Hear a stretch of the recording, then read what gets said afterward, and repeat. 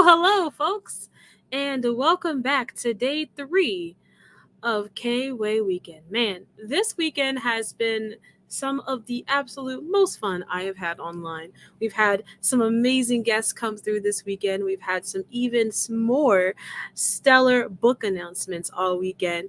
Everything has been just truly a whirlwind of excitement. And of course, I have definitely seen y'all going off in Discord as well about some of the about some of the drops that happened yesterday. So we can see that you guys are excited as well. First things first, I definitely want to give a shout out to all of you watching from wherever you're watching, whether it be on Facebook or YouTube or somewhere else. We're so thankful. Again, an event like this doesn't just happen because we're all here. It happens because you're here. So again, I want to give you a thank you and you a shout out for being here and supporting us as we drop all of our new content this KWay weekend. First things first, though, we've got to go ahead and get through some of the formalities, if you will. And we're going to go ahead and start off by going over all the cool stuff that we have happening this weekend. Of course, if you are looking to get some of the books that were announced this weekend, be sure to go to our website, concretecomics.com, and go down to our shop where you can get all of your books this KWay weekend 25% off as long as you use the code word KWay at checkout. But wait, that's not all. We also have another way for you to earn discounts on books this weekend. If you sign up for our Patreon for just $1, you get our books for 50% off at checkout for all single issue books. So you definitely don't want to miss out on all of the amazing deals. But that's not all as well. All weekend we have been running a raffle in our Discord where all you have to do is react to a post and you get automatically entered into a raffle. But today is even more special because today we were picking at random various different viewers and very different folks from our Discord to be entered in a secondary raffle to win even more prizes. So if you want the opportunity to win some prizes, make sure that you're in the Discord because we're only drawing from there. Also, in the Discord, we have an entire voting channel dedicated to showing your fan support for all of your favorite characters. I will run through the current stats of our votes in a moment when I bring on some of our guests. But as of right now, just get in that Discord and make sure that you're voting for your faves to win. Um, and I think lastly, in regards to what you can do for KWay Weekend, oh, also in Discord, we have been streaming some of our amazing filmmakers. One of our interns, Darius, has two shorts that we streamed last night, and we've been streaming Drafted Origins by our fave Onaji Rouse in Discord every single evening. So if you have not had the opportunity to watch Drafted Origins on Tubi, you can watch it exclusively during KWay Weekend and our Discord. And that's the bit of those formalities. So that's how you can get involved there. And now we have to give a shout out to our amazing sponsors because without them, an event like this truly does not happen. So on the screen, you're going to see some of our sponsors, and I'm just going to read through some of their information. So let's do that. Thank you to the amazing folks over at Midnight Comics. Remember that they publish titles that showcase diversity, so definitely check them out. We also have Ekbach. Make sure you check out with them. They have something coming up this June, Legend of Comics. Be sure to tune in for their Kickstarter that they're dropping. We also have World of War Comics. Thank you so much, World of War Comics. In fact, if you're not watching it on YouTube or Facebook, you're probably watching us on World of War Comics YouTube.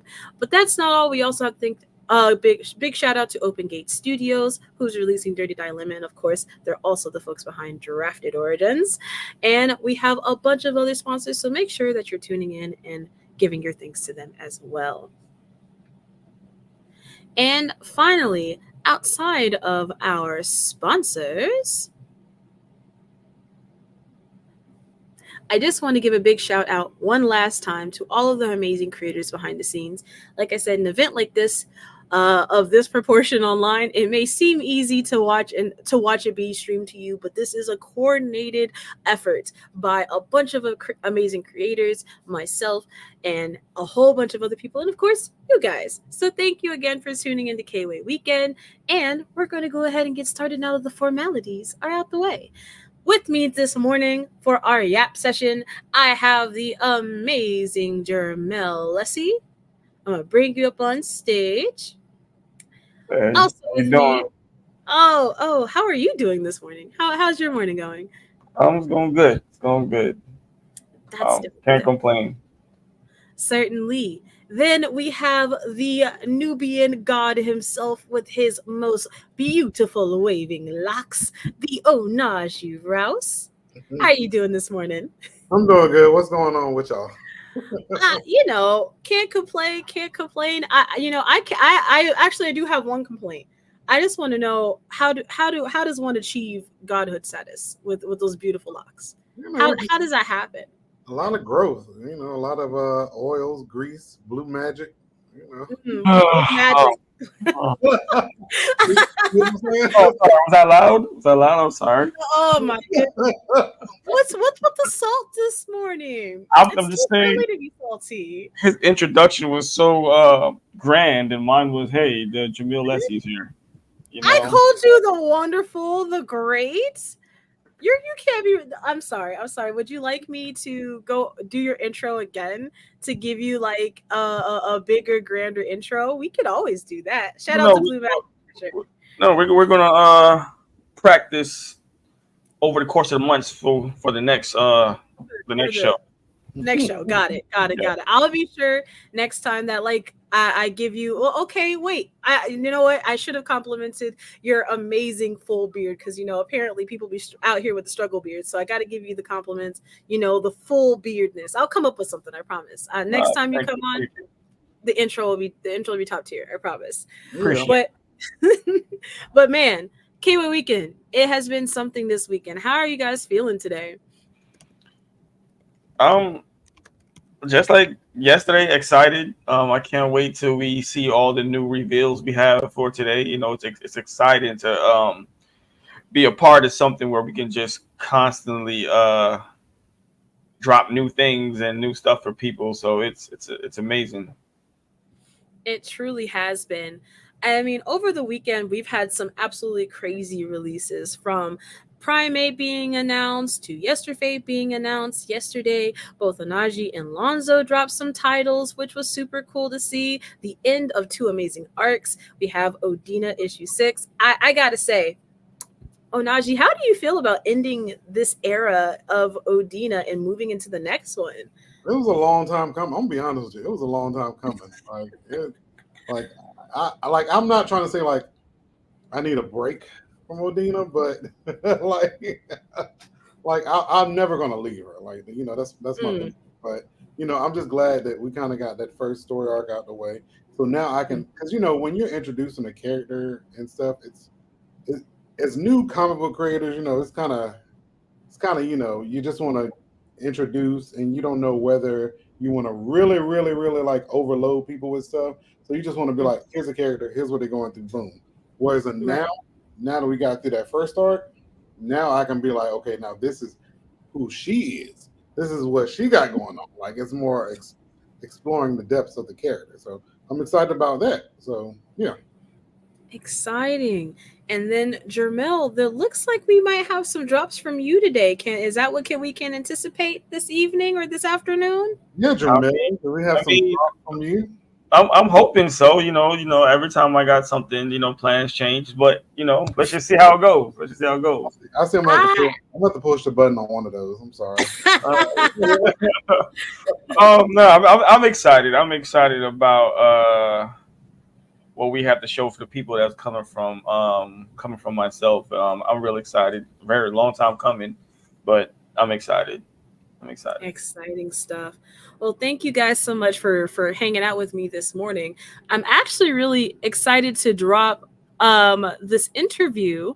So yesterday, Onaji, you dropped your book and we did your motion comic, but we did not drop your interview that you did with the amazing folks over at Do You Speak Geek, Nix himself. So now we're going to go ahead and tune back in time to your interview that you did with him. Are you ready to see it? You ready to look back on the fun times? I am. Well, folks, you've heard it first. We're going to go ahead and smooth right into that. So bear with us as we get into our transition, and we'll see you in about 30 minutes. And of course, never forget to keep it concrete.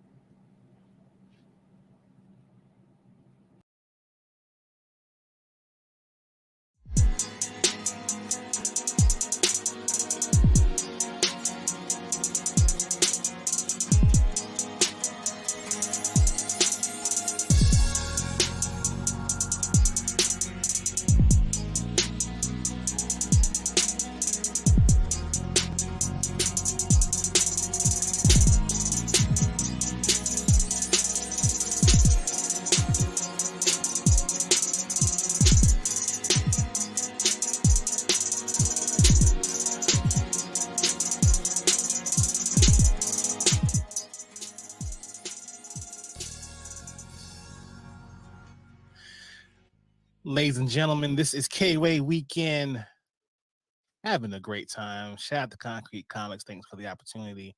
This has been definitely a pleasurable experience to be a part of this. If you are watching this, please do everything you can to support Concrete Comics in every way, shape, form, and possible method of payment that you have. But that's just me. Again, shout out to Concrete Comics. I am Nix. I am of the DYSG Media Clan. Do You Speak Geek is the podcast. It's also the content creation page. Big nerd, podcaster, content creator, lover of all things, especially comic books. But today, I have the pleasure of speaking with one of the creators at Concrete Comics, creator of such titles as Kondak, Sister Circle X, and of course, Odina. Writer, producer, and actor. Ladies and gentlemen, the one, the only, the incomparable, Mr. Najee Rouse. Hello, sir. How are you? I'm doing good. Look, for a second, I was like, who is he introducing? How you doing today? Thank you for having me. I'm doing good. I'm doing good. I see. I see you got the Samson flowing today. You know what I'm saying? You Gotta, know, gotta, I was going to try something different. Normally, I do the bun, but I was like, you know what? I'm about to let the black Nubian out. You know. yeah, got it. I got it. I got it. Yeah, gotta show everybody. Hey, I'm still bad in these streets. Okay, gotta let them know. You Gotta know. let them know. So I'm also part of another panel during KWay weekend, along with Ty of Black and Culture and Tashi of Midnight Comics. It was about giving people their flowers now. Dude, I am genuinely overwhelmed by your resume. Like I'm honestly intimidated to be interviewing you right now. Like, with that said, how did you get your start in this world of entertainment? Oh, honestly, well, first of all, thank you for that. That's good to hear. I actually started taking well, I was always in theater, but I started taking acting classes. And Mhm. so like as I was taking acting classes, that's when one of my monologues that I wrote for like my that I wrote for myself, it was a comedic monologue. My teacher was like, he was kind of like, you didn't write that for real. And I was like, nah, I wrote it. It's mine. Like I wrote it. He's like, you should definitely get into like writing and start, looking into that. So while I was taking acting classes, I started taking screenwriting classes. So and in Atlanta, the thing what it is networking because it's more of a community here when it comes to like independent people. So that's pretty much how I got my start. Like pretty much networking, going to classes, training, and meeting other people just like myself. So I've been fortunate though. So That's cool. That's cool. So what inspired you to be a storyteller or a writer of comics? I always was a storyteller kind of growing up, but I didn't take that initiative until like I'd say like 2016 when it was kind of like, I guess everyone was into comics and Avengers was out and everything and people were just, oh, they're so into sci-fi and I was like, well, and, I like the Avengers and stuff and it's good. Don't get me wrong, like I enjoyed it, but it's still not enough of us. So I Right. was like, well, what if I actually try, to make my own comic? So it kind of initiated from there, and then like getting little signals from the world saying like, just do it. Like it's other independent creators, much like yourself, like black creators. Just do it. Like why just talk about it? Like be about it. So Got it. Got it. So as far as comics, what was the first comic you decided to get your hands on and write? write or bought. Right. Your first Okay. comic that Yeah. you wrote. It actually was Odina. Before meeting Lonzo and Jamil, I actually wrote like a Odina issue zero type book. It was Okay. actually it was no, I take that back. Before Odina, that was kind of like still within that universe soldier sequence program. It was actually Hmm. a book I was creating. I drew myself based off the character Devin Lennox, which is in Odina, which I was going to Hmm. start off with his character first and then introduce her. So I actually started doing that first, and that was like the first book I was drawing and writing. So that was like yeah the first thing. Um, I got with another writer, but life happens and that fell through. So I was like, well, Hmm. yeah. Cool. So Adina was the first. We're about 4 issues in, 4 or 5 issues into Adina right now. 5 issues in. Mm. So what is what is next for Odina, if I may ask? Yeah. Issue 6 is coming. So it's sooner than you think. Um, we got issue 6. We got Drafted Origins, which she's in the film. She's played by the actress Deanna Diane. Um, Hmm. so and once that gets situated, I would love to do a part 2 to that film. And also I'm trying to work on some other things I can't say, but I, I I'm just animation. That's all I'm gonna say. Yeah. I mean, you laughing, but I'm about to poke that bear because I know we're here to keep it concrete, but outside of your work with Odina and Kandak and like you're also a writer and producer in the television world as well too. Yeah. Like I said, I was looking at your resume, and then I was like, oh, I got Tubi. I know what I'm doing when I get out of here. So, yo, what do you? How'd you get into the world of television? Remember I said going to events and networking because you'll meet other people who are how can I put this? So there's a saying. Issa Rae said, "It's best to network across than up." Because when you network Mm, across, you're going to meet other individuals just as hungry as you. And so when I met people who like were directors, producers, and other people, it's kind of like we all learn from each other, like what to do, how to storytell, like like how we go about operating. So for me, I met, I think my first actual IMDb credit, I met someone. They're producers. They were putting together a web series, and I was like, well, I'm trying to break into writing. So I got with them. We had like a little writers' room that we started to produce this series. And so once we got that going, we started going to other events, meeting other producers and writers, and just it's kind of like meeting up people and letting them know. Like recently, I just wrote on another web series that I met a writer who was in from that writers' room. Like she just reached out to me and was like, "Hey, I'm looking for writers, to write many episodes." And me, I'm always like all for collaboration. Like mhm. that's the main thing for me is like collaboration. Like we're not going to get to the money just yet, but eventually we all get there. But for me, collaboration is huge. So when she was like, "Yeah, would you be interested?" I was like, "Hell yeah, let's do this." So I wrote the mini. She loved it. So that's pretty much how it is. It's like when you go out and network, you meet other people much like yourself. Directors, producers, actors. Actors are always looking for work, like because they're looking to build their reels. And as a writer, you're looking to build your reel, and director, and so forth and so forth. So yeah, it's all about that collaboration and network. Absolutely, and I like that quote too. I forgot who said it, but you reminded me that Issa said it. Like we're supposed to network this way and not that way. So I'm like, Yeah, yeah, that's cool. I've actually tried to make sure I adapt that same policy as well too, because sometimes when you try to network this way, you're left on red with the yes. response to an email. It's like, well, Oh, we'll get back to you. you'll like, and there was this one. I went to this one webinar. Well, actually, it was a meetup, and she was this producer from LA, and talking to her, I kind of felt like she got the gist of like how the industry is. She Mhm. said like, you can go from doing like steps 1, 2, 3, 4, 5. You can get to 5 and then find yourself right back at 1. And pretty much how the industry is. And that pretty much happened to me at one point where like I got to 5 and like you said, like unread emails, all that stuff, and you just find yourself right back at 1 and you're just like, well, I gotta keep pushing. So yeah. Yeah, yeah, I know that very well. I know that Yeah. very well, definitely, because I was me myself with what I do in my content creation. I do a lot of interviews as well too. So now was like coming out the gate during the pandemic, hitting like a lot of big interviews. I'm like, yeah, Yeah. yeah, yeah, yeah. So I'm like, let me reach out to some other people. And it's just like, left on red. Like, okay, Yeah. no problem. Keep doing some more. And then I was just like, ooh. So I And, guess I'm not that guy in these streets after all. and unfortunately, like you said, left on red, that's the nature of the business. Yeah, Sometimes, you're hot, sometimes you be like, well, what the hell is going on? Like, yeah. yeah.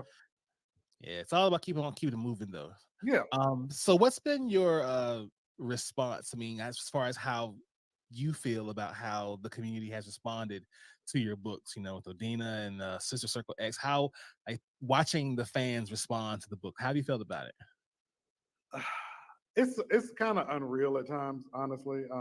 If I can be transparent, like I still I'm glad they love it.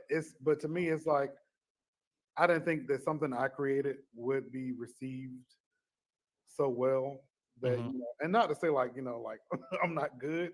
It's just I'm just happy that the work is appreciated, and Yeah, that's what I really like about it is that I'm super happy that people are enjoying the books. People have said like I've seen your stuff, and I'm just like that's what gets me. That's what it's still kind of like I won't say overwhelming, but definitely like surreal. Or like I'm just like okay, yeah. It's always cool watching people enjoy your work, man. yeah, I had an experience at BlurredCon last year, and I was just sitting at the table with my family, just trying to figure what we're gonna eat. Yeah, And there's this guy who heard me from, he was like maybe a table two over, yeah. and he said, "Hey man, you speak geek?" I said, "Yeah." He's like, "I heard your voice, man. I see podcasts a lot, man. Thanks." I was like, "Thank you." I was like, "Oh my god, he recognized me by my voice." Yeah. I said, "Okay, I can't give up now. I Oh, can't quit now." seriously. Like, and it's funny you said that because I had another situation happen. Like, oh, I want to say like last month. I was at a friend's house, and they were kind of having like a little get together, and I wore my Adina shirt, and I was not trying to be like seen as much. I was just helping out and stuff. Yeah. But as the night goes on, and as I'm leaving, my friend's husband, his cousins who are black women, young women. The young lady comes up to me. She's like, "Oh my god, is that your shirt?" And I was like, "Yeah, this is my character." She's like, "Oh my god, I've seen that your character online, and I've just got the books, and I just recently started reading it because I'm getting into comics." And she was like, "I wanted to ask you," and I was like, "But I didn't know how to come up to you because you were over at the table." And she was like, "Oh my god, I love your stuff." And I was like, "Oh, thank you." Look, and unfortunately, my Uber was outside, but I was like, I was like, "Thank you so much." Like it was a reminder, like you said, keep going. Like so, Mhm. yeah, you get That's those cool. messages. Yeah, yeah. The universe will let you know whether to keep going or try something new for sure. Oh yeah. All right. My son, who is also a fan of your book, he's 13 years old. He also works with me with the You Speak Geeks podcast and stuff. He wanted me to ask you because he's a big fan of Versus. We have this series we do all the time, First Friday Fights, where we take two characters and we make them battle and we discuss it for that matter. So he told me to ask, and I'm pretty sure you probably get this question a lot. So I'll go ahead and ask you anyway, since we got it. We got a live audience here. Odina and Wonder Woman. Who's taking Who's taking that W? Who's Oh, taking that L? okay. So here's the thing. Look, as much as I want to pull for OD, because that's my baby. Yeah. Um, she has a slight edge on Wonder Woman when it comes to Black Rage. But Wonder Woman is a veteran. She is, the quintessential female icon hero. Mm-hmm. So I would have to say it would definitely probably be. I was now I wouldn't say she wouldn't put up a fight. Oh, she would work the hell out of Wonder Woman. Like Yeah. Adina would run her ragged to the point where she probably would have to get her. The only way she can take Odina down would probably submit her with the lasso. Outside of that, Odina gonna be capping. She gonna be taking her down. One like everything she try, she gonna get her. To me, you a little too nice. Cause see, me, you ask me like, "Hey, who wins between Adina? Who wins between Adina and Wonder Woman?" What are you serious? Listen, straight up, Odina is handing out work. Come get an application. That's all I'm saying. Look, look, I didn't say it was gonna be easy win. I said she was gonna run a ragged, and and plus, I didn't say Diana was gonna stand tall after that fight. She probably will get worn the hell down. Speaking of which, and I'm gonna tell you why, because Odina is like Supergirl. So imagine Wonder Woman fighting Supergirl. She's eventually gonna like get worn out. She might slightly win Supergirl, but she's gonna get worn out because she's gonna give her that business. So trust me, Oh yeah. she ain't gonna walk away empty handed. Listen, I'm handing the W to Odina just because of that Black Rage you Well, spoke of. I Because appreciate I know what that's like. We all know what that's like. it. Just saying. Look, I appreciate it. That's the one thing I give because that character she ain't for that bullshit. She ain't for that the Karen or none of that bullshit. So yeah, That's what I'm saying. she's That's my what I'm friend. talking about. That's what I'm talking about. Um, man, I hate to even ask you this question too because you probably have 50 million things, but do you have any upcoming projects that you're working on that you can tell us about? Yes, I'm working on a mockumentary, the web series, the mini series is called Booked. It's a mockumentary style comedy. So I'm waiting on. I think we started production next month for filming. So that's coming in the works. Outside of issue 6 dropping of Odina, Kandaki issue 2 is going into production, and I feel like there was something else. There was something else I probably forgot. It's probably come to me as soon as I get off. I have brain. But yeah. It's okay. I have a DM. You can just tell me. It's okay. Okay. Cool. Okay. Like, hey, this is what I'm telling you about. Make sure you check this out. Like, yeah, I bet for for Gotcha. sure. Okay. So Gotcha. I'm definitely locked into what you're doing for sure. Well, I appreciate it. Yeah, man. Yeah, man. So look, I mean, with that said, man, how can we celebrate you, man, and your work? Like, what can we do to support you? Well, first of all, I appreciate it. I would say watch the movie on Tubi. Share it as much as possible. Tell your friends, tell your family, all that. And also buy the books, buy the shirts. We know Black creators, we grassroots. We ain't got the big two money. Yeah, yeah. So like, if y'all see Yeah. this man at the cons, if y'all see this man in the streets, buy the books, buy the merch, support the shows, watch them, stream them. If they're available for purchase on Prime, purchase them. Whatever the case may be. Yes. I understand you're also a playwright. You're doing stage plays as well too. I did do stage plays. I actually did that when I was in doing my acting classes. I did. There was this thing called WAD, which is writers, actors, directors, which that was a great training ground for like writing. So basically, what happens is you take 5 writers. No, you take 10 writers. No, what is it? It's 5 writers and 5 directors and 10 actors. And basically, you have 72 hours to write a script, a 10-page script, to give to the director and the actors for them to learn within 72 hours as well. So I pretty much did that. And so recently, last year, doing a spotlight showcase, um, I did a 10-minute play, which I had to create original play on the spot. Um, Thankfully, the person who was running the showcase, her name is Chantal Morris. She's an actress here in Atlanta. She's been on. She was recently on Them, the series Them, and also Oh, okay. yeah, and also Wicked City, which is on All Black. She plays one of the witches. She plays the witch Angela. So she reached out to me, was like, "Hey, I'm doing this event because we've known each other in this industry, and especially like becoming friends." She was like, "I'm looking for writers to write 10-minute plays for my Spotlight series." And basically, what it is you're going to write a play, and then the actors are going to act it out on the big night, and they're going to get directors directed as well. So she reached out to me. Like I said, I'm all for collaboration. Like it don't have to always be like, well, how much I make, nigga. You just sitting down writing a play. Like relax. Yeah. Like so, I was like, I'm all in. So I sat down, wrote my play, which you can probably see it on YouTube, which I'll probably send it if you want me to.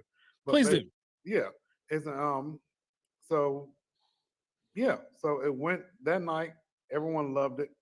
I was getting like good feedback from it, so everyone appreciated it. So yeah, I do it all, bro. I do it all. Yeah, man. You do, man. Man. Yeah, you And the do, thing, man. and it's funny, like when even with producing, like the thing with this business is there's no right, and you might can speak to this too. When you were getting started, there's no right way to do something because you're pretty much grabbing the wheel and driving it yourself. So the only way you usually learn is by like doing and probably like Yeah. failing and then eventually learning better. And that's pretty much how producing was for me. Like at first, it was being on set, watching, taking notes, and then like when I finally got the the rings to kind of do my own production, it was way more spinning plates because it's like it's like project management. You're overseeing everything. So and that Mhm. includes like location scouting, casting, like craft, booking the locations. Also, actors, gas, pay, all that good stuff. So script coverage, like script edits, like and not to mention like one of the things for me was like was like scheduling, like when you have like the call sheets, like how you want those days to go blocked out. So yeah, it's a learning experience. It's hard work because there were days when I on set when I was like, but it was worth it. It was worth it. Like, yeah, Man, you had your work cut out for you, nigga. to say the least. You ever seen that meme with the little black girl in the bathroom where she like, Yeah.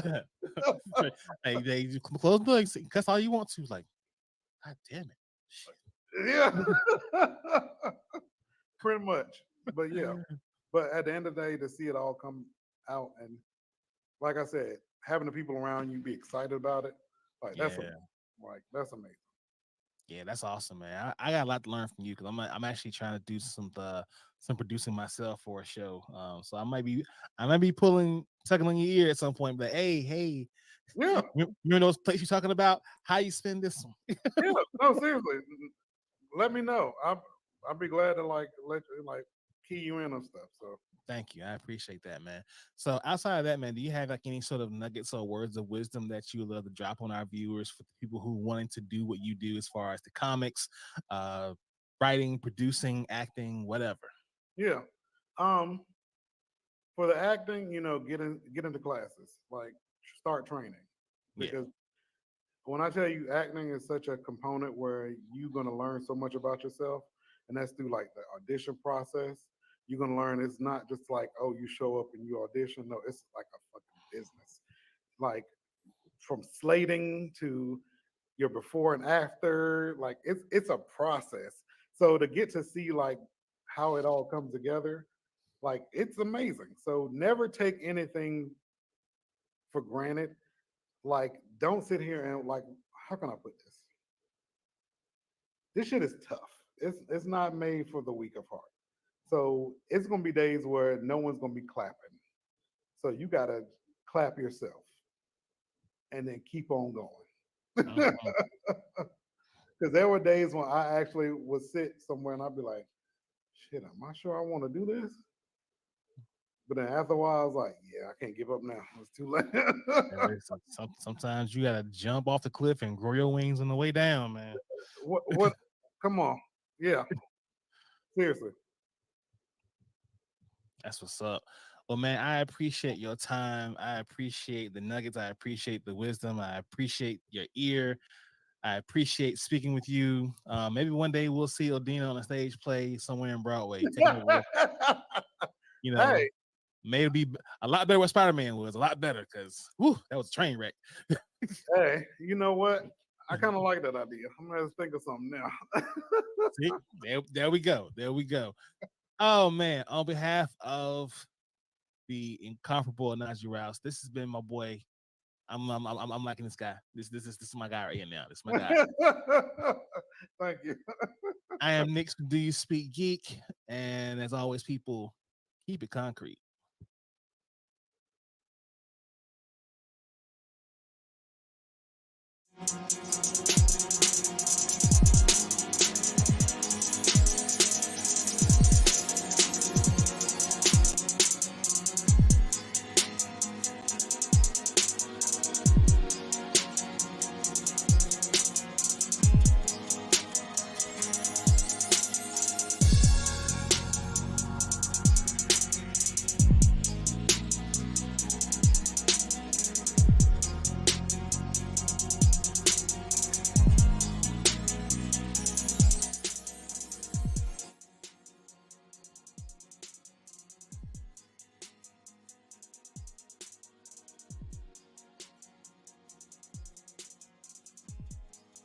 Man, oh man, what an exciting interview that was.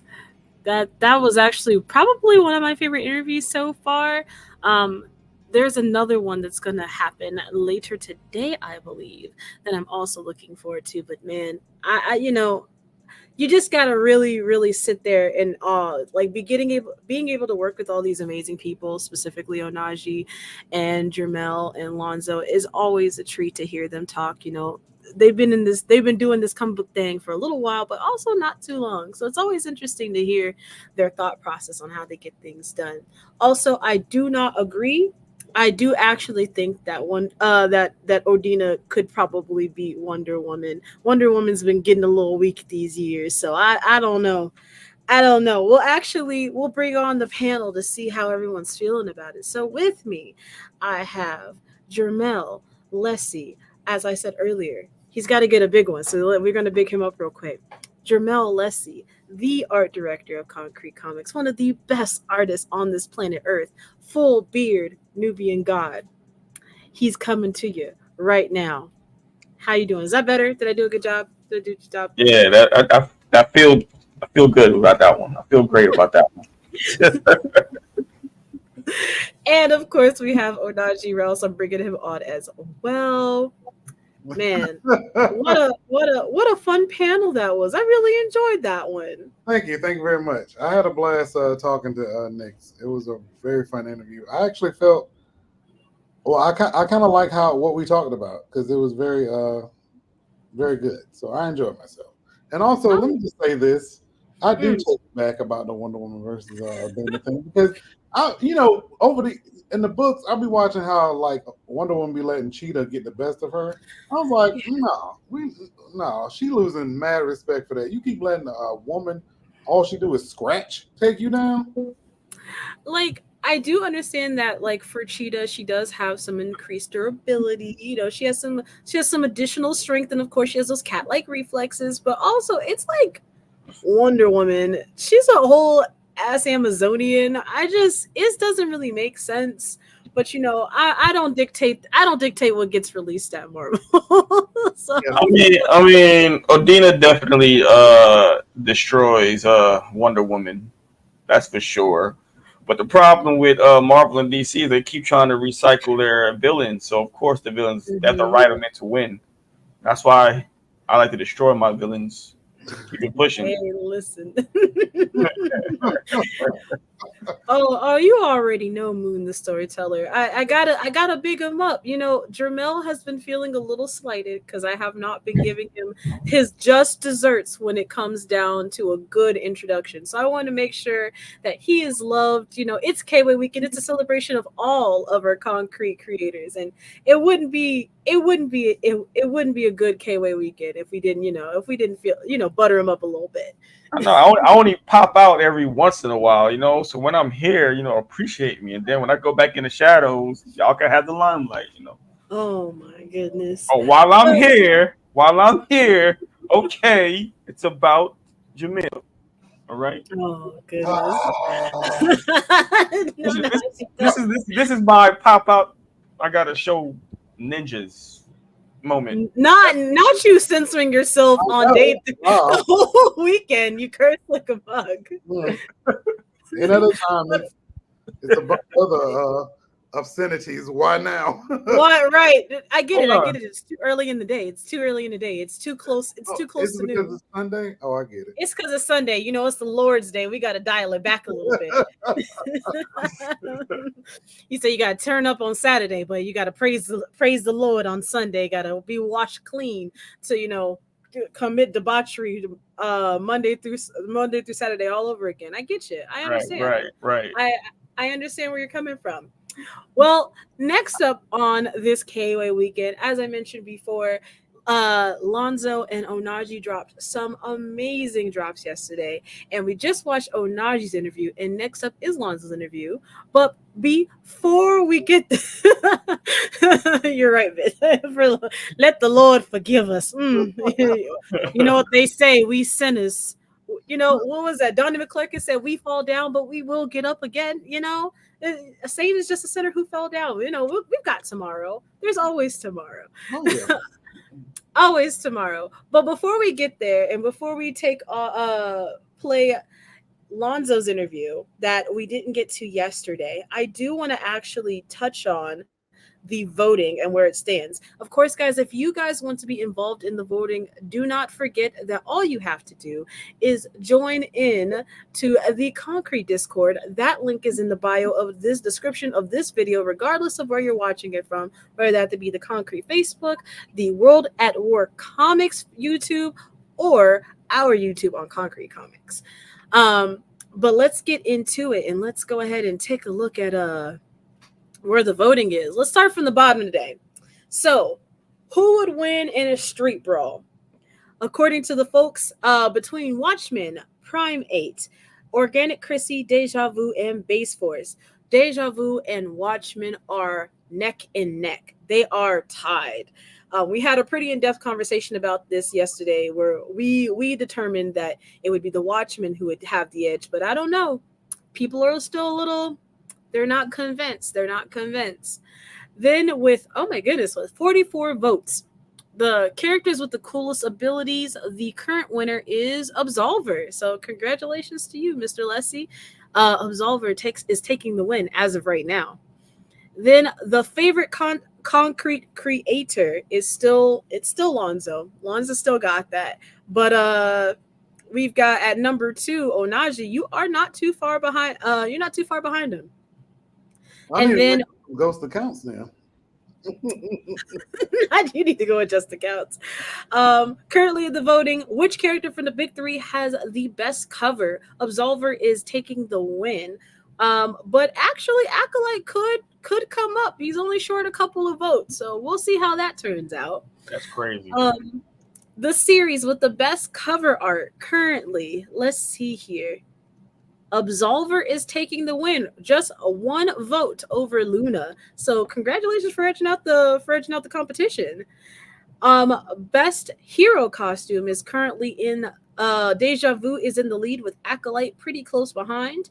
Favorite leading gentleman is Acolyte. Oh, I lied. It is now Deja Vu. Deja Vu is now the favorite leading gentleman with Acolyte just a singular vote right behind. The leading lady of Concrete is still Luna. However, Odina does have the chance. She's only a couple of votes behind Luna. So if you guys want Odina to win, make sure you hop in Discord to vote. But you know, Luna has a special place in my heart. So I don't know. I hope she wins this one. And then finally, you keep calling Luna a fan. All of them. Carla, I try to cost it. Carla, thanks to Ty, I'm officially throwing my Luna books out. So. Oh no, you know you're not throwing them books out. You know you love them books. And finally, tied for the favorite Concrete book series is Acolyte and Odina with equal votes, with Deja Vu very close behind, only missing a couple of votes. You better have voted for me. That's all I'm saying. You better get in there and vote. What? I'm talking about. Are we ganging up to take Carla out? Is that what you're saying? I don't know if I agree with that, Carla. I just want to let you know. After that great women's panel yesterday, Onaja, I can't believe you asked me to do such a thing. Oh my God, bro. Well, it's not what I was talking about. I was talking about. Oh no, it was heavily implied, sir. Come on for the series. Come on now. That's what I'm saying. They definitely acting out for the public like they don't have all your books. That's crazy. That's crazy.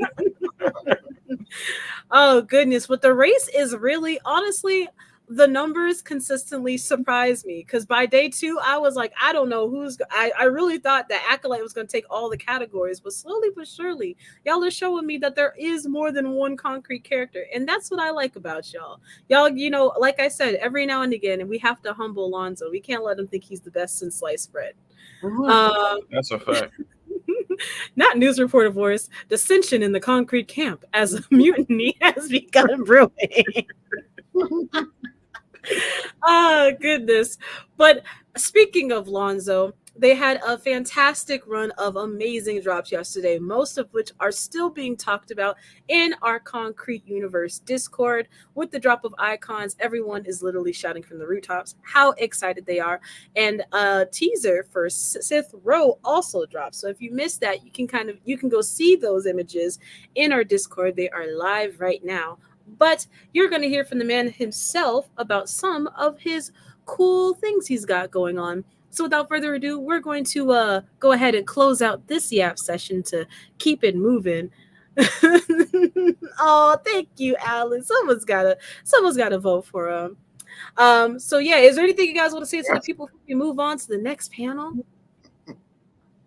I don't know. Jamel, you have anything to say? Is the next panel about Lonzo? It is. Yes, it Yeah, is. I got nothing. I got nothing. Oh wow. Okay. Well, No, no. thank you very I was I was extremely excited about the drop of icons yesterday. I was much. I didn't see no previews about it, nothing. So that caught me off guard, and I love it, every last bit of it. And I'm excited about Sith Row. That's been one of his favorite characters that he created. I love for the longest, Mm-hmm. And Mach 5, who's definitely a part of the icon. So I can't wait for that. So yeah, we can get rolling. Oh, absolutely. I can't wait to see it as well. And of course, guys, just be sure to stay tuned because we, of course, are going to stay concrete. We'll see you in a little bit.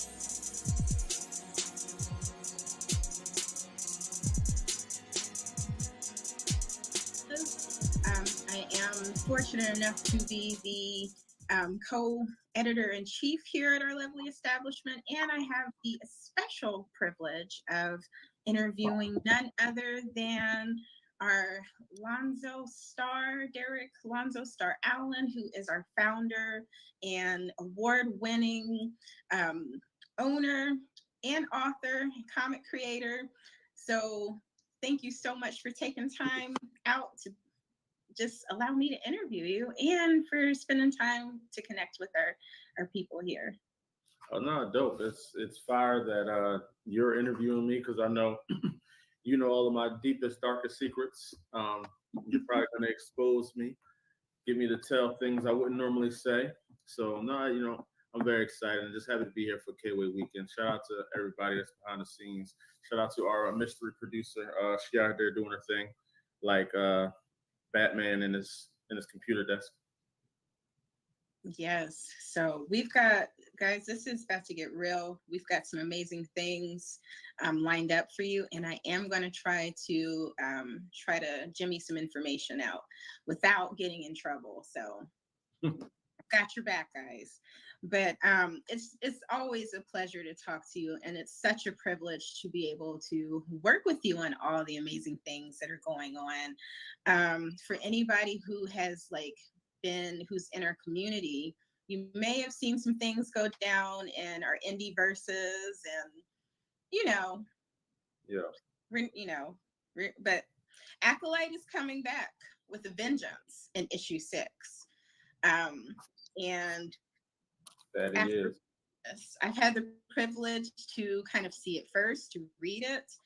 And I'm just going to say that for all of you who have watched X97 and you've enjoyed kind of like the gloriousness of that and being able to tune in every week for that, and then having to realize that no more episodes are coming, you're probably going to feel like that after reading Acolyte 6.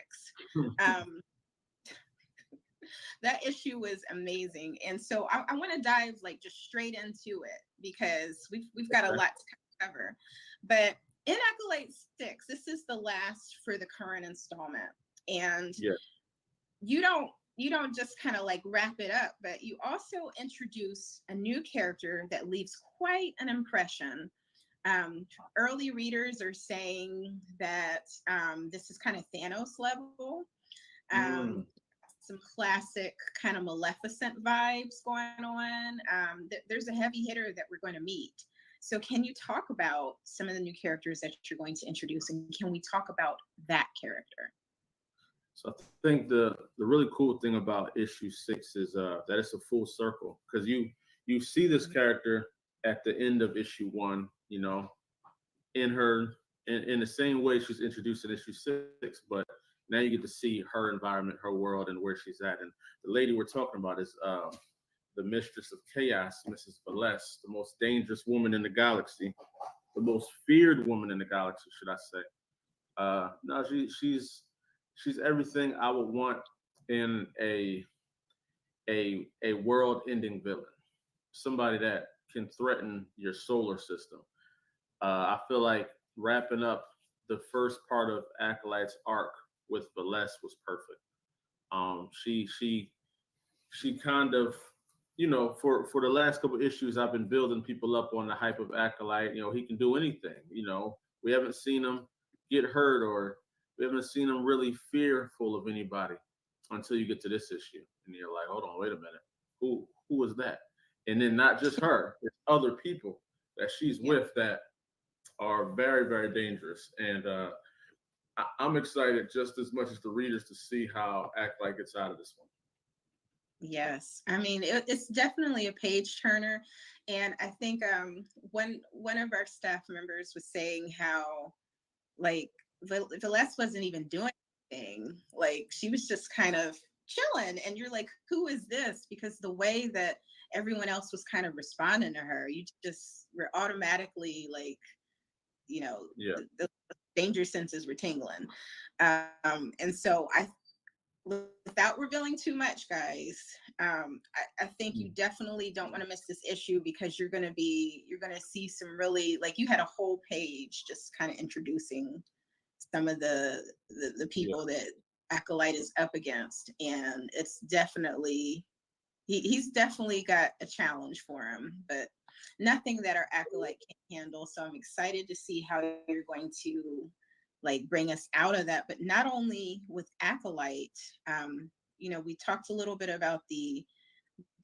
villains and some of the other characters that you're going to see, but you planted a lot of story seeds in this issue that I think are really, like, for fans of Acolyte, you guys are going to pick up and you're going to start asking questions. So with that, questions that I want to ask you, because you bring up a lot of different things that we haven't talked about yet. So what can we expect in future issues of Acolyte? Like you bring in some of our beloved characters, like his mentor, and we see like some pieces of story for him as well. And then you also bring in some more details about some of the people that Acolyte has been up against before. So are we going to see more about these characters later, or what are we going to do when issue 6 is done and we've had like a reading hangover and there's, you know, more story that we want to read? So I wrote this in a way where I can create branches for side issues, side stories. As you mentioned, you know, King Kalan, which is one of my favorite creations I've ever done. He's, you know, he makes a grand appearance back. So for me, I write my issues in threes, I would say. So if I announce something in number 2, be expected to see an answer for that in maybe number 6 or number 5. Or, you know what I mean? So every other issue, I'm going to answer questions, because I'm still answering questions about Block. I'm still answering. People have asked questions about issue 5. What was that cube thing at the end of the book? So every issue, I leave branches for later down the road that I can always come back and tie off. But that's just how I keep the story going. That's how I write. I write in a way where I don't even know the outcome of what I just did until I get there. And to me, that makes it dope, because I'm enjoying the story at the same time that the reader is. Like I'm getting to experience how Acolyte's reacting to Velez. Like before I wrote issue 6, I had no clue how the interaction was going to be, or how it was going to end. I literally was telling the artist while we were brainstorming on the script. Well, we were brainstorming on how to end it because I had like 3 different endings, and I know that you know for sure. I always have like 3 different endings, and each ending leads to a whole nother direction. So choosing what the way I wanted to end the story was very vital because they're all leading to the same story where I'm going to, but I can go so many different routes there. Right. Each one of them is dope, but which one is the most impactful? And that's what I really wanted to go with. And I wanted the readers to really be on edge. I wanted them to feel hopeless. I wanted them to feel hopeless for Acolyte. I wanted questions to be raised. Well, how strong, if Acolyte's this strong, then how strong are they? Then if this is that and blah blah blah, and what is, I introduced a new city or planet, if you will say, in issue 6. That in itself has a story to it and has multiple tie-ins. I plan on doing mini series just based on that city alone. That's not even really superhero based. It's just how the world operates. So there's so much they can expect from this, but definitely you can expect to see a lot more bruises upon Acolyte for sure. Yes. And with that, I think it's really cool how you touch on kind of like how the writing process is for you. How does that feel to be closing this first major arc for Acolyte? It's almost surreal, because to feel like you've completed something in a genre that's not promised at all. Like there's a lot of dope comics that don't get to see issue 2 or issue 3. So the fact that I was able to get to the first half, issue 1 through 3, and find success in that, to get to 4, 5, and 6, and people are ready for 7, 8, 9, 10, 11. They want to keep going. It's like a surreal feeling because this is just something from my imagination that I created. I believe in. I feel like it's going to be dope, and to see other people grasp it the same way that I do, it's a real special feeling because I could have totally hit a wall and people be like, yo, I don't like, this is trash. Or rather, why didn't you drop Zoriel first? Or we want Sith Row. People could have said, yo, we want Sith Row. We don't want Acolyte. So the fact that they're loving almost everything I'm dropping feels very good, man. It feels tremendous. Because Sith Row was a risk. When I dropped Sith Row, I was nervous, but he's one of the most requested people. And after number 6, Kaylon's going to be requested for sure. Oh yeah. Now I will say that, if I can say, I was a little worried about Kaylon because there's so much at stake in issue 6, and you know how you have those characters that you really love and you're just really kind of rooting for, and then as you learn more about them, you just kind of get like that feeling like this character's not going to make it. They're going to get killed off because I love this character, and tropes and stuff that you see in stories. So I will say that Kaylon is definitely one of those characters that if you do something to him and like he's not in the story, we're gonna have a talk. He's gonna stay in there, and I think we're really going to enjoy his involvement in issue 6. But he's a very important part in the Acolyte story. Acolyte learned how to kind of be a man from him.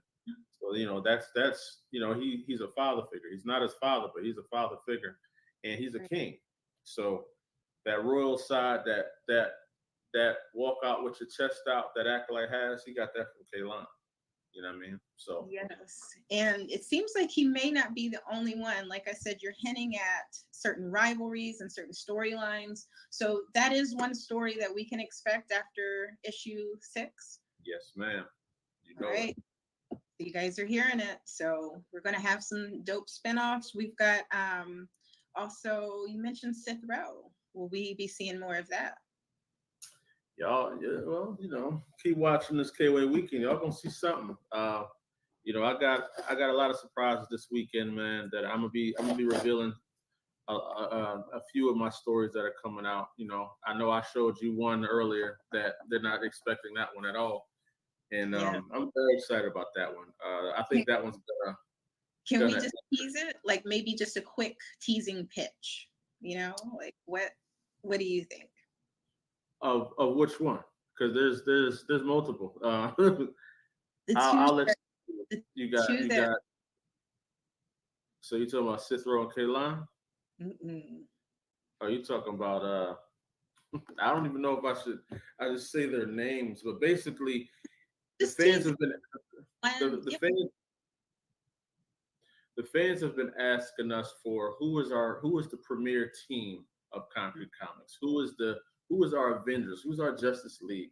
And after this weekend, you guys will get to see that. Y'all will meet who that team is.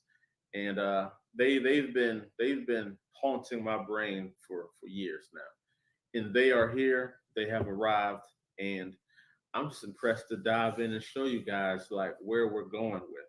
And then on the other flip side of that, you spoke of the X-Men, you spoke of that type of lore that brings. If you like the Bang Baby lore in Static, you like the X-Men, the mutants, Inhumans. If you're into that, you're about to be in for a big treat because Concrete is introducing their own genetically born different people, and they are making an appearance this weekend as well. So y'all got to tap in, man. Y'all got to tap in because I'm working here. All right. so basically, Acolyte 6 is only the beginning of what we're about to bring, because Acolyte 6 literally gives you that X-Men 97 feeling. And then for everything that's following, you guys really don't want to miss it. So please tune in to the rest of our KWay weekend, and watch all of our socials. But with that, you talked about how like you weren't sure about Acolyte and all that, but we love it. He's called the legendary Acolyte for a reason. But you've got another up and coming hero that's been making splashes. For everyone who follows us on our socials, you posted some pictures of some cosplays that were done for this hero. None other than one of my favorite. I really enjoy all of them, but it was a privilege to work on Zuriel. Can we talk about Zuriel? Zoriel it's my chance as a writer to show a different side of me. A lot of people are used to, the action superhero, super heroic type storytelling that I do. But for those that know me, my friends and family, I'm a big horror dude. I love suspense thrillers, and I'm a little old school because I'm still stuck on the old Jasons, Mike Myers, and Freddy's, but I love stuff like The Ring. I love the mystery of like Slender Man. I watch a lot of independent horror films on YouTube. Some of those would be dope. They'd be really dope. And I just wanted to, I'm big on the whole fantasy supernatural lore, the werewolves, vampires, demons, anything, you name it. And that's what Zoriel represents for me. She represents my doorway into that world to connect with all of my horror junkies as well. I don't write it too much as a horror, but I'm starting to transition into more of that range because I want it to be a perfect blend of superhero and horror. And that can be tricky because superhero stories are usually a little lighter. That horror can get dark. So how do I thread the needle? You know what I mean? How do I ride the wave where I'm doing everything to where she can easily float in a story with Acolyte or with other characters? And I think it's the challenge of Zoriel that's really dope to me. Because horror fans, they like their horror. You can't do it wrong because they'll tell you if it's trash. They will tell you, hey bro, I don't like that. It was rushed. It was this. It was that. So yeah, I'm nervous. I'm always nervous for every book I do. I'm not gonna lie to you, but I'm nervous with Zoriel because I really want to hit this one on the head right. I want to make her an iconic supernatural character like you would view as Zatanna or Constantine or Spawn, any of those guys. That's where I want her to be placed at on somebody's Mount Rushmore. And I think that's definitely possible because she made quite an entrance in issue 1 And I think everyone who's read it knows what I'm talking about when you saw that open spread. So if you haven't gotten Oh yeah. you're going to be blown away by the art and just the detail in the story. One of the things that I really love is the intricacies in your story, how you pepper those little details, you know, and you can read it over and over again and find something new that you didn't see before. And so I think Zuriel is well on her way. And like you were saying, just kind of following those instincts and just discovering the story as you write it, which has seemed to really work well. It definitely translates on the pages. And so I'm excited for that. I'm excited for everyone to see the big reveals that we've got coming up. But just for a further teaser here, can you, because we are at 5 years of Concrete, can you describe what those first 5 years of Concrete was like for you using just 3 words? 3 words. 5 years of Concrete. How do you sum? One word: determination. Second word: resilience. And the third word would be triumph. Yes. Yes. That's pretty much what I would say to that. Yeah, yeah, I think that's it. Had to triumph over a lot of things. Be resilient during hard times. We were born in the COVID era, so that was a Right. that was a huge turn of events in our in a plan. You know what I Definitely. mean? A super big transitional moment in our story of life, and we had to plant our feet, find a new direction, and just go that way. And we didn't know where it ended, where it led to. We just went. Pure faith. Faith would probably be one of the other words I would substitute in and out of there. And just the determination in my mind is no matter what was going on, no matter what anybody said, I was going to make a comic book. You know what I'm saying? And before getting to making a comic book, I heard so many negatives and no's and don'ts and this and that, and a lot of things that could have deterred me. We messed with artists that ran off on the money. I'm sure y'all know some artists run off on the plug sometimes. It happens. Or you some dude I had do some work in 2021 hit me up the other week saying, "Hey bro, I finished your art." Bro, that was 3 years ago. Wow. You know what I'm saying? No way I'm paying for that. Thank you for the gift, man. You know what I'm saying? Right. But it's just being resilient, man, has been a true test of the times. Definitely. And I think that's a huge inspiration because, one of the things that I always like to talk about, because a lot of times just looking in, you see the success, but you don't see the things that people had to go through to get where they are. And so, just in 3 words, I hope that just in the 3 to 4 words that you used, I hope that anyone who's out there listening, who has a dream of your own, who wants to get into comics, any form of art, whatever it is, you may have a business plan for something, he's preaching. Take that as gold and good advice. Because but with that, seeing where you've come in 5 years, how would you describe the next 5 years in 3 words? Impactful is one. Another one, I've got to reiterate it because determined is probably the biggest feat I have. Mm-hmm. Like, no matter what, I'm determined to do what I set out to do. There's nothing that can stop that. There's nothing. Only Father Time and the Lord can stop that. I'm doing what I'm set here to do. Oh, that's a line right there. That's a line. And number 3 would be faith. Faith will be perfectly for number 5. I believe and I have faith that we're gonna do some things in this next arc of our story that are gonna really set us the course to last forever. Yes.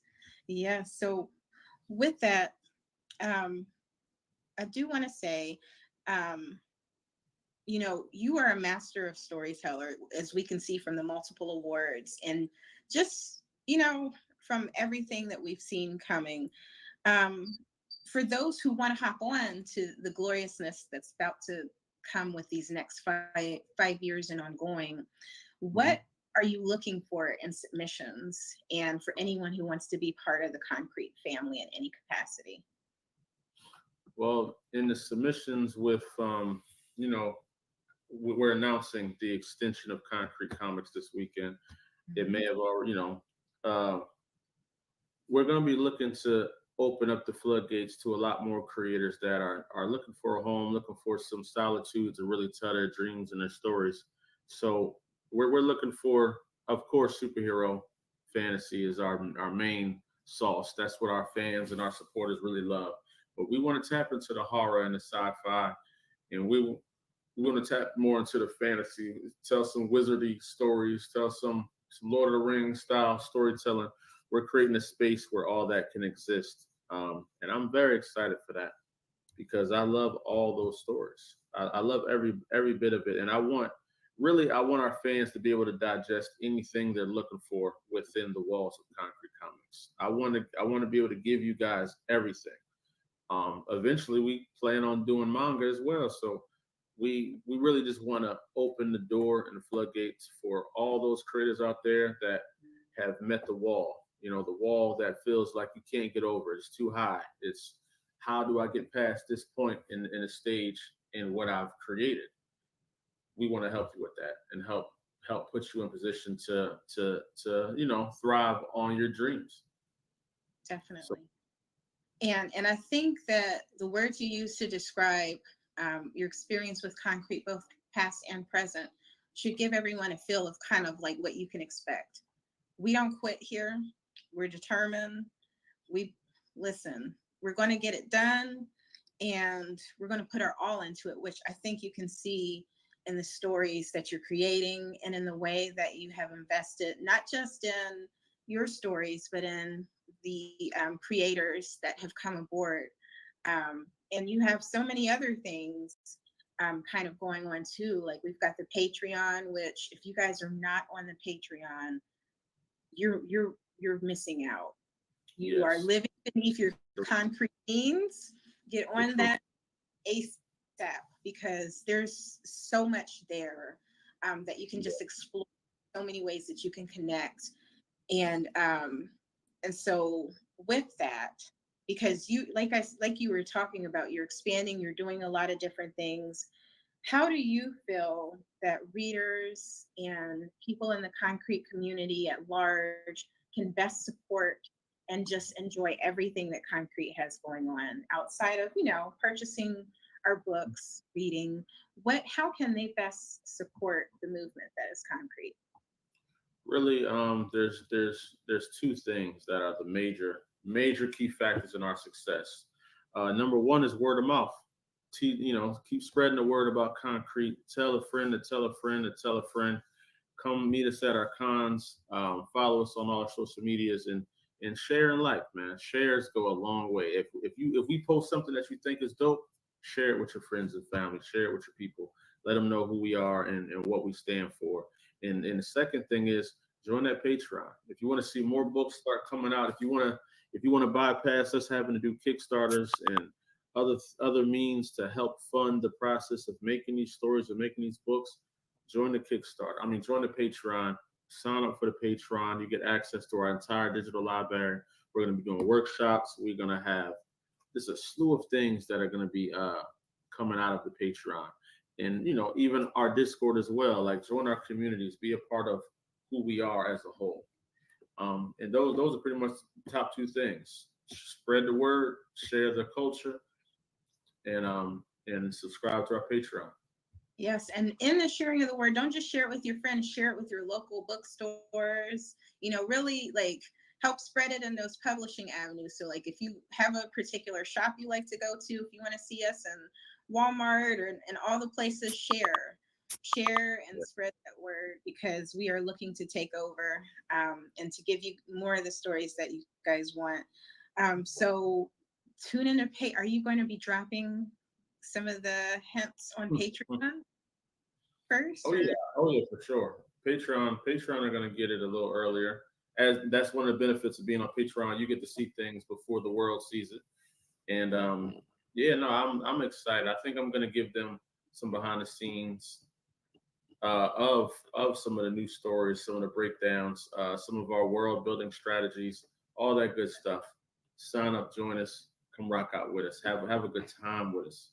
Set your alerts, guys, because it's really about to get big. And when you see issue 6 and what's going on, and if you could be a fly in the room for what we've been talking about, you really don't want to miss out on this.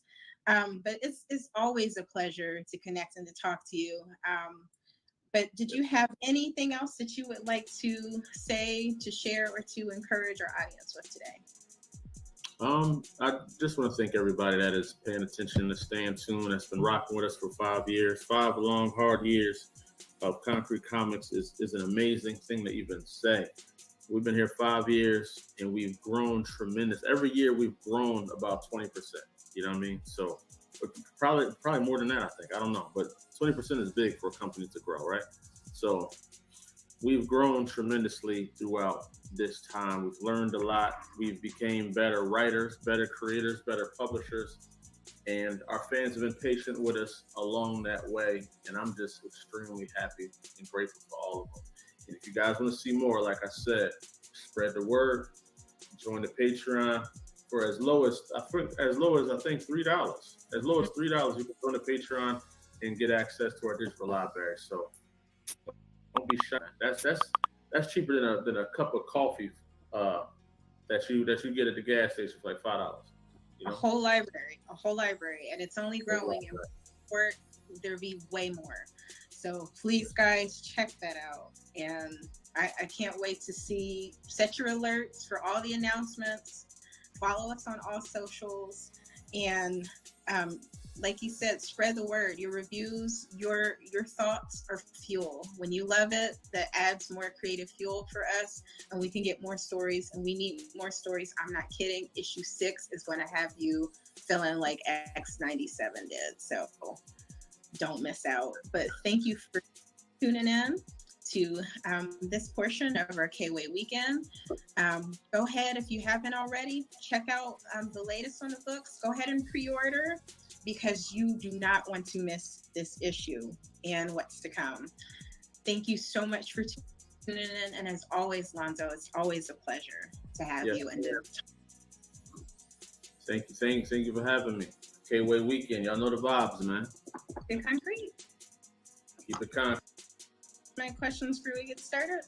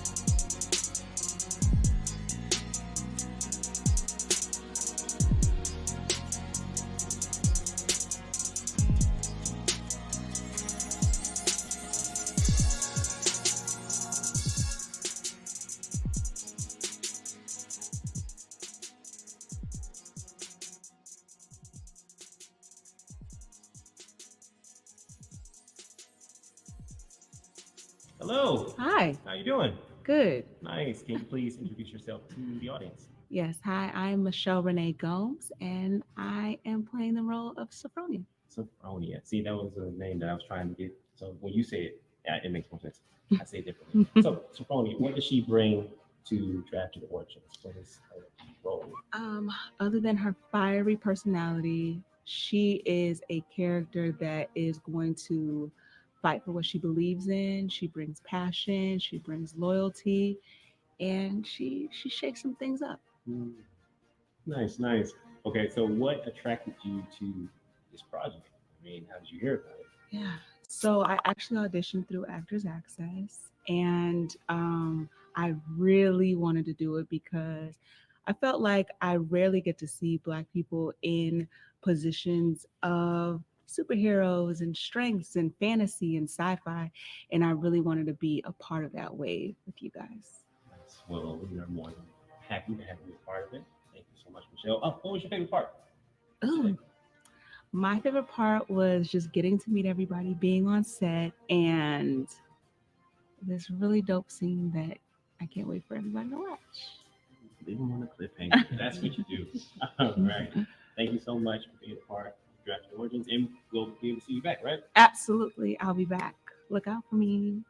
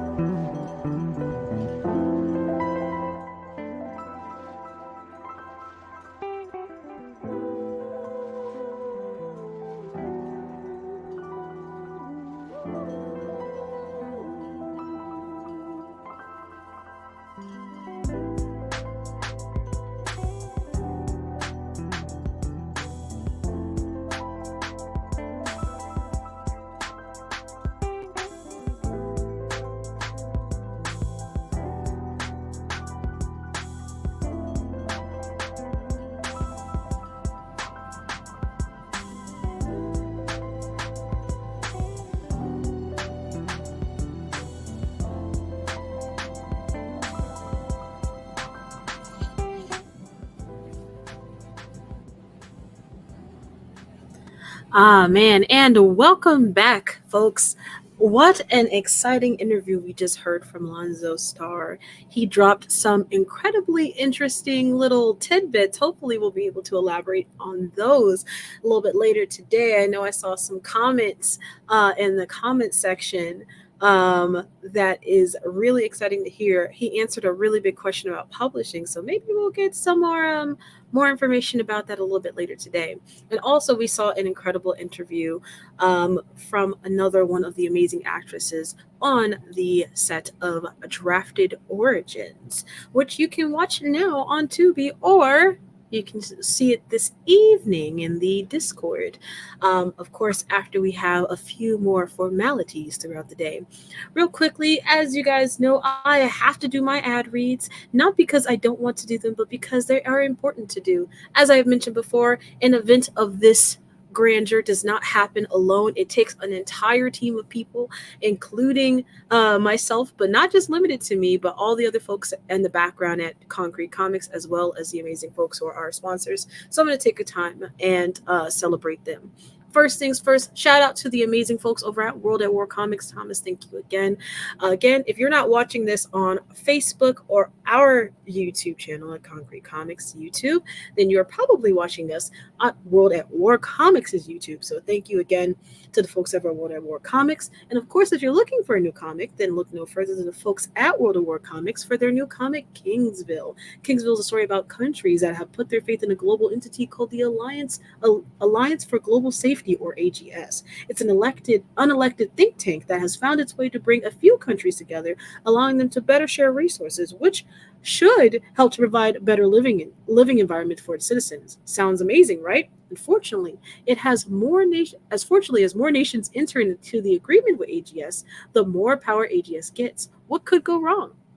Thank you again to the folks over at World of War Comics. Shout out to our sponsors at Famicom Online, a collective of independent Black creators working to bring to prominence as much positive Black representation and ownership as possible. Be sure to follow them on their socials at Famicom Online.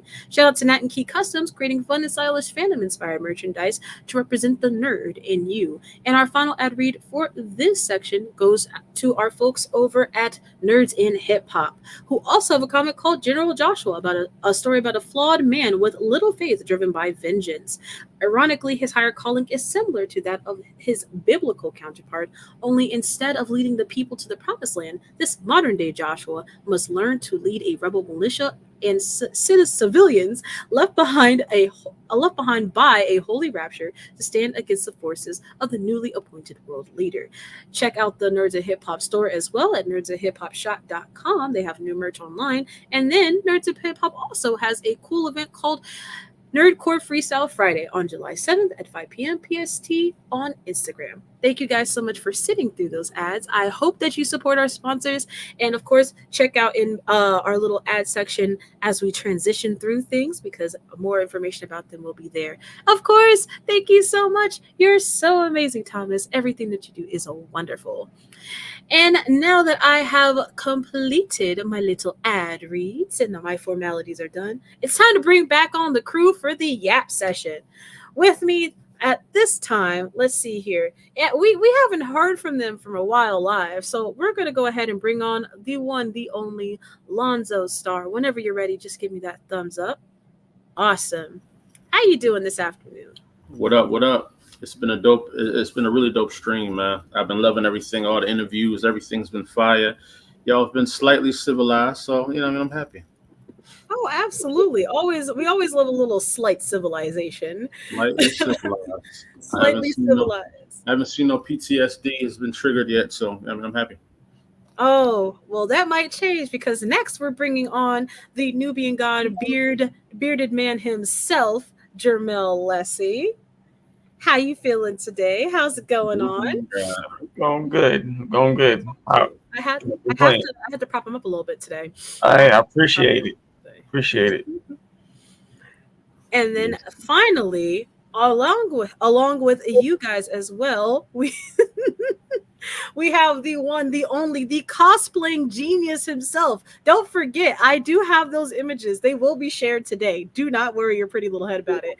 The absolute amazing artist. And of course, he's leading a lot of the leaderboards in our voting slot right now in Discord. We're bringing on Jairi. How you doing this afternoon? So what's up? How y'all doing? Mr. Cecil, what's popping? Pretty good. I wasn't sure how you was gonna follow up after Nubian God. So great. Good job. That's what he wants. That's what he wanted to hear. That's what he needed to hear today. He's had a really tough weekend. Everyone's been bullying him. So I wanted to make sure that I took Why you make that face, Lonzo? Bullying him, huh? I don't believe I've been bullied. I just at the end of the day, that's what I deserve. Well, I mean, you said it, not me. So moving forward, that's what we'll roll with that. But I'm so happy to have all you guys on. We just watched a ton of really cool stuff over the last couple of days. Today, we've seen the interviews from both Onaji and Lonzo. What were you guys' thoughts on the interviews we saw today? Oh, well, I'll go first, I guess. I think the interviews was dope, man. Onaji was dropping some definite bars. Really excited to see where he takes this with his film career. I feel like he's just pulled back a small layer of really what he can do. I had a privilege to talk to him during the building of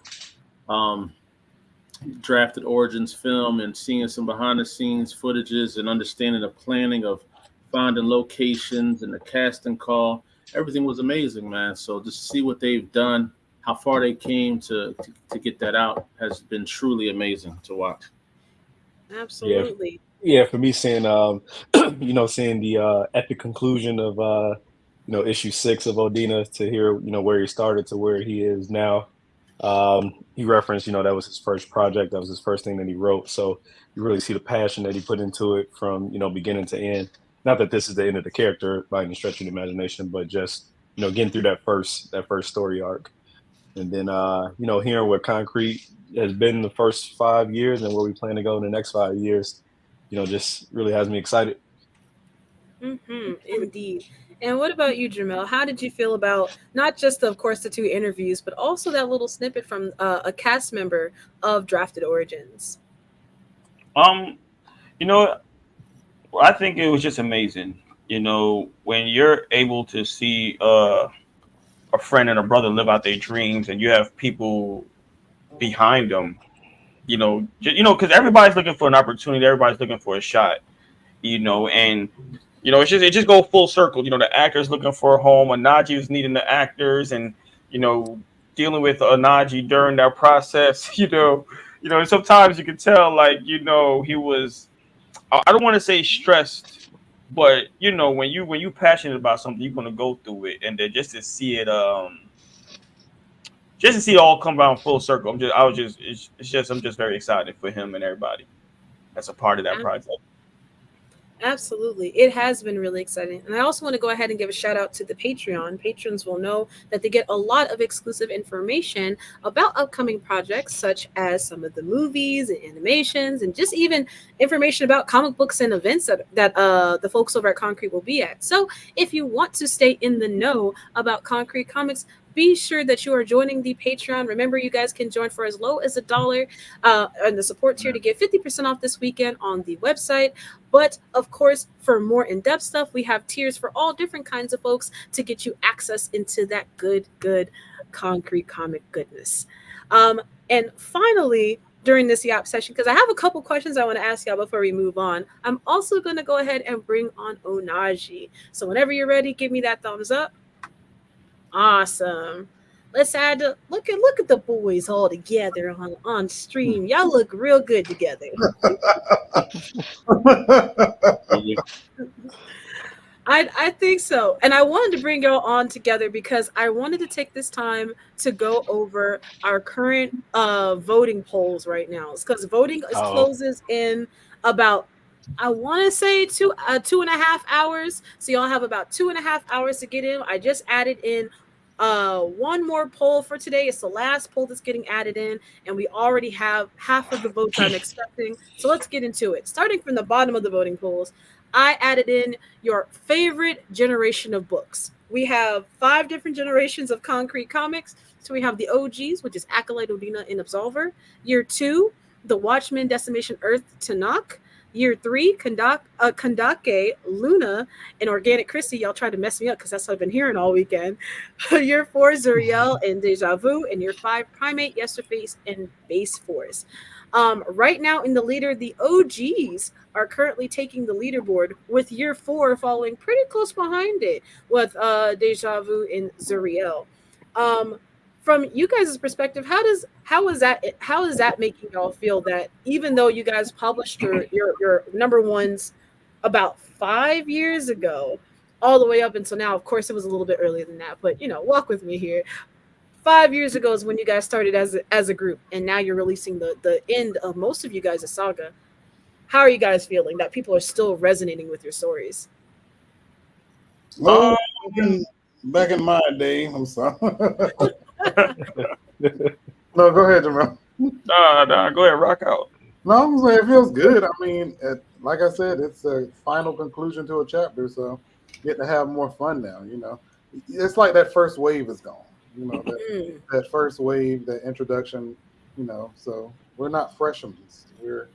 Are we veterans? Yeah, you guys are definitely veterans now. Okay, not even seniors anymore. You guys are leading the way for sure. Okay. And what about you, Jamal? How does it feel knowing that people still feel have all the love for Absolver even 5 years later? From that first initial feeling, from our first Kickstarter, when your heart's racing and pumping, and to now, the only difference is, you don't want to let nobody down, and you want to continue to keep telling a great story. It's dope having people willing to grow with you. So I agree with Nadi. It's a great feeling. Awesome. Now, Jairi, the cool part is that your year 4, is also getting a lot of love. You've also been dominating the polls this whole entire weekend in several different categories. Not to big you up or anything, but genuinely, people seem to really enjoy not just you, but also your also some of your counterparts from your year. You guys are getting a lot of love right now. How is that making you feel? It's definitely humbling. But I think one of the things that you can't ignore is that all of this is because of these three, right? All of the love that they got 5 years ago and the trail that they blazed, it made it a lot easier for us. So where Onaji mentioned, now he gets to have fun. We had the advantage coming in 3, 4 years later, where we were able to kind of start with the fun, right? We were able to take different risks that people were able to connect to because that foundation was already built. So it's definitely enjoyable to see. Deja Vu sitting ahead of Acolyte in every possible category, but I do understand that it's because of the house that they built. So I'm internally grateful for everything that Concrete has done so far. Damn, that's Oh, a good answer. That's a good. that That's was a beautiful answer. That was solid. But truthfully and honestly, I'd have to agree as well. It's very much thanks to the work that Lonzo, Jamel, and Onaji put in, all those years ago. It makes it sound like it's a long time ago, but but it is half a decade. That's crazy. Half a decade ago, you guys laid the foundation to a little indie studio, and now it is so much bigger than that. It is so much greater than that, and it's going to continue to grow, absolutely. But I'm not gonna. I'm here to stir the pot today because we're talking about the voting polls. So we're gonna get back to that as we approach who would win in a street brawl between the Watchmen, Primate, Organic Christie, Deja Vu, and Base Force. Both the Watchmen and Deja Vu are still tied. So I don't know if what's gonna happen in the next couple hours before polls end, but that's where we are right now. Then we have characters with the coolest abilities right now. Absolver is still in the lead with, let's see, I don't actually think anyone's touching you, Absolver. So you've got quite a big lead. Oh, my apologies. Luna is right behind you. So she doesn't need too many more votes to edge you out there. Luna Then need to chill out. Luna needs to. We don't need to vote for Luna. That's what the issue is. Um, favorite concrete creator is still Lonzo, but behind him is Onaji, and then behind him is Lyle. Lyle's been coming up in votes, so that's exciting. Um, which character from the big three has the best cover? Absolver is still winning by quite the landslide. Series with the best cover art is currently still Absolver, with Luna following close behind. Deja Vu is the best hero costume as of right now, beating out Alkalite by just a few votes. Favorite leading gentleman right now is Deja Vu. Favorite leading lady is still Luna, with Odina right behind her. And then lastly, the favorite comic book series, let's see here. Some votes have changed, but it still looks like Acolyte and Odina are tied for first place, with Deja Vu right behind them. So that's where we're at right now. How does this voting make you feel? From a therapist standpoint, how does this voting make you feel? Well, it feels good to be on the board. Usually I'm not. I mean, due to my own actions or lack thereof, but it feels good to be on the board. So I'm enjoying this. I'm enjoying it. Yeah. I actually will say one thing I really enjoyed about the everyone participating is that you can really see everyone's favorites showing sure through. And while some of the other characters aren't really appearing on the board as much as personally I'd like to see them, I do see that we have a love for all of our characters. Like every character has votes somewhere, and that means a lot. So I'm really excited. But of course, guys, our voting does end in 2 hours and 2.5 hours. I don't know how I was trying to say that. 2.5 hours. So if you want to get your voting in, please make sure that you have turned in all of your votes and clicked as many buttons as you can by 5 p.m. Eastern Standard Time today. And then after that, we have a little concrete award ceremony where we announce the final votes. And maybe someone will win a certificate. Maybe I made certificates for you guys. Wow. Lonzo must have begged you yesterday to put on certificate. No, no. Maybe I just like seeing people get actual awards. But with that being said, we're now going to shift out of the Yap session and into yet another drop. Real quickly, I just want to give a shout out to you. What's up to you as well? I hope you're having a Good. wonderful day. Thanks for pulling up, man. We're going to actually move into a major announcement segment, which means I also have to clear the room. So, Onaji and Jamel, I'm going to put you in the backstage for a hot little second as we move into our major announcement segment. Okay. Now, Oh, this the boy. major announcement, oh yeah, we have to get crazy out here. This major announcement is something that is very near and dear to my heart because it looks like, if I'm not mistaken, if I'm not mistaken, Jyree, today you have an announcement, do you not? Yes, I do. Yes, I do. I'm very, very excited. So, without further ado, guys, take it away. Let the people know what's happening. So,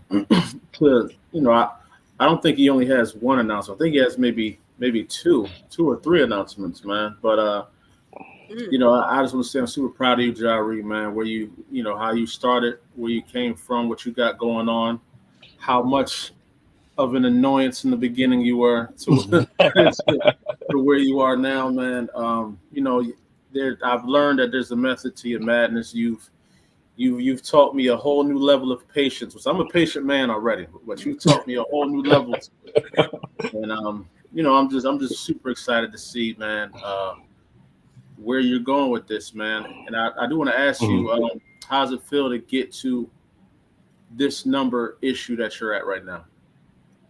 Oh, it feels incredible. I know it's been a short 2 years since we came together on everything. To have issue 3 already published and subsequent issues already in the works, it feels good. Like you said, there is a method to the madness. Ty and I talked about having director's cuts of certain books and issues and things like that. I sometimes substitute patience for passion, but that's all right. That's all right. I'm very excited about this. The fact that people are asking for the next issues, the feedback that I've been getting around the first 2, for all those who have read and given feedback on that has been amazing to see. Oh, it's dope, man, and all the love that you're getting is well warranted.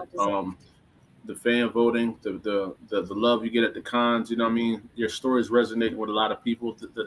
The design is very favorable and memorable. We see that in groups like Black Comic Lords and other groups like that. So, you've laid down the foundation for everything that you need to do to be a great creator. The next stage, as I always tell you, now the next stage is for the people to really get to know you, see you. So I'm excited to see you starting to put your face out there more.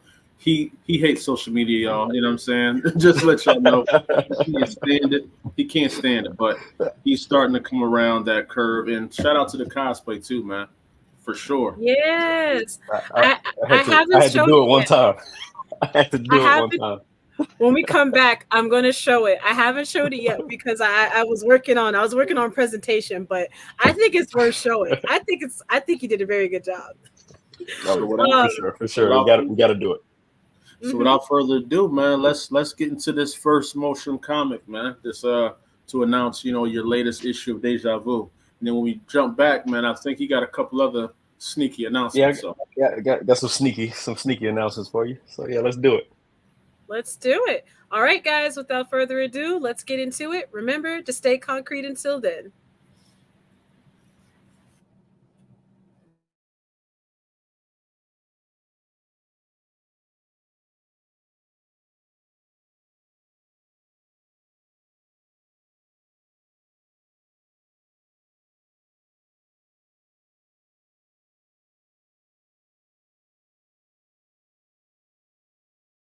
Family fights to gain footing in their battle against Phoenix.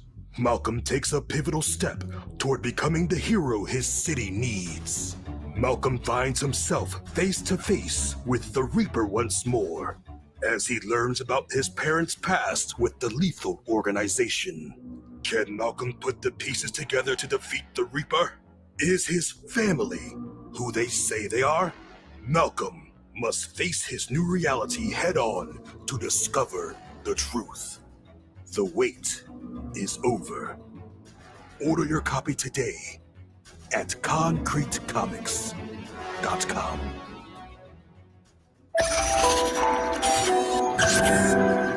Okay. I'm be How do honest. we feel about that? Yeah. I can't wait to put all these motion comics on YouTube and stuff like that and really start promoting them. I can't wait for the world to really be able to just tap in with us and discover us through these motion comics, man. But Deja Vu is fire for sure. Also, very quick shout out to Darius, who is our lovely intern, who did all of the work on these motion comics. He actually made them himself with the help of Paul, who offered his amazing voice. So, like I said, the wait is over. Sits in my head. It plays on replay in the back. Oh, yeah, goodness. yeah. The motion comics are definitely fire, man. So shout out to those guys for jumping in on that. Like we said, issue 3 is out now, available for order. I know some of the diehard Concrete fans have already grabbed their copies of it, so you know that's a blessing to see. Mm-hmm. Absolutely. Now, the one thing I will say that I'm really excited about, you'd mentioned it before, but I wanted to wait till now, is that you talked a lot about like growth. I have to let the folks know that genuinely the amount of writing growth that I've seen from that first one to that second one is it's so amazing. Truthfully, you've learned so much as a comic creator, so kudos to you. And also, I'm excited. I hope that you get to a point so that some people can see those outtakes, because it's never bad outtakes. It's just a lot. But I hope we get to a point where people can see.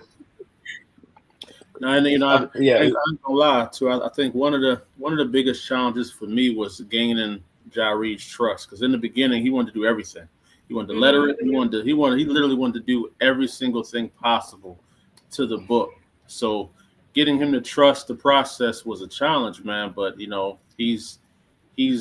both grown a lot in this partnership. You know what I'm saying? So I'm just super proud of him. Absolutely. But we don't want to Appreciate stop that, man. there. So I do want to make sure. Oh yeah, go ahead, take the floor. Oh no, you got it. Oh, oh goodness, I love that.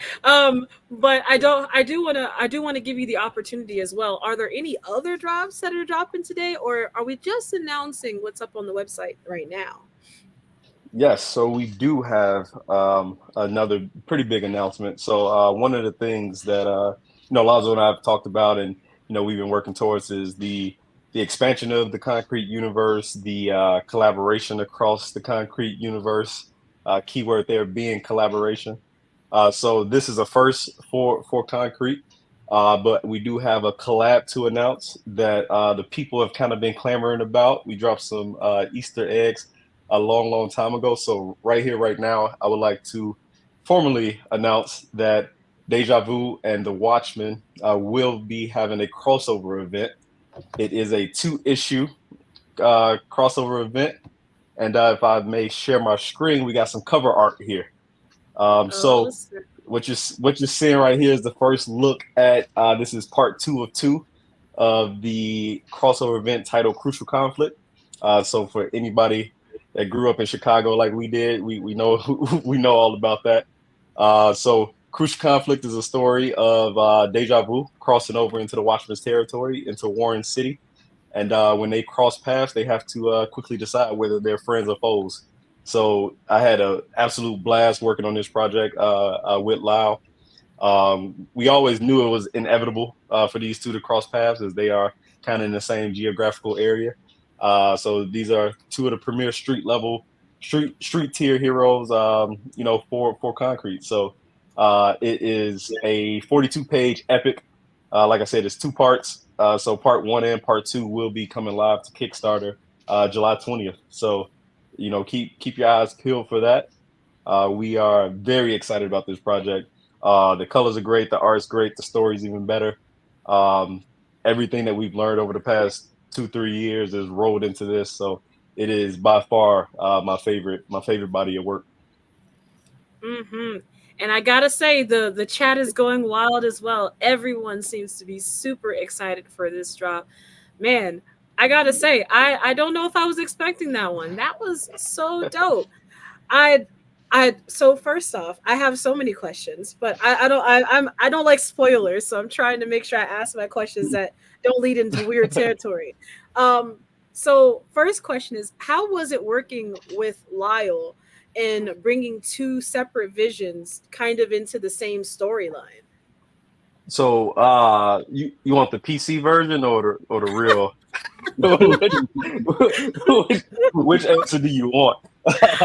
Nah. So working with Lao always comes with its own set of challenges, but that is absolutely why we love Lao, right? Mhm. So all of that personality gets rolled into every interaction. But behind all that is always some brilliance, right? So Mhm. working with him has been a blessing. I've said it multiple times on multiple platforms that he's the reason why I'm with Concrete today is because I got a copy of Watchmen and he was an open book. So I think maybe our second conversation that we ever had around comic creation was, we got to collab one day. So it was definitely something that was on our vision board, so to speak. And it was great. It was great working with him. Once we came up with the vision for the story, and the setting for it and everything like that, the story started to write itself a little bit. But you also get to learn and bounce ideas off of each other, right? So he was 2 issues into the Watchmen already, before I actually started. I don't think Watchmen 2 was published, but he had already gone through the writing process. So even as we got into the collab, I was still able to pick some things up from him in terms of his writing cadence and things like that. So it was a great experience. The art is done by Ian Sebastian, so that's the artist from my mainline Deja Vu issue 1 and 2.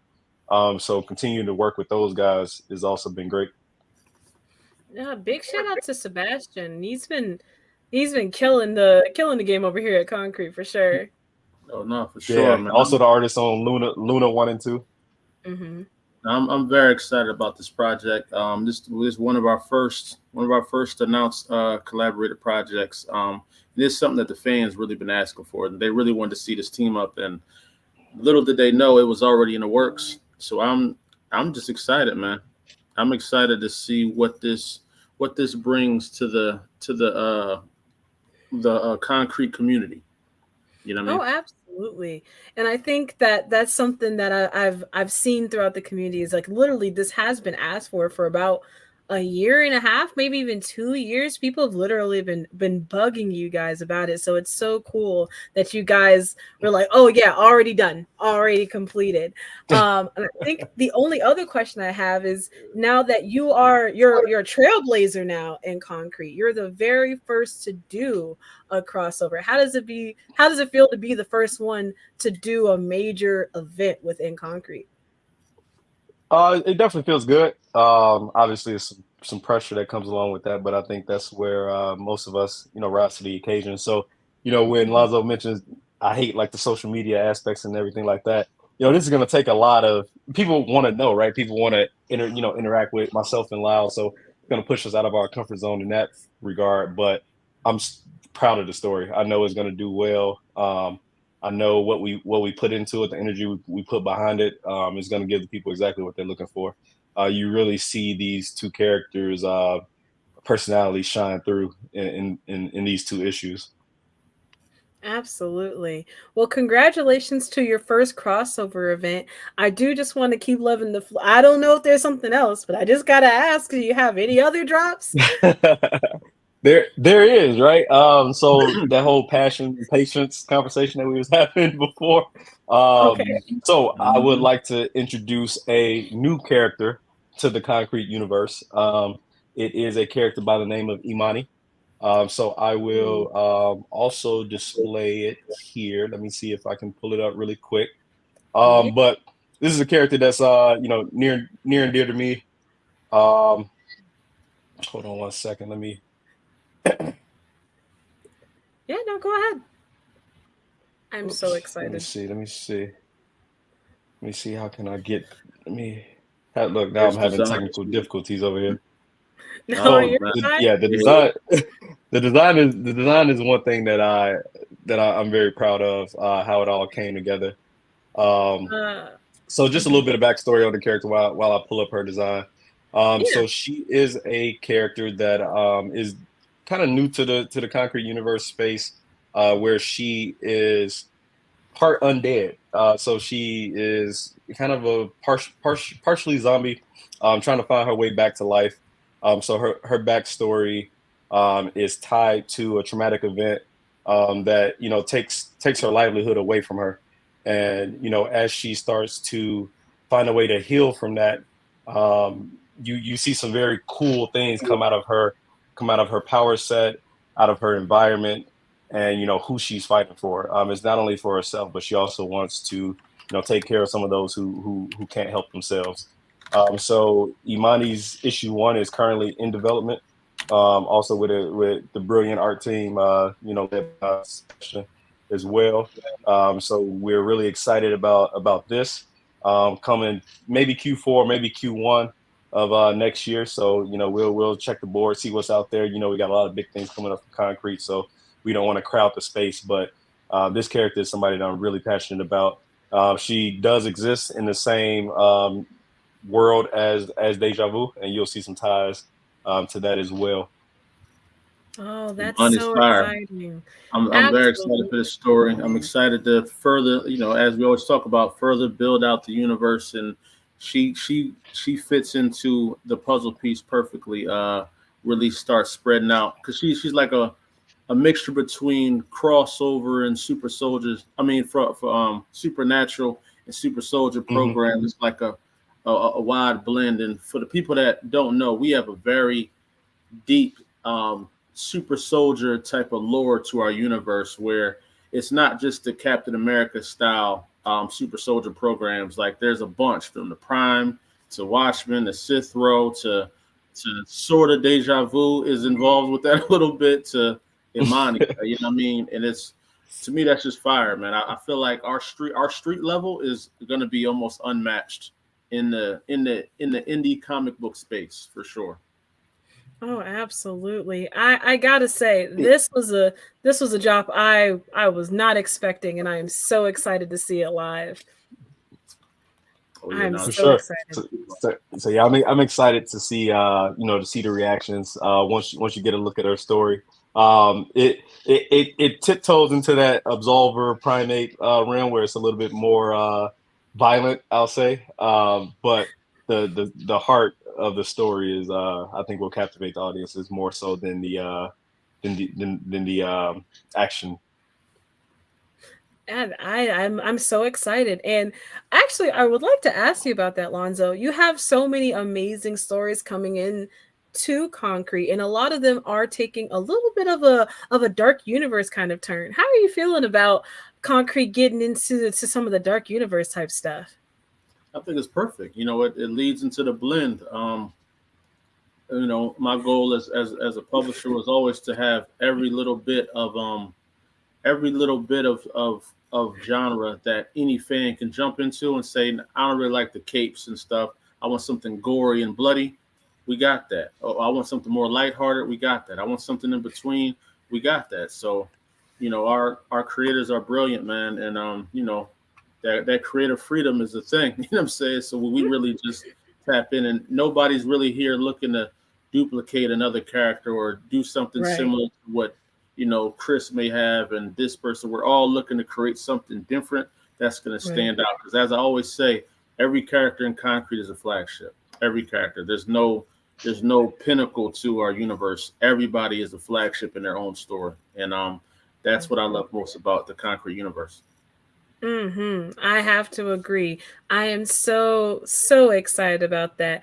Really feeling the urge to publish something under Concrete. Well, I'm glad that you said that because we actually do have a Concrete publishing contest that is still ongoing. We actually extended it past KWay weekend to the end of June. If you have a completed book that you've been looking to put a home to, we are giving a one-time publishing deal to the winner, and I think we're opening it up to 3. So you have a pretty wide margin of winning here if you got something dope. So it's on our IG page in the link in the bio under Concrete Contest, KWay Contest. And then if you scroll all the way to the bottom, actually, I'm feeling a little frisky. I'll pull it up for y'all so y'all can see it.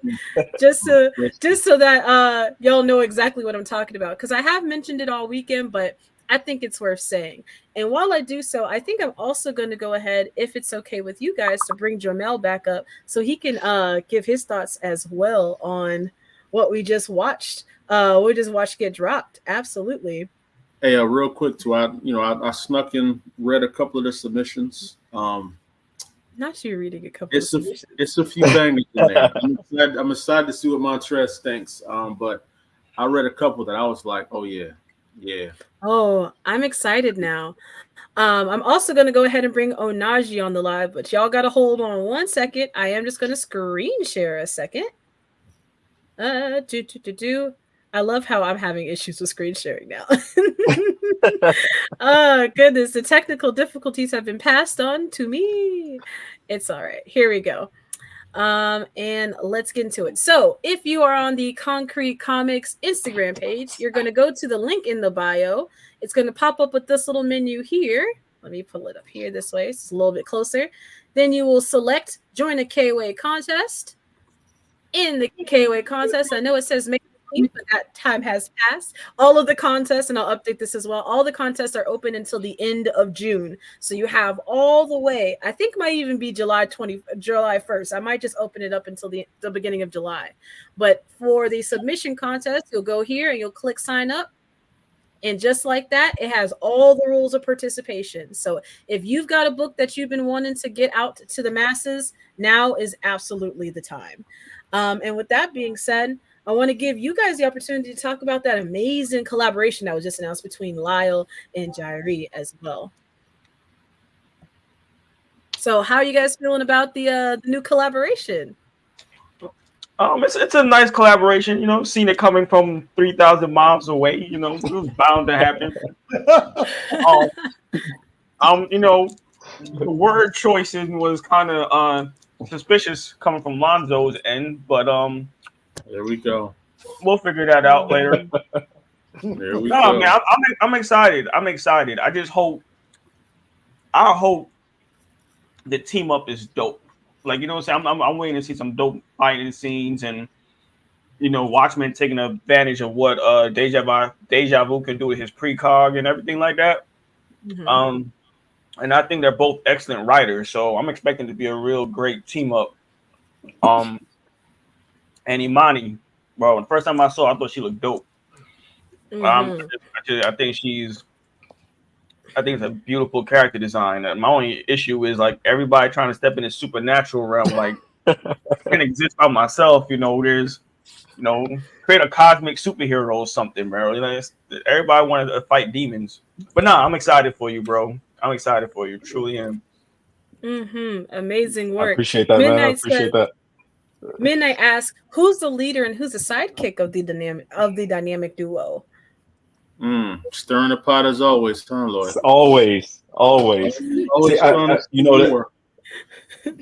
think that's the beautiful part of any collab. I mean, quite honestly, this isn't a Batman Robin situation. It's that world's finest situation where it's Superman Batman. The readers get to decide who they resonate with the most, but they're gonna be able to appreciate both aspects. Oh, absolutely. I am so excited. Some people are a little messy in the comments, but that is okay. We like a little friendly competition. That's what makes this all so much more fun to partake in. Deja Vu's the leader.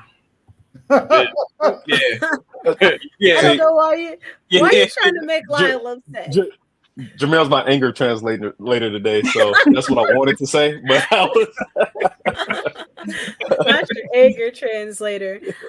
Goodness. Well, we've had an amazing, a couple of amazing drops so far today. But I want, of course, since everyone is here on stage, open it up. Does anybody else have any drops before we move into another panel for the evening?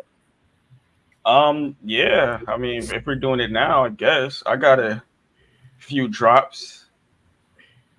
Well, right now is the time. You can screen share and you can take over the conversation. So I've been working on this character for a long time. His name is Maven, and he is basically an assassin that's been blacklisted by the group that he was a part of, and in order to have protection, you know, he does work for the government, so they protect him just for they protect. I'm sorry, I'm trying to figure out how to work this screen share. I have everything opened up and it's not working on my end. That's okay. You can also send them to me as well, and if we need to, we can definitely double back and after a cipher to allow you the opportunity to pull the characters up because we want to make sure everyone can see them. Yeah, yes, please do that. Yeah, I said it. I am sorry, guys. I'll send it to you. I thought I had it. Everything is pulled up here. So I don't know why it's not working. Okay. Oh, it's no problem. Just give me the images, and while we're working on that, do make sure to stay around because we have a couple more drops happening in just a little bit. But in the meantime, make sure to stay concrete as we go into this intermission, and we'll be right back. Yes, yes.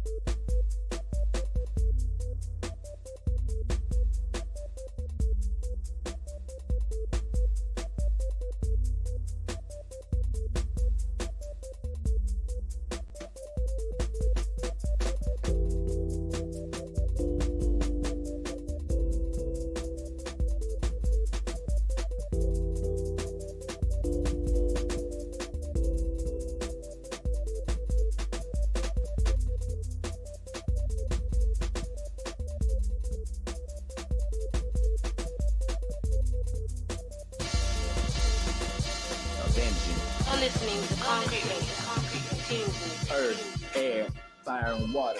Can't be another victim of a fire lord slaughter. Got a master all the elements. Now I'm in my element. Been 100 years, so I gotta get relevant. Hit the Southern Water Tribe. Met a girl, caught a vibe. Took a brother and my bison. Now we trying to survive. Never dipping solo, catch us mobbing out with Momo. We out running from Zuko with Sokka and Appa. I wish his Uncle Iro was teaching me some dragon flames. Talk, cracking concrete. Built another pathway. I mourn for a world that is burned while I slumbered. I learn and I wonder of the storms and their thunder. The air I have under my glider is higher. I'm inspired, but can I stop the Lord of Fire? I'm trying to grow up fast, but I am just a kid on a hero journey as I fellowship. Functioning, I can't save them yet. I'll take the wind from your breath. I'll leave your village hell Oh, well, I'll put the fire to the test. Move the ground you walk upon. Hella young, but hella strong. Journey never ending like the elements I'm bending. Can't save them yet. I'll take the wind from your breath. I'll give your village hello, well, I'll put them powers to the test. Move the ground you walk upon. Hella young, but hella strong.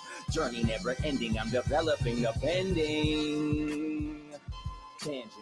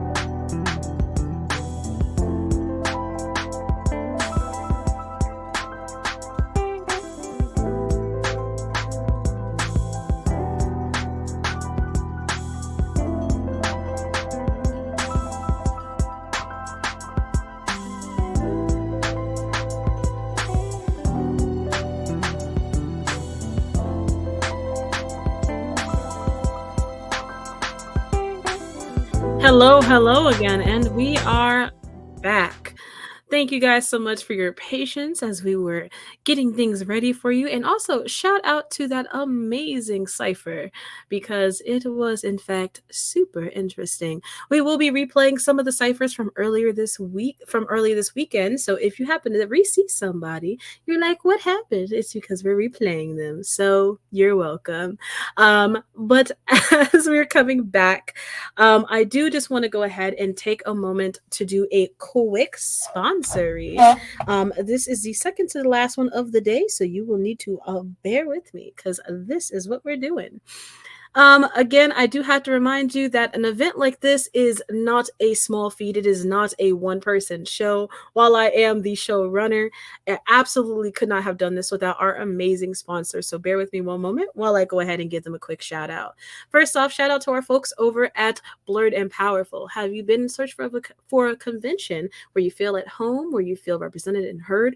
Blurred and Powerful has you covered as they maintain the only green book of Black-owned comic conventions nationwide. Visit their socials to get connected and support a con near you. Also, catch Blurred and Powerful at Atlantic Comic Con in Norfolk, Virginia on August 17th and 18th. Also, be sure to give the folks over at East Coast Black Age of Comics Convention your love because the celebration of the contribution of Black folks doesn't stop at Juneteenth.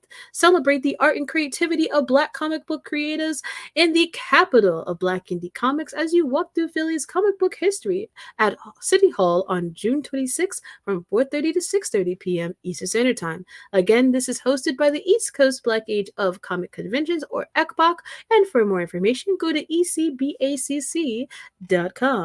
Big shout out to the folks over at World at War Comics. You've already heard them. It is thanks to them that we are able to stream on their amazing platform. So thank you guys so much for your platform. And also be sure to support their comic Kingsville that you can view on their website at worldatwarcomics.com and support their Kickstarter. Lastly, I'd like to give a shout out to Amber Coco Allen, who is the wife of the lovely Lonzo Starr and also made our amazing Concrete Comics 5-year of Concrete logo. Remember, Amber Coco Allen is a multidisciplinary artist and entrepreneur using her life as a blueprint and her creativity as the connector. She uses her art to empower and uplift. Amber believes that everyone has the power to chase their dreams and make them a reality. Through her brand, she offers a variety of products and services created to have you looking good, feeling good, and dreaming bigger. Her offers range from gorgeous fine art pieces, fashionable wearable art collections, and empowering words and uplifting stories in her blogs and newsletter. Amber also offers a full branding services for entrepreneurs at any stage of business development. Shout out to our sponsors once again. Now, let's go ahead and get back into it, because we've got a lot to chat about. So, coming back to the stage, we are bringing back our amazing CEO, Lonzo Starr. Hello again. We're bringing back Jermel. Hello again.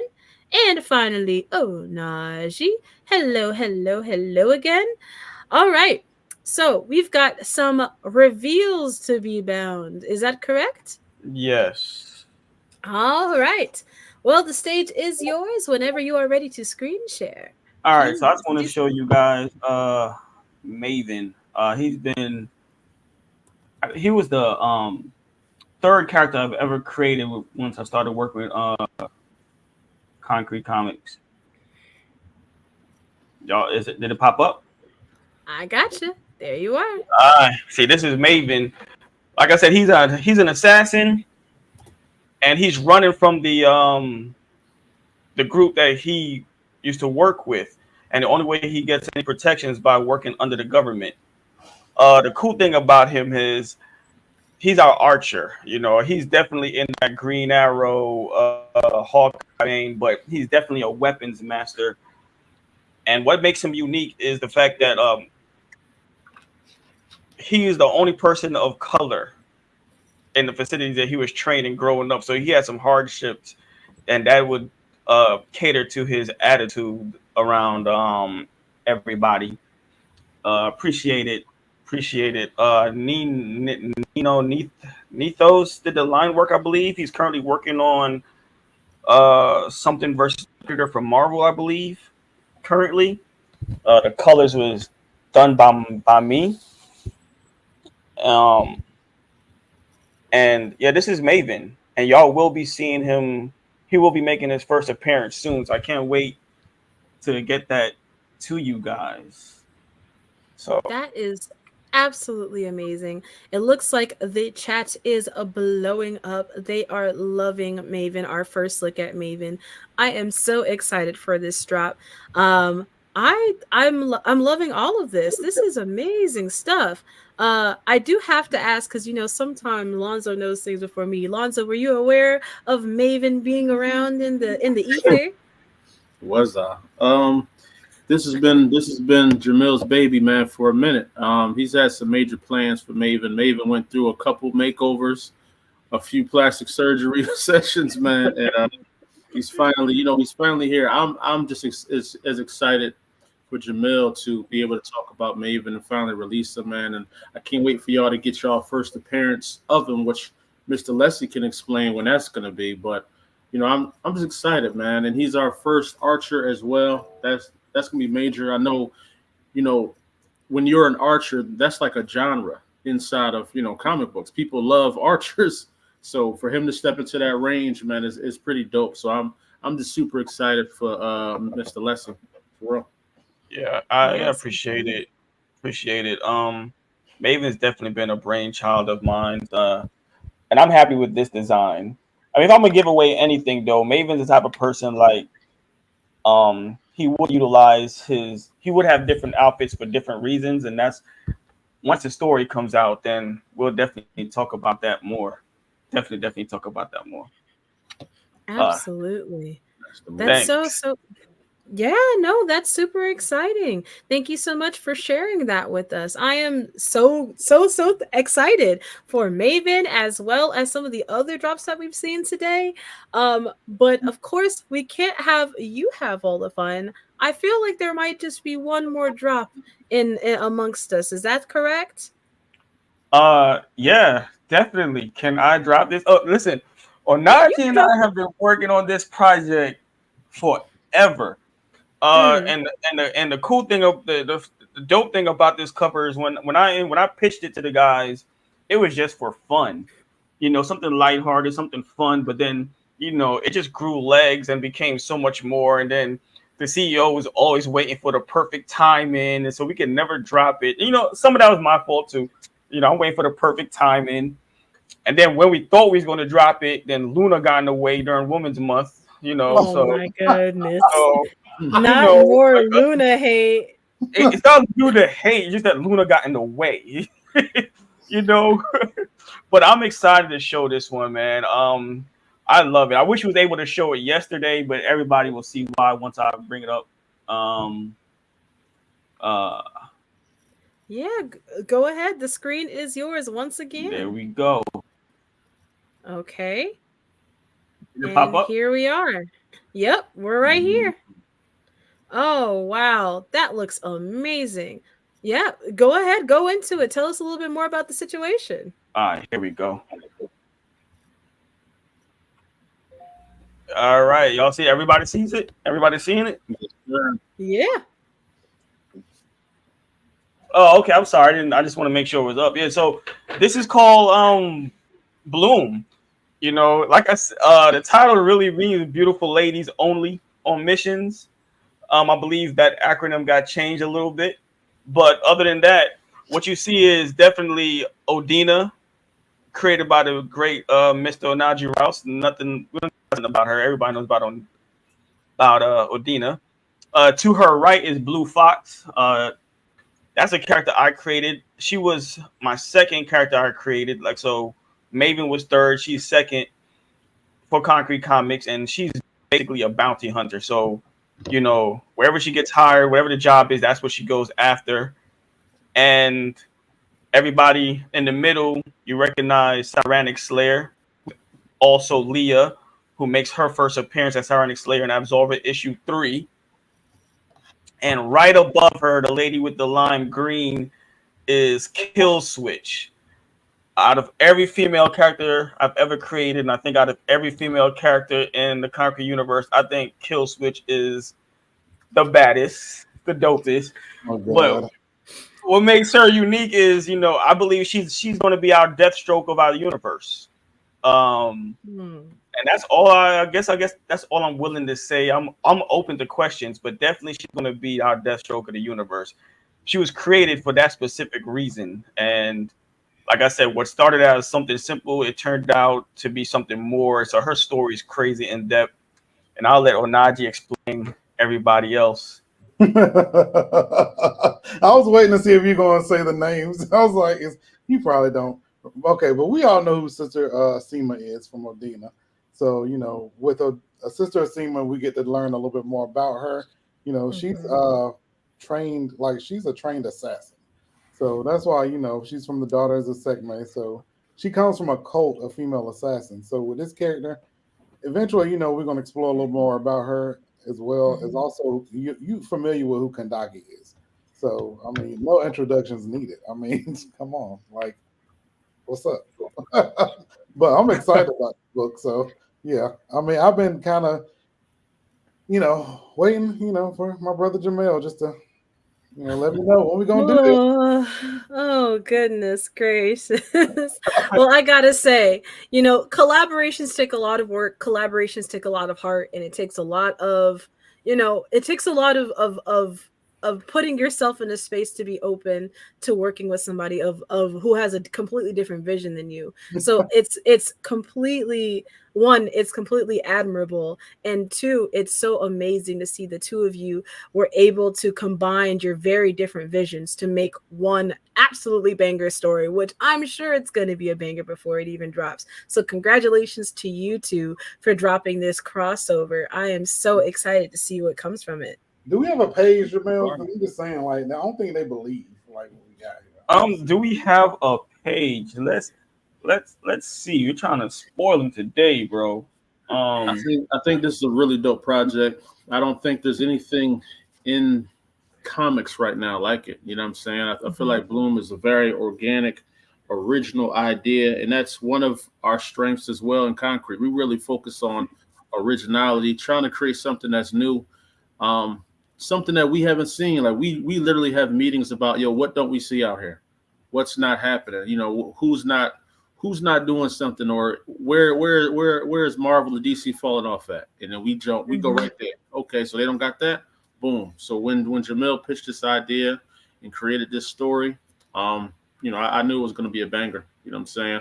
I'm excited to see what other characters may possibly get drafted in there, because, you know, Concrete, if we may toot our own horn, we have probably the deepest and some of the best female-led characters in comic books, to be honest with you. Like if we really start listing our female characters, I don't think no company can really mess with us when it comes to that.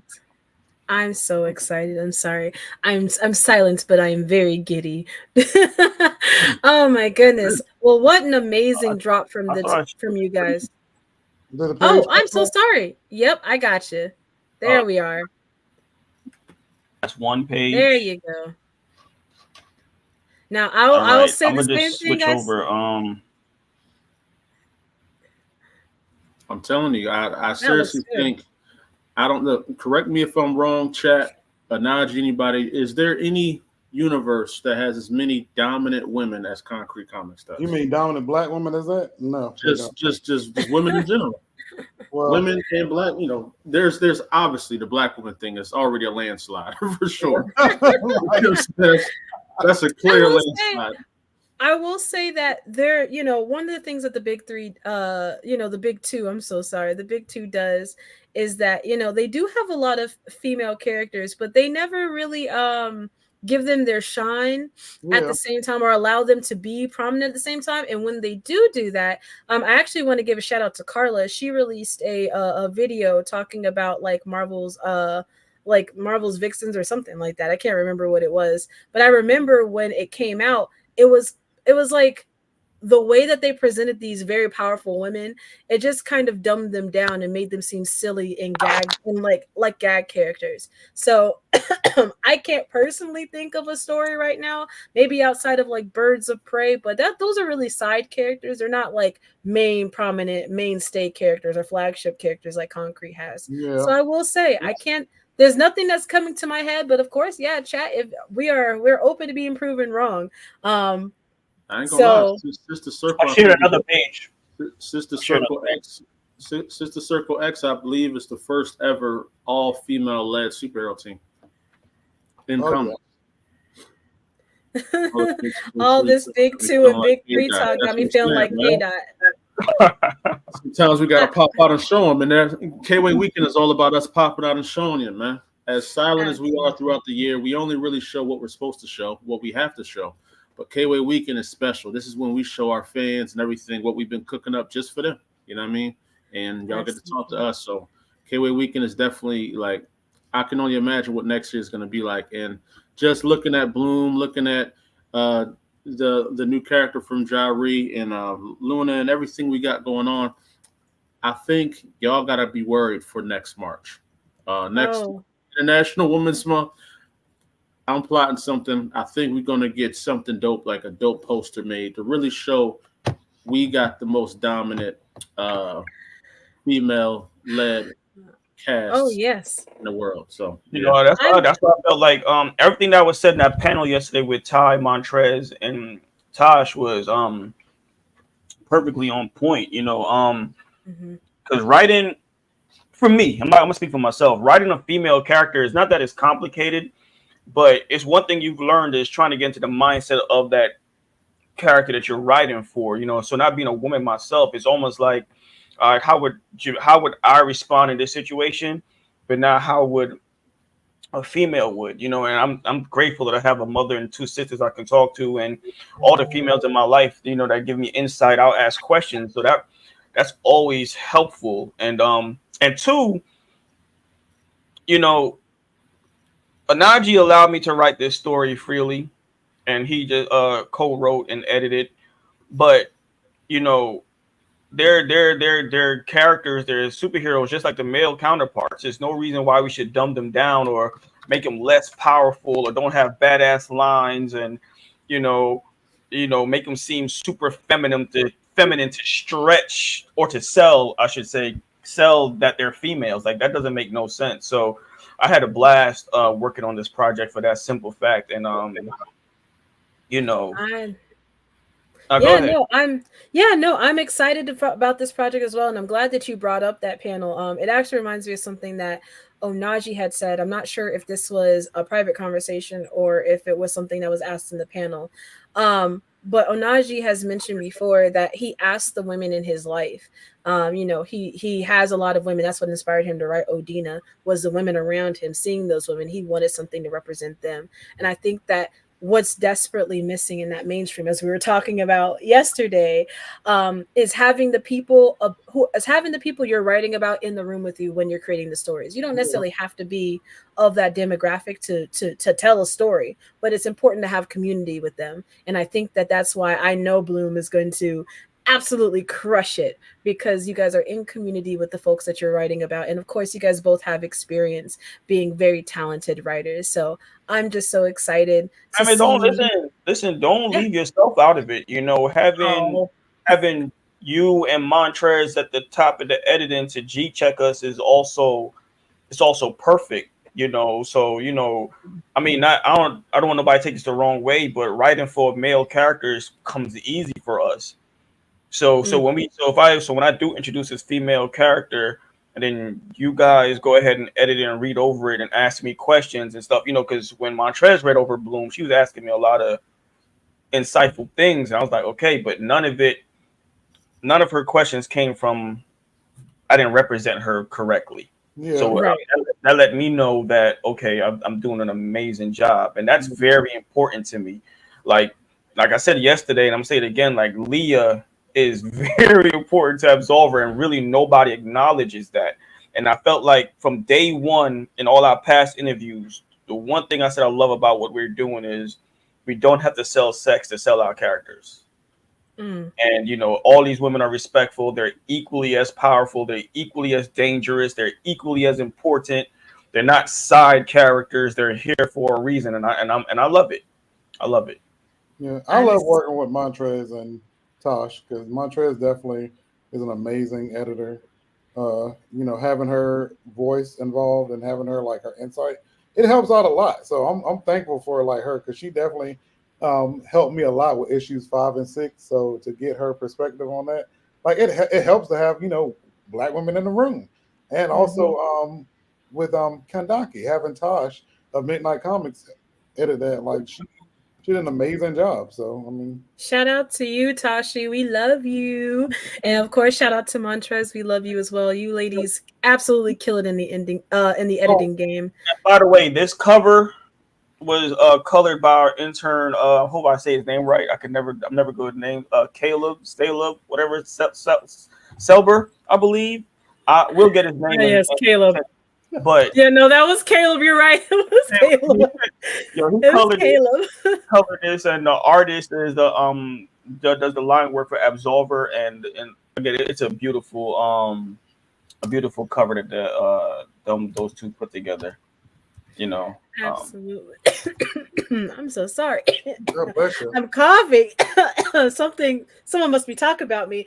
Anywho, thank you guys so much for this segment. I do have to move things along because we have two more panels to show today. And the next one is actually one of my favorites. It's myself, it's Tashi from Midnight Comics, and it's Nyx from Do You Speak Geek. And we're talking about giving people their flowers. So without further ado, we'll see you in a little bit, but of course, until then, be sure to keep it concrete, and we'll see you in a second.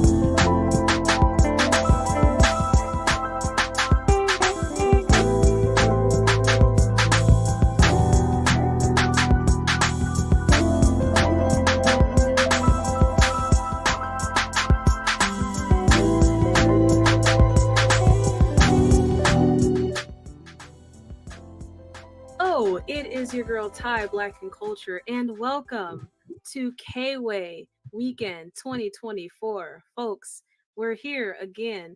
I'm sure you've heard us introduce KWay so many times already this weekend, but it doesn't matter because KWay is worth introducing a ton of times. Let's pause on KWay for a second. We're still here, but pause on introducing the event. We got to introduce the amazing people on this panel right here.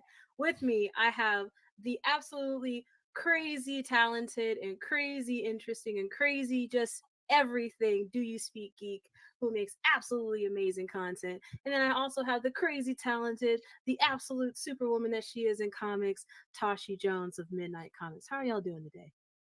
Doing good. Good day. It's beautiful out. It is. It is. Actually, it's not. I'm in Florida. It's raining Okay. cats and dogs.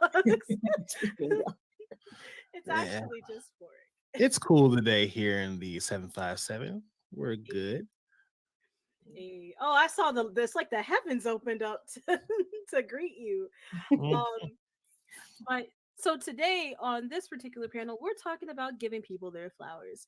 Oftentimes, especially if you're a smaller creator or even just as a minority in the creator space, it takes a while before people recognize the amazing things that you do, the amazing people that are in this space.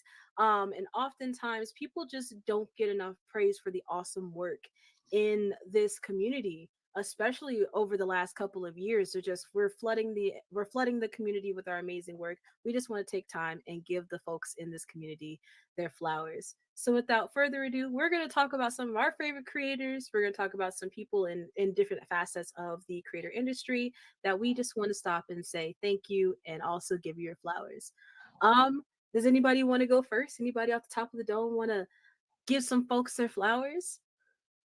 First and foremost, I want to shout out Concrete Comics for giving the opportunity to do this in the first place. Concrete, I found out about like a lot of things I found out about during the pandemic, and it was just a breath of fresh air to see like, wow, it's not just a single comic. Like this is a complete entire platform with multiple comics from multiple creators who look like myself, men and women doing their thing, just with the incredible artwork, with the incredible stories. And I was just blown away. And then to know that there are other companies out there like this, similar to Concrete, like Midnight Comics, and there's also Millennial Comics right here in 757 that I didn't even know about. Like this guy, I probably walk by him every day, and he has an incredible comic book. But yeah, shout out to Concrete first and foremost. You guys have been doing amazing things. Shout out to Lonzo. It's just been great watching you guys grow and continue to just saturate the culture with just great, incredible story, original story, and comics that we all can gravitate to because they look like us. Absolutely. Yeah. I want to jump off of that too, and also shout out Concrete Comics because I know when we first got in the game, like there were things, of course, we didn't know, and Lonzo jumped right on to just be a very helpful guide. And throughout the years, he's become like a brother to us over here. Like we talk to him every day. We talk about ideas. We bounce ideas off each other. All those things. We've watched his son grow up. Like it's crazy. Yeah. Shout out to all of y'all doing big things. Ty, we're friends now. Like yeah. You guys are doing awesome, and we've always looked up to y'all, and you guys definitely need a shout out. We love y'all over here. So absolutely. I also owe a ton of thanks to Lonzo and Concrete Comics as a whole. It's Lonzo, you're so right. Lonzo has this thing where he's so interested in the community and he just kind of pulls people in. He used to do these lives also during the pandemic, where he would just kind of invite creators to hop on and share themselves. And I think I would honestly owe a large part of the current notoriety I have now to Lonzo being the first person to just kind of be like, hey, you look like you do really dope stuff. And I'd love to see, I'd love to collaborate and do what you do. And, that's forged to now almost 4-year partnership, that which is crazy to think about in retrospect. And I love that community building that Lonzo does. So shout out to you, Lonzo. Shout out to everybody at Concrete Comics for doing amazing work. Carla, uh, Je, Je Tyler, Avery. I'm thinking about all of you. If I can remember all of your names, I will slowly shout you out throughout this panel. Um, Wow. Oh yeah, Jermel. Jermel, sometimes I want to fight you, but it's Man, okay, okay. it's not just me. These are conversations we've had too. So Yes. he He's aware. He's aware. He's battling the army. But outside of Concrete, I want to take some time to shout out some other folks in the industry that I'm really proud of. On the creator side, content creation side, I've got to shout out the folks, Urban Sama and Blurds Unite. I had the pleasure of Sama, yeah. my guy.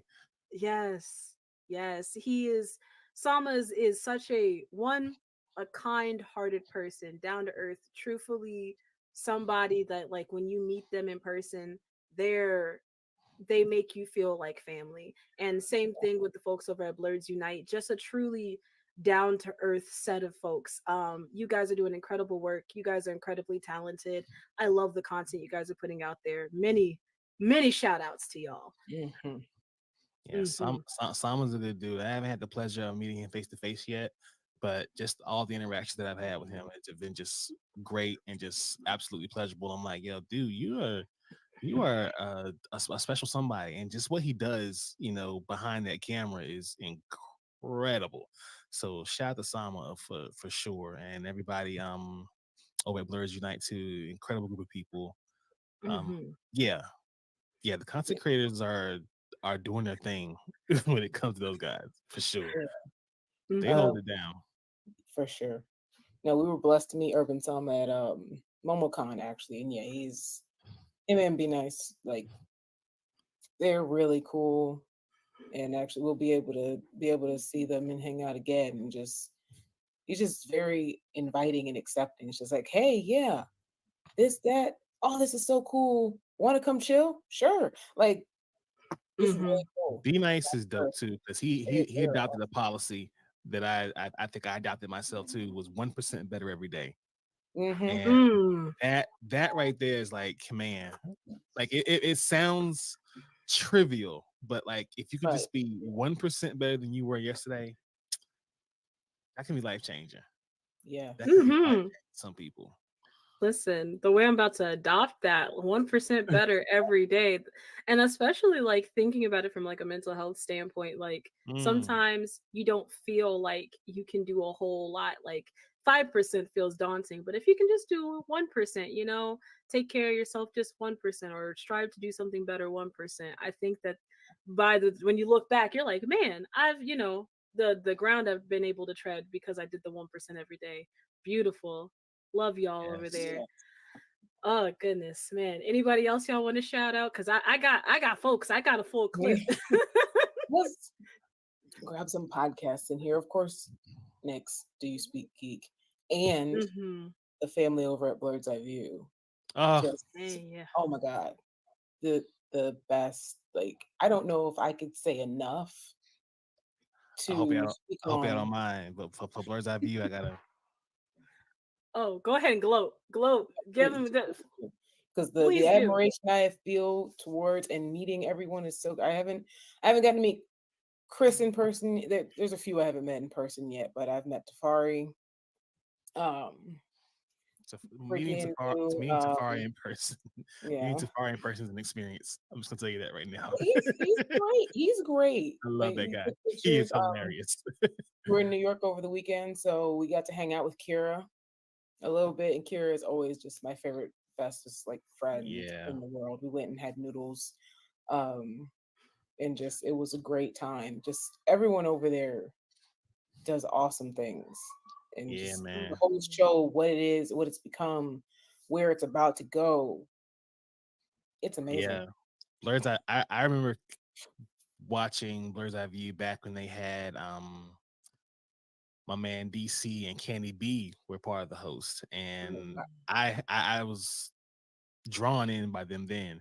And then of course everyone went their separate ways. And then Chris brought in Kira, he brought in Safari, he brought in Mayhem, Laney joined the crew eventually, Navy Montel joined the crew eventually.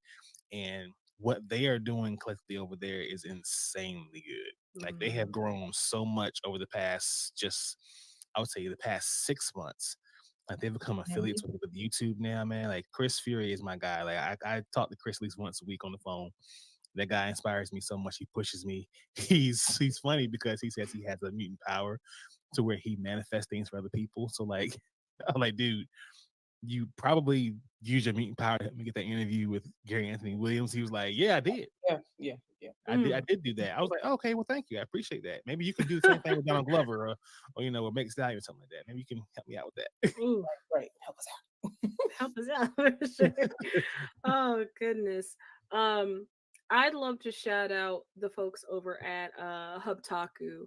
To Vonnie and to Tammy. Hubtaku, for the uninitiated, is a creator community dedicated to assisting folks within specifically the nerd notaku space, nerd otaku creatives, helping them to get access to bigger opportunities, whether that be working with brands, whether that be just general creator development, connecting them with job opportunities, connecting them to community, connecting them to collaborations. So much of my confidence as a creator is truly owed to the work that they're doing. It does not go silent. They have over the I think only the course of 2 years, they've had some amazing growth. They partner with the likes of DreamCon. They've also seen them do some work with Anime NYC. And there's such a good platform for small creators looking to grow and looking to hone their craft with a community that's genuinely there for you. So shout out to Tammy and Vonnie for being amazing creatives themselves and for curating a community that creators of all different kinds, of all different backgrounds can come together and feel supported, because that's so necessary and so needed right now. Yeah. And just in case anyone needs to know, as we're throwing names out there, if I'm not following you, I will be following you now. So Hubtaku, Yes, same. I'm on you. Oh yes. Or both, because there's some things that we're following on like Midnight Comics account that, and I get things confused sometimes. So I'm not always sure if I'm following that account on my personal account. And so I have to go back and be like, oh, I'm not following you. Let me do that right quick. Let me correct that mistake. It's always weird when you find out about a group of people or a certain creator or just anyone in the blurred space, and you go like, why haven't I been following this person? It's like, how did you float under my radar so like you did? Then I'm not following you. Like, wow. I feel that way about so many people, like especially when you're talking to other creatives who you're like that you have any mutuals with, and they're like, "Oh yeah, have you met so and so?" It's like I've never seen them a day in my life, and now that I've met them, I feel complete. I don't know how I went my whole life without knowing you. Exactly.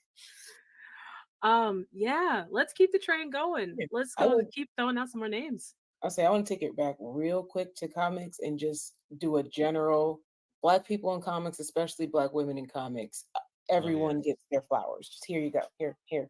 We have enough. The freshest flowers. I want to get that. Freshest. Absolutely. Speaking of comics, there's an illustrator who is very dear and near to my heart. Of course, if I'm going to talk about giving flowers, I'll be giving flowers to all my friends. But Matthew Sutton, an amazing self-taught artist, does a ton of amazing comic book work. They need way more recognition. They have a book that they've been working on for the better part of some years, that's about a little robot boy. It's so cute. It's so adorable. It's so adorable. He's a fantastic artist. Like honestly, his stuff should be on the cover of Marvel and DC. I think his Instagram name is Sketchbooks, but it's Matthew Sutton. Fantastic, honest, just amazing artist. Also, if you've ever met them in person, he is absolute just the sweetest person. He's also a family man, and I just love how he just dotes on his wife and his daughter. That is so cute to me. I love family folk.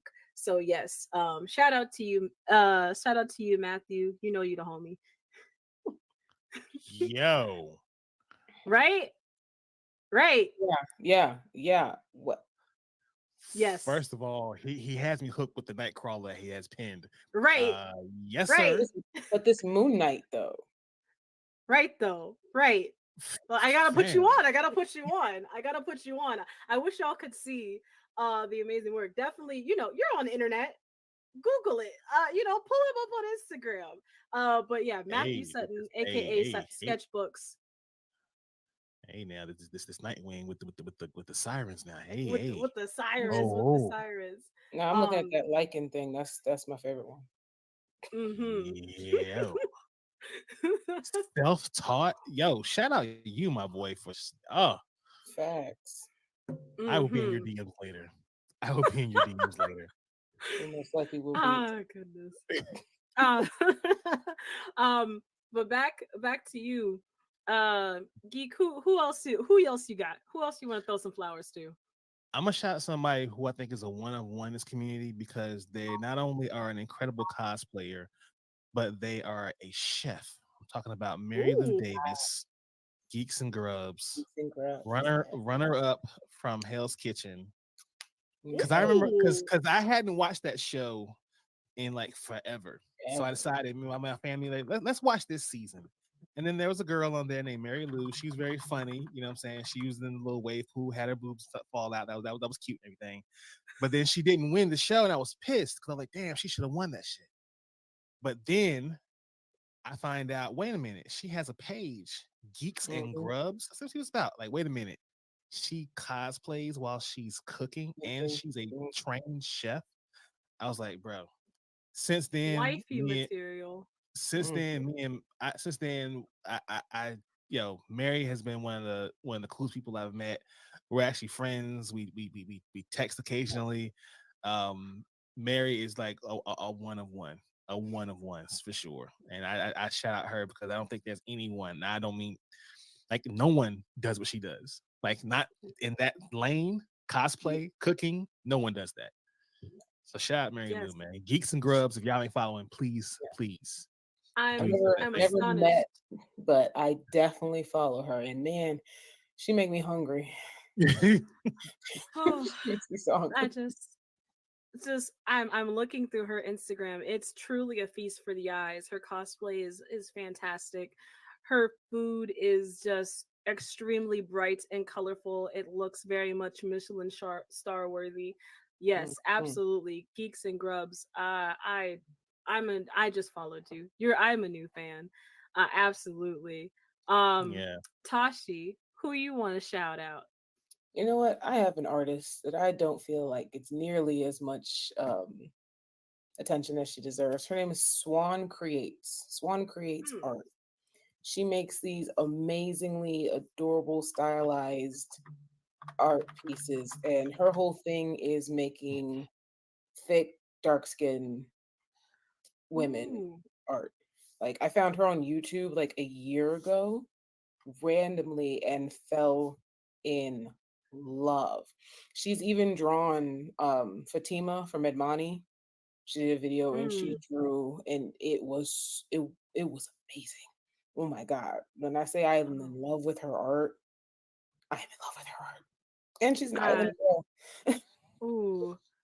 I gotta say, I think her art is so beautiful. It's an art style that's close to my heart. I love me a good pastel dream. Of course, and also it seems that she's like a primarily traditional artist. Like definitely, Mhm. I can see some of her digital work, but she does a lot of traditional art. Does it. And I Yeah, love traditional art. yeah, And she she's even drew a like a little mini comic at one point, and it she's a was mostly about food, and it was amazing. oh goodness, man, I love her already. I Yes. followed her already.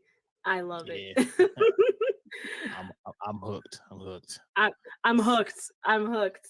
Let Definitely me also say, subscribe to her YouTube channel because she has the oh most yeah, relaxing art videos where she just draws and listens to music. She'll talk a little bit, but she has the most relaxing voice too. Like I play her videos while I work and have them so I can look back and forth while I can see her draw and all of it. You're so right. Her voice is very relaxing. I just like her videos started playing. Her voice is so relaxing. Um, Another artist, comic book artist, I want to shout out Sheezy City. Only recently connected with them, but they are a another self-taught artist who has a comic book called I always say it wrong. I don't want Sheezy to come at me and yell at me. So I'm not gonna say the name of their comic because I can't represent him like that. But if you want to follow him, it's SheezyCitie, Sheezy City, and they have two comics available right now. I'm sorry, one comic on Webtoon, and Deviant. There we go, and Deviant, and then they have another project coming out called God Complex. They have a very nostalgic looking art style. They're also like just another incredible self-taught artist. Sweet and kind, incredibly kind soul, very much about their business. They're here to work, they're here to work hard, they're here to but also to build community. And I love creators that are interested in building like a kind safe community for everybody. So shout out to you, Sheezy. I love a good old school art style. Mm-hmm. But yeah, boy, I love how we're just following people today. I Oh like yeah. this panel. Oh yeah. Oh yeah. I love this panel. We talk about people and then we follow them. It's a good Absolutely. panel. That's um, how we grow, baby. That's how we grow. that's how we grow for certain. Back to you, geek. Who you shouting out? Oh man. General Joshua. Shout out to my man Josh Brown, man. Y'all know him more affectionately as Nerds and Hip Hop. But he put out a comic called General Joshua, and it really is it's near and dear to me for sure. It's definitely a comic that has a very central Christian theme to it, but the way that it's drawn in the story, it's like, oh boy, a lot of stuff I didn't see coming when he sent me the preview copy, and I was like, man, you have got something on your hands here.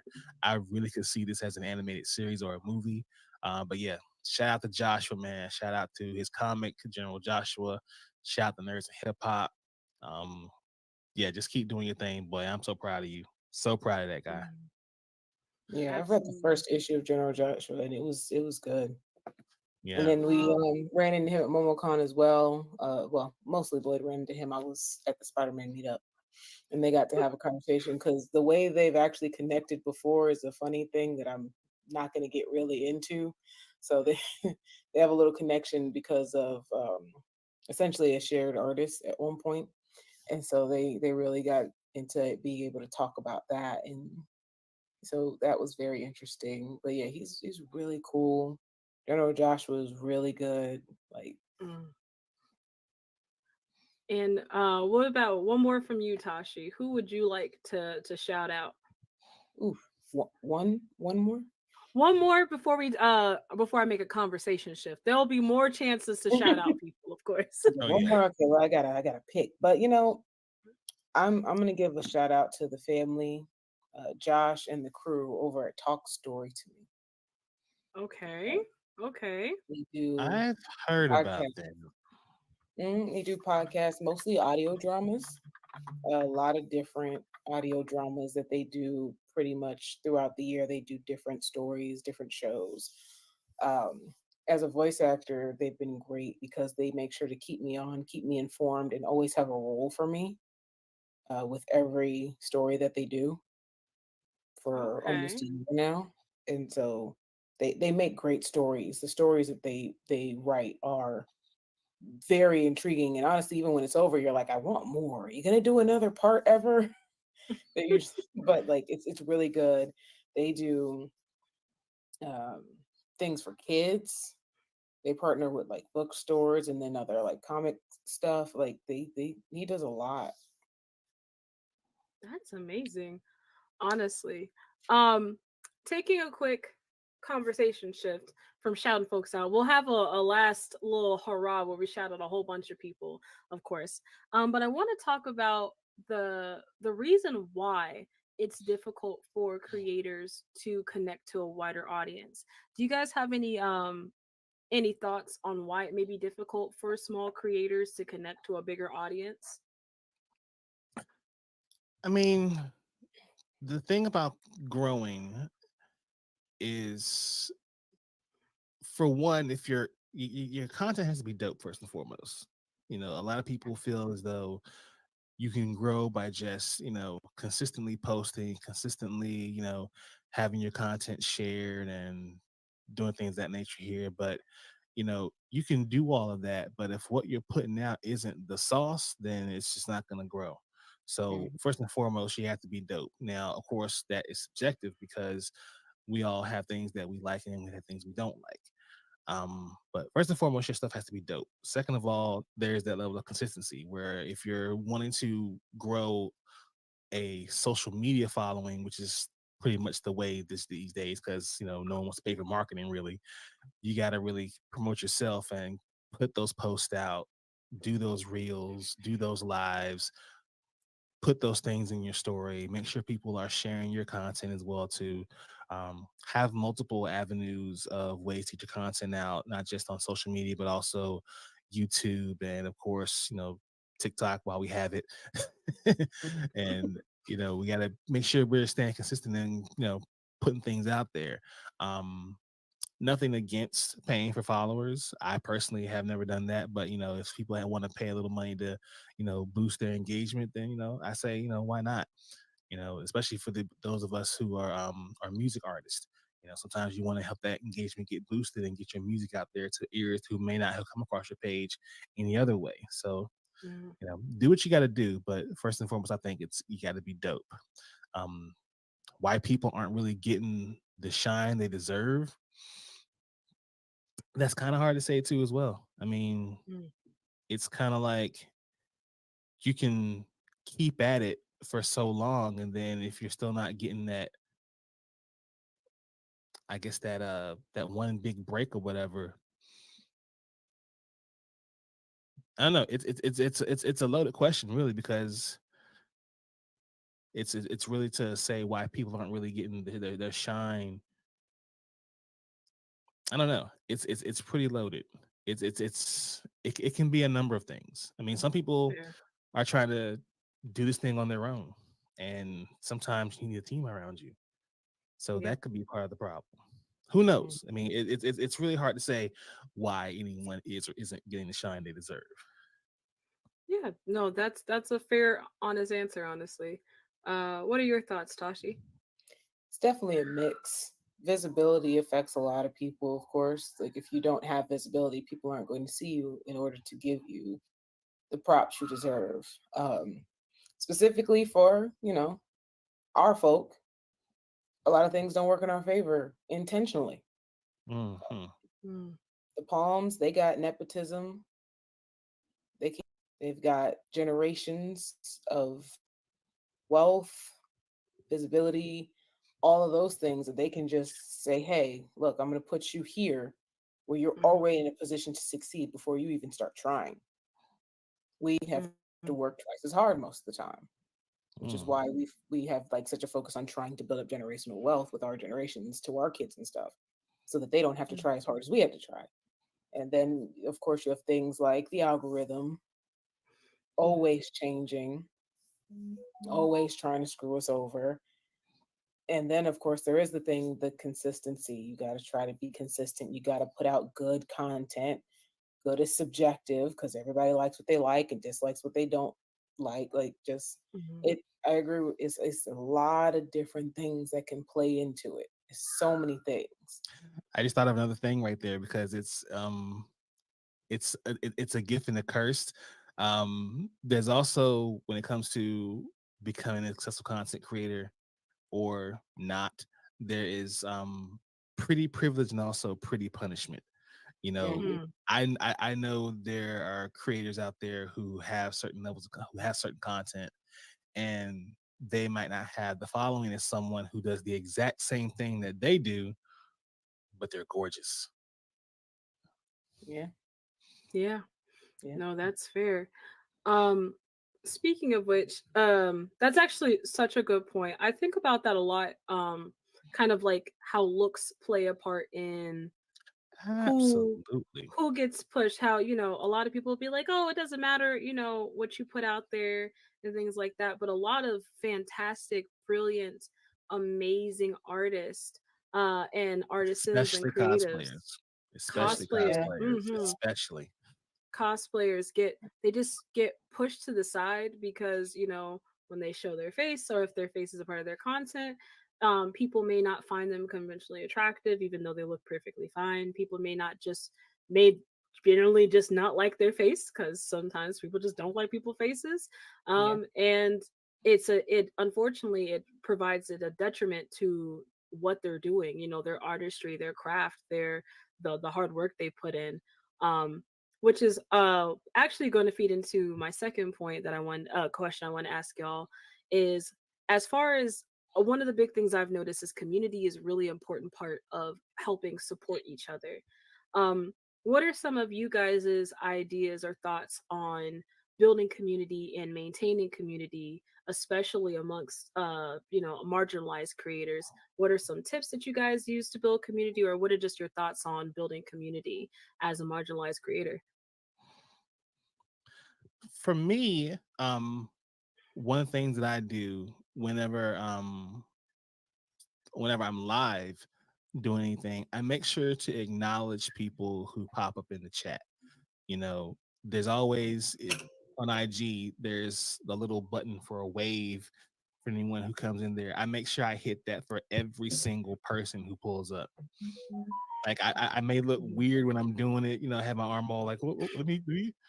I make sure I hit that button for every single person because it's my way of saying thank you. You could have been anywhere else doing anything else tonight, but you are here with me for some reason, and that's my way of saying thank you. I'm glad you're here. Um, that and just sharing content for other people in my story. Like I rarely ever post anything that's my own in my story. So if it's in my story, it's usually someone else. Mm, I like that a lot. What about you, Tashi? Honestly, a lot of the same. Like we try to share, like anybody whose stuff that we're really like, we try to share and tag, because sometimes you share and people are just like, oh, that's cool, but you put a name and they're like, oh, well, let me click on that. Like we Mhm. try to do that as much as possible. Of course, I started the podcast specifically to help build community amongst Black women in this space here to help, Melanin minds. so that we could get more of the recognition that we deserve. Like, just if I like it and I support it, I want to share it somewhere. I may not always remember to do it every day because Mhm. sometimes my brain just isn't there. But if I got love for it, it's gonna get shared. It's gonna get shouted out somewhere. It may even get featured in a book sometimes. Like, Mhm. Absolutely. And staying on this path of community here, what are some ways that non-creators can help support creators, can help build community with creators, can help shout out creators, contributing to them, giving people their flowers? For you me, it's know, definitely uh, yeah. I'm sorry. Go ahead. I'm always going uh, first. it's like, okay. But no, there's so many ways. The biggest, I'm gonna say this one first because I still think the biggest one, and I don't think we say it enough because we're so focused on trying to be like, oh, well, we know not everybody can, and that's okay. Is if the person has something that they are selling, the biggest way is to buy it. So, Mm, like, we're doing comic books. The biggest and the best way to support us would be to buy the comics. And I think a lot of time we're scared to tell people to spend money. And so we only ever tell people the free ways. Now, if you can't do the money or don't feel like doing the money, there are still free ways. Share with other people, like, comment, follow, all those things help with the algorithm, help with people being seen, all those things. Like you don't have to spend money, but we do like it. Yeah, Mhm. yeah. My sentiments exactly. Like if you're a podcast, of course, share and subscribe because that's where the podcasters get their money. If they're a cosplayer, the way you can support them, of course, is sharing their content. But I think every cosplayer has some sort of a Amazon wish list. Mhm. Buy their lashes. Start something small like that. Replenish their glue. Something like that. Let you know, hey, I support you. Let me do this for you. Comic books, definitely buy the book. Like that's the best way you can support the comic book creators. Buy the book, buy their artwork, contribute to whatever Patreon stories they have or any sort of Kickstarter they may have. The best support does come from the pocket. I mean, Marvel and DC had to start somewhere, so Mhm. the way you get to that level or help us get to that level is to put your support, put your money where your mouth is, basically. But then, of course, not everyone has it at the time, or not everyone wants to spend it at the time. And that's between you and God. But if you don't have it or just choose not to spend it at that time, then of course, hey, it's always the free options: like, share, comment, repost, put it in your story. And if you do decide to do both, especially for comic book creators, buy the book and then hit your little post and say, hey guys, I just bought this I got a new haul at this con. I bought this book. I read it. It's amazing. Just shout us out like that. Yeah, Please. absolutely. Mhm. Like don't buy it and then just disappear on us. Keep interacting, please. Yeah. Mhm. Because I already told Midnight. I saw that that volume 1. I was like, need. You did. I saw that.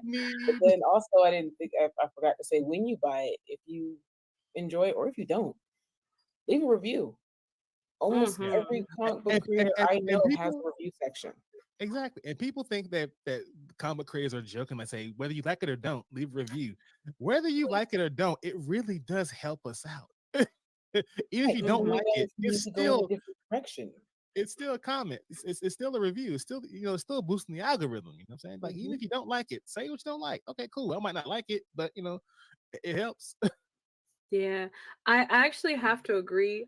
It's one of the main reasons why my approach to hate comments and my approach to negative comments is sometimes to egg them on, because I need the engagement. The engagement is good. A little hate farming never hurt nobody.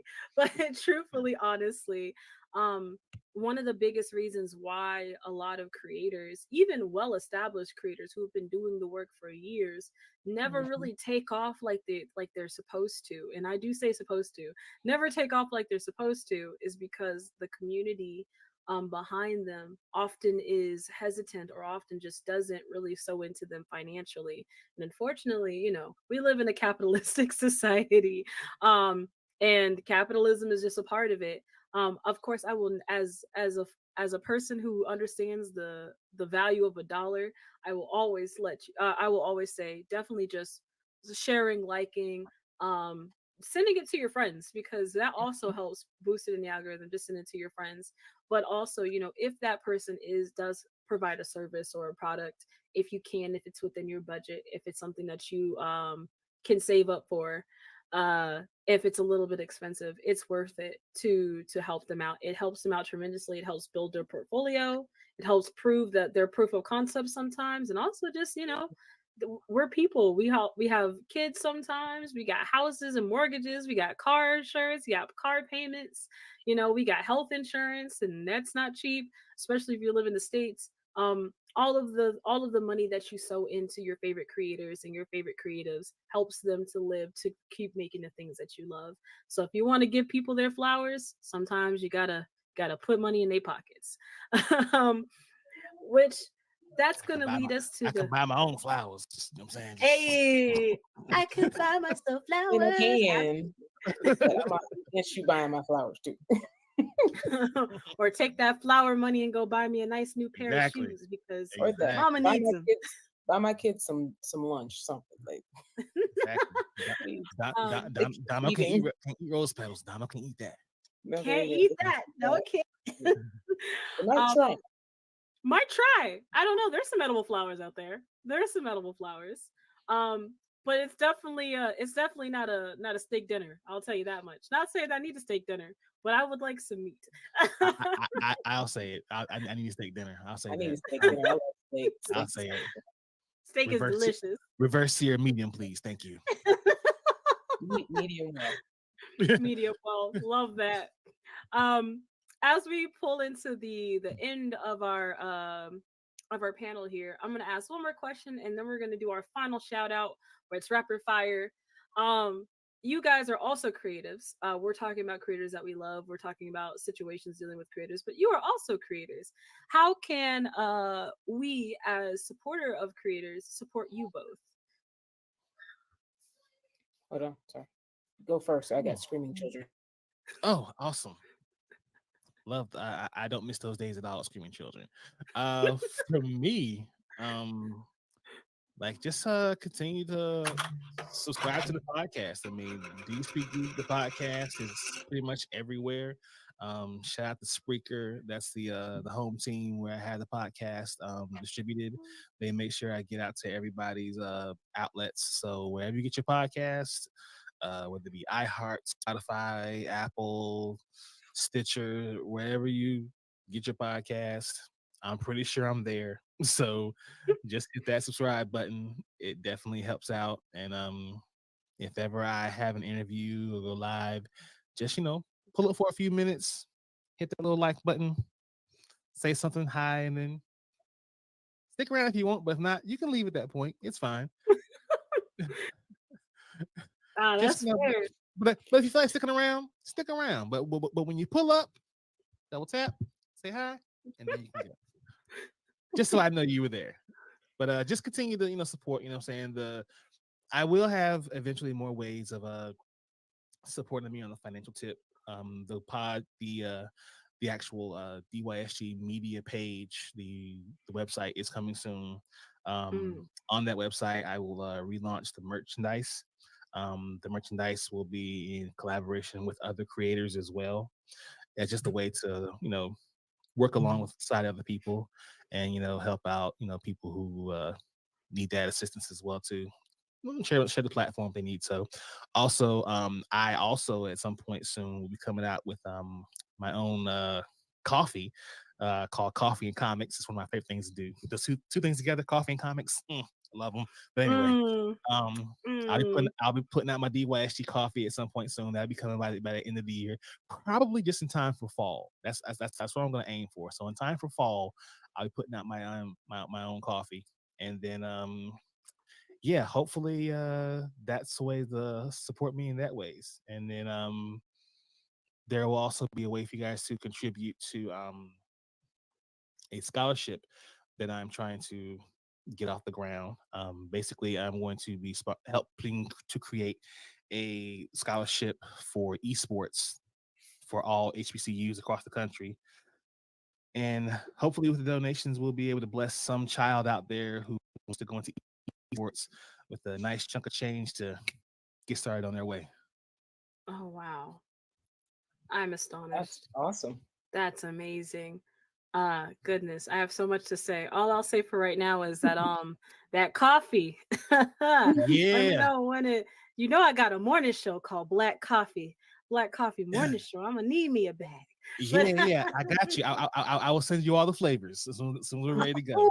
I will send you all the I flavors. don't drink coffee, but we gonna still get it. Boy drinks coffee, so that's what's up. That's what's up. That's what's up. And also one last thing. Yeah, of course. Hopefully, and I say hopefully, what's this? 2024, 2025 by 2026.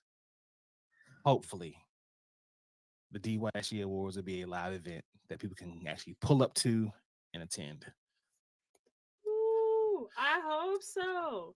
Hey, hopefully it's out there now. It's out there now. So you already know if you want to go to the Do You Speak Geek Awards, gonna have to go ahead and support your boy. Get that tux, get that gown ready. I'm so excited. And Tashi, how can we support you specifically and also Midnight Comics as a whole? First, I was gonna say we got to do better about that because we'll be in lives and nobody will know we're there because we don't say nothing sometimes. Like, we're here, so we got to do better about that. We got to at least tap in and be like, "Hey, we're in here." So, apologies, but yeah, of course, you can support Midnight Comics. All our stuff, except for those volumes, I'm sorry, are available at midnightcomics.org. The volumes right now are convention exclusives. So if you want the big volume, you got to see us at a convention. But of course, I mean, I'll be getting two at BlurCon, just so y'all know. I'll be getting two. I say yes, we will be at BlurCon, so I'll be getting two. But yeah, of course, follow all our social media, and we're doing better at announcing when we'll be at conventions now. Because before it'd be like, the day before it was like, yeah, we're headed to, and nobody knew that we were going in the first place. The only place that people would know was DreamCon because we're usually at DreamCon every year. But that's about the only one people would just know we were going to be at. And, of course, that's all the place: Midnight Comics, Midnight X Comics, or Midnight Comics everywhere. Me, official _ Tashi J, everywhere except YouTube and Facebook, where it's just Tashi J 89. I'm an actress and a voice actor, and a cosplayer. So the easiest way to support me is to share, like, follow, subscribe. I have a play coming up, so if you're in the Atlanta area, be on the lookout for when the tickets go on sale. It's supposed to be later this month. The play is in a few months, and it's already like, when we start making the media circuit, it's going to be huge because we've got people already telling us how great this sounds. My director's like, oh yeah, and talked to some people, and they're ready. They're like, this is going to be huge. We're probably going to be traveling and stuff with it. So get ready. This is going to be big. I can't say much else about it except that it's called What's Done in the Dark. Other than that, I have signed an NDA and I've been sworn to privacy. I cannot talk too much about the plot or anything else. So, yeah. I guess I have to look forward to not seeing you at cons then. Okay, gotcha. Yes, I gotta be at the cons. They know what I do. She's so understanding. And that's considering that I'm practically at every rehearsal, so I have my lines memorized before anybody else and all that stuff. She works with me. She works. You better be excellent. I know that shit. That's what I was talking about. I know. One thing I know, I'm good at that in that realm. I've been doing it since middle school. I better know what the heck I'm doing. But of course, also, shoot the girl out. If you know anybody who is casting for voiceover or casting in the Atlanta area for other things, I'm here. Tell them about me. Hey, you better be great. I know that. That's what I'm talking about. Better be great. Lastly, we're wrapping up the end of this because I feel like we could talk for hours, but we don't got that much time. So for the next maybe 60 to 90 seconds, I want to give you both the opportunity to shout out people that you want to give your flowers to. Rapid fire. Whoever wants to go first, go ahead. Let's see. Let's go. Shout out first and foremost my wife, Katie Cosplay. Shout out Dono, my son, my whole DYSG fam. Shout out the 4 Cages, Crazy 8 the Great, Clutch Boy Wonder, Hyro, my boy Josh Brown, Navy Montel, everybody over at Blur's Eye View, everybody over at HNIC, my boy Kurt. Shout out everybody over at Blurred Over, my man Micah, my boy Static Jones. Shout out Spice Run Podcast, my boy Shaq. Shout out Jasmine. Shout out the newly engaged Afro Cocoa Puffs and Six Hage. So happy for y'all. Shout out my boy, God, who am I forgetting? So many people I'm forgetting. Geeks and Grubs, Shady Hayes, shout out her, shout out Fantastic Frankie, shout out Black Gay Comic Geek, shout out everybody over at Black Nerd Problems. Man, it's so many of y'all. Yeah. Oh, shout out Blur Station, shout out Atlantic Comic Con in Norfolk coming this summer. Hopefully y'all will pull up for that. Yeah, shout out Blur Station, shout out Hellspawn, shout out my boy Kevin Murphy. Man, shout out Taco Noir, the Blur Box, such good stuff. Promo code DYSG, 10% off.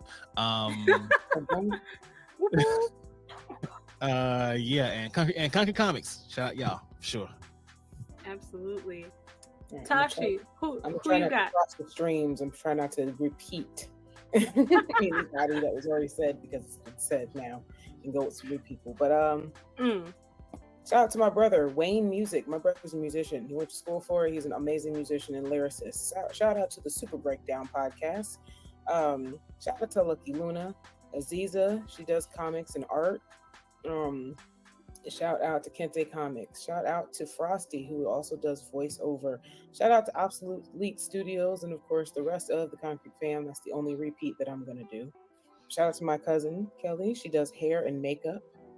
Shout out to Tabitha McNeil. She's also another amazing voiceover artist. Shout out to Jason of Lost Children of Andromeda. Of course, that's an awesome book. Sayane cosplay. Spunky Taylor cosplay.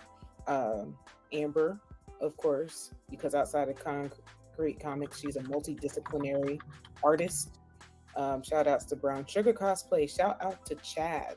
Chad Edwards is another awesome voiceover artist who's been doing a whole lot of work lately. Shout out to Risa Voices. Shout out to Planet Blurred Tees. Shout out to Miss Icy Queen and everybody else that was actually on the panel with us at MomoCon with Nerdy Bear Studios. Everybody, all of them are amazing. So just, if you can find the post where he lists everybody, just go find them one by one. Boom, boom, boom. Like Between Magic and Dreams, Sweet Pea Comics, Icarus Comics. Like just there's so many more, but that's the end there. Otherwise, I'll be going for another time. No, you're fine. I have a long list, but I'm gonna shorten it up as well. Shout out to Blurredography, you guys are amazing. Shout out to Jay Harrison, fantastic creative. Shout out to Off Black, you guys are doing fantastic things over there. Shout out to Shining Otaku, they are in English. They are one of the largest English speaking collections of manga. So if you like English speaking manga, English language manga. Shout out to Shining Otaku and a ton of other folks. I can't think of you all. But we're gonna wrap it here. Just remember in your everyday life to give the people that you love their flowers, to give your favorite creators their flowers. Shout out the people that you love, share their content, like their content. Sometimes you gotta line their pockets, you gotta pay a little bit. But also be sure to give yourself your flowers. You're amazing too. You're a fantastic person and you deserve to love yourself and give you your flowers too. You're a hard worker. I know you are. And as for that, that's the end of this panel. My name is Ty Black and Culture. You thought I forgot to shout myself out? I'd never. My name is Ty Black and Culture. I make Nerd Otaku culture content all across the internet because I am your Nerd Otaku culture expert. Thank you guys so much for tuning in to KWay Weekend. I'm so appreciative of you watching our panel, and I'll see you next time. But of course, never forget to keep it concrete.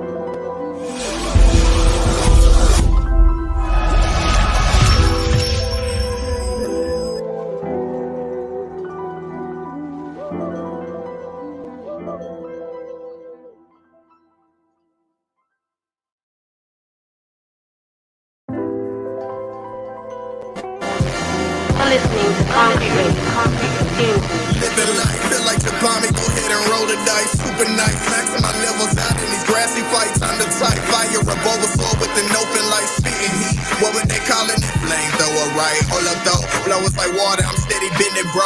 Never froze. Vibe is cooler than cool. I'm ice cold. Why so serious, homie? This is a dope show. Smile mo, better your energy with the real show, yeah.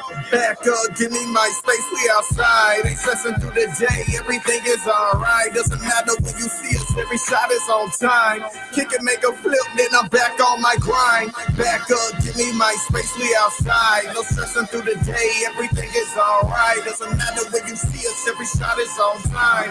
Kick it, make a flip, then I'm back on my grind. This ain't something these moguls is really used to. I shoot monotony in the air, homie, bless you. Guess who? Rapping in the booth like the rich do. Get a clue, pause on the competition, I leave them blue, blacked out. Rolling with a mastodon, I'm charging now, seeing now these practice.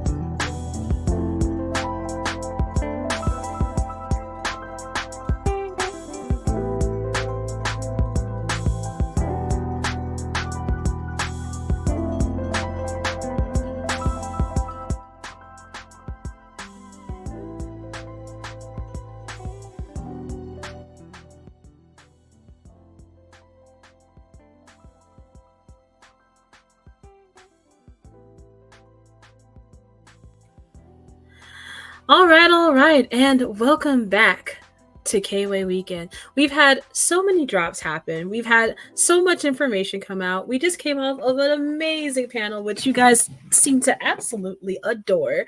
I have to say, that's actually one of my favorite panels of the weekend. Between myself, Tashi, and Nyx from Do You Speak Geek, which also, like I said, giving people their flowers. Make sure to shout out all the people that you love. Make sure to share. There's a couple of comments I wanted to go through before I get into some of my ad reads.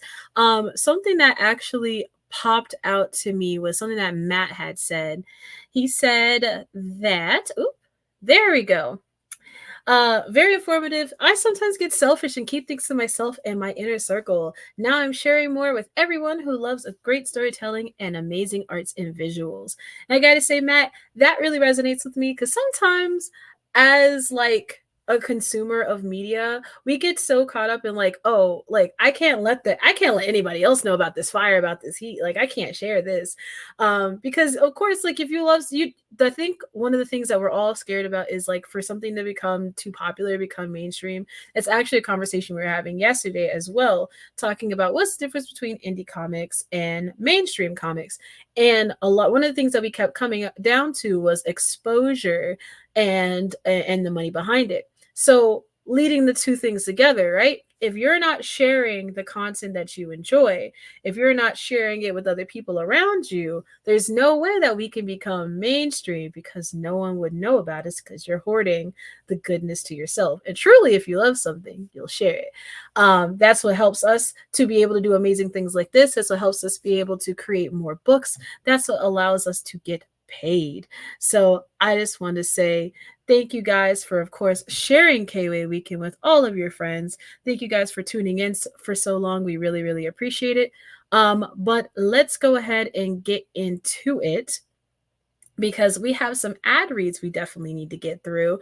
Like I had mentioned, of course, if you're not sharing the people that you enjoy, the people that you love, does anybody know about them? And like I've kept saying all weekend, it's really so much thanks to our sponsors that we were able to do an event like this. This is not a team of one. This is a team of many. So big shout out to all of our sponsors. I'm going to go ahead and play their sponsor video on screen while I read out a couple of our ad reads here. So thank you to our sponsors. the one I really want to focus on today, right now, in this moment, is big shout out to our folks over at World at War Comics. Thank you so much, Thomas. I really cannot overstate how much you've helped us out this KWay weekend. The folks over at World at War Comics, if you're not watching this on the Concrete YouTube, you're probably watching this on the Concrete Facebook. And if you're not on the Concrete Facebook, then you're almost certainly watching this on the World at War Comics YouTube channel. It is thanks to Thomas and World at War Comics podcast for giving us their platform to further share KWay Weekend to get it out to all of you. So thank you guys so much. Also, if you have not read Kingsville, which is a World at War comic, then you absolutely have to. Kingsville is a story about countries that have put their faith in a global entity called the Alliance for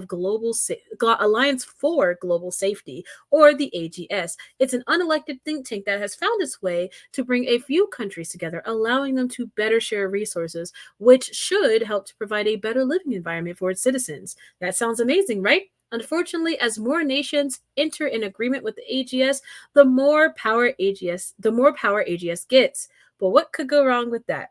I guess you'll just have to find out by going to worldatwarcomics.com and purchasing one of their books, and also supporting their Kickstarter, because they do have a new book, issue number 3, dropping soon. And the last one I'd like to give a big shout out to is the folks over at Legend Comics, who will make their return to Kickstarter with 2 new comic books available soon. Their anthology series, The Fantasy of Flight, issues 3 and 4, will include a long-awaited appearance from the Storm Glider battles, the 5 part 2, and then the debut of Legend Comics, the first superheroine Lady Universe, in her origin story, Lady Universe Emergence. Be sure to follow them on Instagram at Legend Comics Universe, at Spectacular Storm Glider, and at First Lady Universe. And for all updates about their launch and their Kickstarter campaign, you definitely won't want to miss that. You can follow their socials as well. And with that being said, we're going to go ahead and go into a very, very, very brief yap session before we get into one of our final panels and interviews of the weekend. And I'm actually going to take this time to bring back on my good friend Jamel. So, speaking of which, how you doing, Jamel? I'm good, and yourself? I'm doing really well. I wanted to bring you on because the next thing we're showing is an interview that you did a couple weeks ago for KWay Weekend. I'm really excited to share it with you. And in that interview, you talk about a lot of different things. But before we get to the interview, I kind of wanted to ask you a couple of questions. You know, really put it on you here for a second. Oh yes, Kingsville is very nice indeed. You've been able to see so much love for everything that you've released. I'm looking in the Discord. People are absolutely loving you. People are bigging you up in the voting section, which again closes in almost less than 40 minutes in the Discord. People are bigging up Absolver in the polls. People are loving the drops that you for Bloom, as well as some of your personal projects. How are you feeling right now? You know, it's a childhood dream. You know, I literally get to live my dream. I say that all the time. You know, you can never take this away from me, and all the love is very humbling, and I'm excited that they're excited. So it's really pushing me to really want to get more of these stories out and these characters out, and I'm excited. It's just real good. It's a good feeling. I know. I'm excited for you. I since I have you, like, this is just kind of like a one-on-one. I do have to let you know. I don't know if you remember, but back when I first myself and Concrete Comics first got together, the very first person I ever did a review on was Absolver. Do you remember that? I don't remember that. That's crazy. I don't remember a lot of things. I apologize. That's just me. That's crazy. Yes, the first person I ever did a full comic book review on was Absolver. I did one on Absolver, and I actually told when me and Lonzo connected, and he was asking me, we we're trying to do like a little indie series. he was like, "Who do you want to do?" I was like, "I like Absolver," and he's like, "You sure?" And I was like, "Yes." Absolver is at the time, and I still actually Absolver holds a very special place in my heart. I still love Absolver. I still very much covet that very first issue. So I just want to say thank you so much for all of your hard work in Absolver. It's a solid story. Thank you. I really appreciate it. I do remember there was a fan that didn't quite understand it or had a question about it. And before I could even respond, you was already on it, and you told that fan like, "No, Absolver is this. You just got to go read it." And I was like, I appreciate it. I didn't even respond, so I was like, "Thank you." Absolutely. And I'm so excited that we get this opportunity to kind of chit chat and big you up for a moment. But I'm not the only one who has some love for you. I'm going to bring on, the person that you love to hate and the person that you hate to love, Lonzo Star. Because we've got some. The wave is iconic. that wave was wild. Listen, man. Jamil being one of my closest friends, best friends, if you will, biggest hater, arch nemesis, everything involved in the perfect hero villain stories, me and Jamil. You know what I mean? Mm-hmm. I'm the villain in his story, he's the villain in mine. Neither of us know who's good in this story. You know what I'm saying? But I'm simply proud of my brother, man, for real. Like he's came. I'm telling y'all, man, y'all don't know what the behind the scenes look like, man. It's a lot that goes into, and I think I mentioned this in my interview with Montrez, the determination and the willpower. It's everything in what we do. All the struggles, the personal struggles, life struggles, we all been through them. And y'all would never see it because we're so solid behind these walls that we created, man. So to see where Jamil's at, what he's done, what he's implemented into the company, what he always brings to the table. A lot of the creative things y'all see are from his design, his mind. That green K y'all see on the Kickstarter books, that was Jamil's idea. You know what I mean? To create something special for y'all. And there's a couple of things that we might not get to announce for that, but y'all will see that coming up in a couple of days. But just Absolver is he's I know I said there's no flagships in concrete, but he's definitely one of them. You know what I mean? And you got to get into Absolver if you want to know like the grit, the grime, the real nastiness of the concrete universe. It starts there. That the primates and all that stuff wouldn't be who they are if it wasn't for the relentlessness that you see in Absolver, man. So I'm just excited to make this announcement, bro. You know what I mean? Yeah. Yeah. I'm excited as well. So I guess we move into it. I know that you talked about it a little bit earlier, but Absolver is getting an update in the story. Can you talk a little bit about that? Well, if I could just go all out, then yeah. So what we're witnessing is Absolver Wraith of Vengeance, and that is going to be the completed story. And then moving forward, we're going to move right into Absolver Prince of Oblivion. And basically from there, I'm just going to kind of fast forward the story. Absolver is going to be more into himself, more of himself now. And it's going to be definitely more mature rating as far as the story that's going to be told. Absolver will definitely have a new look, and that's where we're transitioning into. So Absolver Prince of Oblivion, and Wraith of Vengeance is just basically the arrival of the Wraith. Well, I'm so excited about this. Guys, we have a very amazing motion comic to show you. Again, shout out to the amazing Darius for creating the motion comic and to Paul for lending his voice. Again, The Wait Is Over plays back in my mind over and over again. But I shall not stall any longer. Is over. But I'm not going to hold off any longer. Just stay tuned because the motion comic for Absolver number 4 is coming to you live. But of course, stay concrete.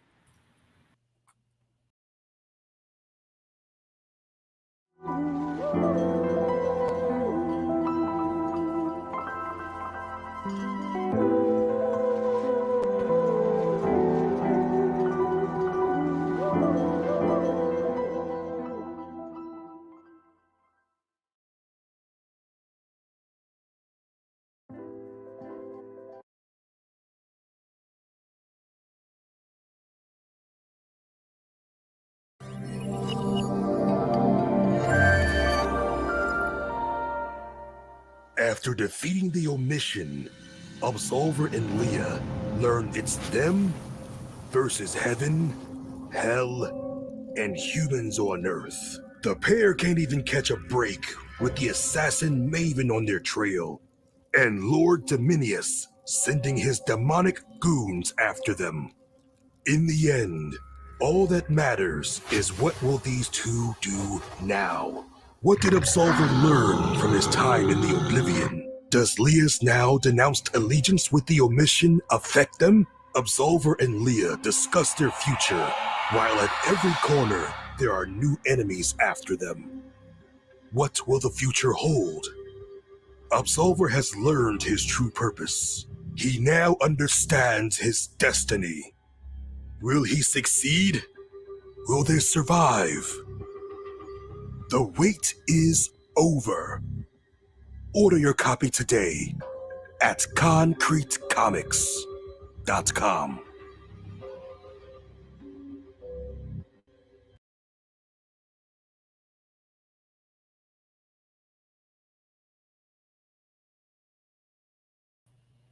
Wow, wow. That was something else. Talk to me nice, Jamil. How'd you feel about that motion comic, man? Oh, that is amazing, yo. Paul, Darius, great job. Paul's voiceover, oh my god, bro.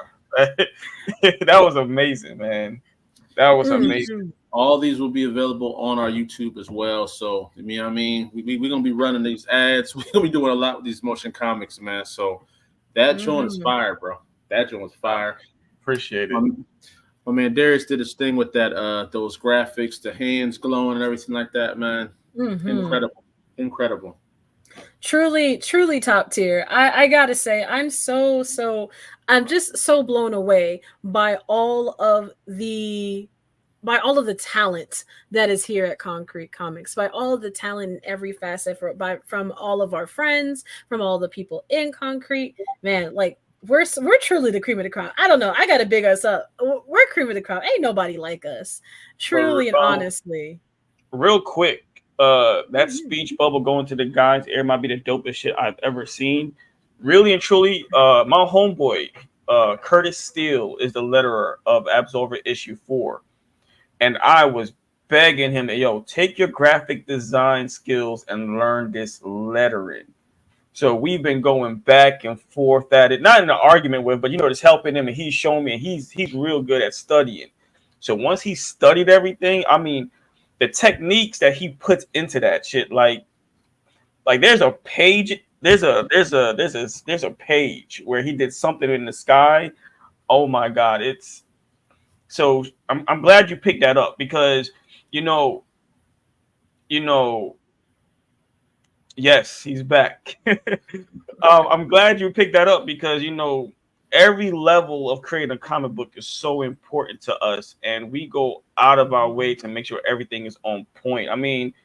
Even when I did the ads, Lonzo was just picked up lettering and shit was professional as hell, and I don't even know why he put that down, but I guess he got a lot going on. But the lettering, so I'm glad that little detail is something you picked out. That makes me feel even better about my release because these guys will tell you if I feel uncomfortable, I'll pull it the whole thing back and starting over. But yeah, I love it. I love it. I'm sorry to interrupt you, Ty. Go ahead. No.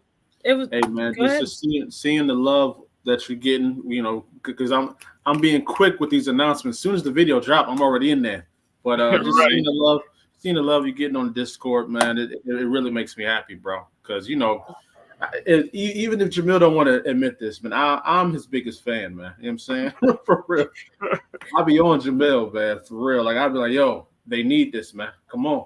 You know what? He's not telling no lie. If it's not Lonzo that you guys don't see me, it's me. I just got a real particular way I like to share and do things. But when it comes to support, the in-house support is very very, very amazing and loving. I don't know. I'm just excited. I'm excited. I'm finally able to get Absolver 4 out. And I love the direction I'm going in. I'm pretty sure we talk about it in the interview, and there will be future interviews. I'm more willing to share now, so I won't keep nothing close to the chest anymore. But definitely, I love the direction I'm going in with Absolver. And there's going to be quite a few spin-offs with Absolver. And the only reason I'm going to say it now is so that way y'all can keep me keep me stuck to my word. We're working on definitely working on Caesar City. I mean Curse City for Caesar City. Um, and Now even this though ain't nothing that you're not supposed to drop, right? Because I already told you if you drop something I don't know about, I can't help you. That oh the no people no will eat you alive. it's definitely happening. It's definitely going to happen, and with the future announcements, everybody will see how we're going to be able to pull that off. So whenever Alonzo is ready to talk about that, but yeah, trust me, Absolver's going to have quite a few spin-offs, and everything is done is intentional. The only reason why we're releasing Maven is because he finally makes his first appearance in issue 4. For everybody asking in the Discord, um, Blue Fox made her first appearance in issue 1, so that's definitely coming, and that's why her dropping in Bloom was very important. So I mean, even though we love just getting stories out there, it's all intentional, it's all planned. It's months and years of conversations on how and when we're going to do this. So and Absolver 4, it's ready to go. Hey, listen, Patreon backers, I've been on Mr. Lessie for years about he got this little secret mini he's been sitting on for a minute. If he allows me, I will put it in the Patreon exclusive folder for y'all. Y'all got to get on him though, man. Y'all got to get on him. You know what I'm saying? I need y'all to see it. It's fire. Man, I don't know. Looks like it's also a good time to shout out the Patreon. If you have not joined the Patreon, guys, remember this whole KWay weekend, you get 25% off all single issue books. But if you join the Patreon at our support tier for $1, you get 50% off. But if you join any of the other tiers, you also still got that same 50% off of the books this weekend. But also, you get exclusive content like access to the full Concrete digital library, as well as other exclusive updates you literally cannot get anywhere else. So definitely might want to hop into that. But of course, it is now time to hop into some more KWay goodness. Jamel, you did an interview a couple weeks back with Lloyd from Midnight Comics. Do you remember that? Yes, I remember. I'm excited to show it. With that being said, y'all, we're going to go ahead and get into this interview. Lord and Tasha, if you're in the comics, I promise you, I have taken out all of the scary parts. But with that being said, be sure to stick around because you will not want to miss this. And until we see you again, make sure to keep it concrete.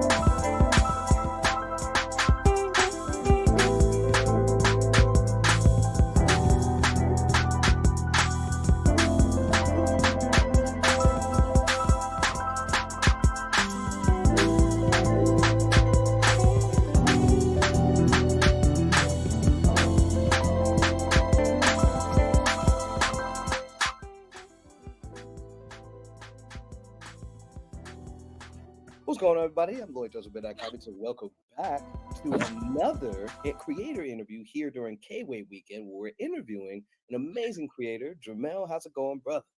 Yeah, everything's going fine, man. I'm enjoying this. Yeah. Yeah. Bro, y'all got a massive setup going on for this KWay weekend, bro, and I definitely love it, man. Yeah, I mean, everybody is doing a great job. Ty's holding it down. Everybody in the background is doing a great job for this. So, I mean, I appreciate the team, so. For sure. So we're gonna dive right into it. Obviously, me and you've talked at length. We got to speak for the people really quick.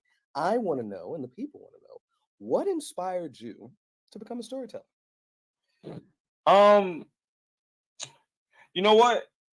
I've always wanted to do comics as long as I can remember.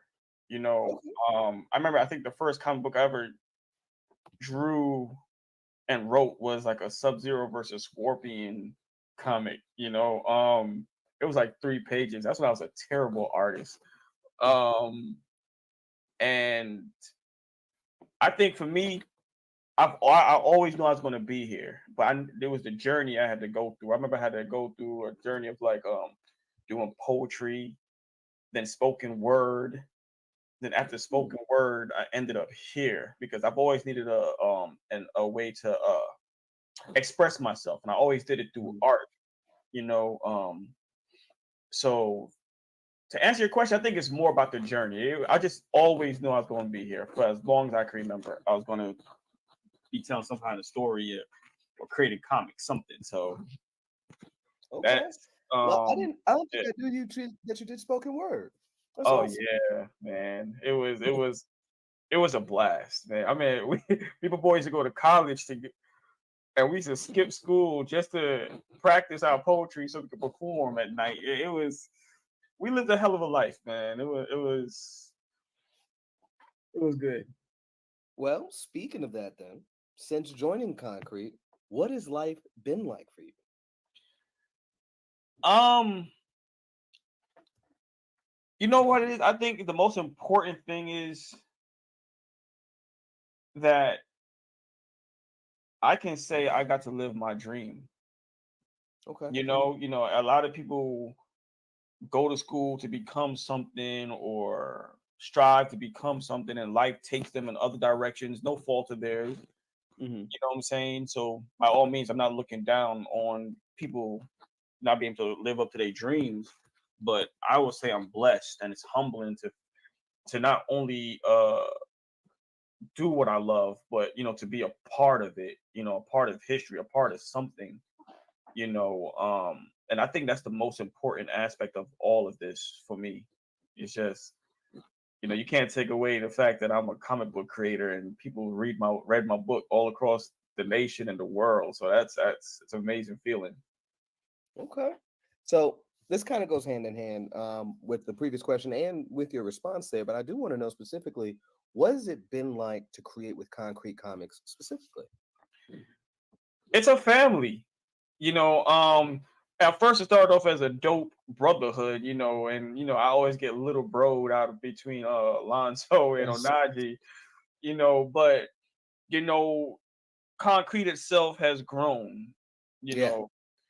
know, massively, and it's a beautiful family experience. And then we have cousins, like Midnight Comics and you guys. So it's just getting to be a part of something that's amazing is it's a great feeling, man. It's I think it's a great experience to be a part of Concrete Yeah. because there's no competition. There's no, you know, I want to see you fail attitude. I want the best for everybody. We go to cons together. We're selling everybody's books. It doesn't matter. At that point, it's Right. about getting concrete in the person's hands. It's never about getting absolver in anybody's hands. It's about, okay, yo, pick up Acolyte.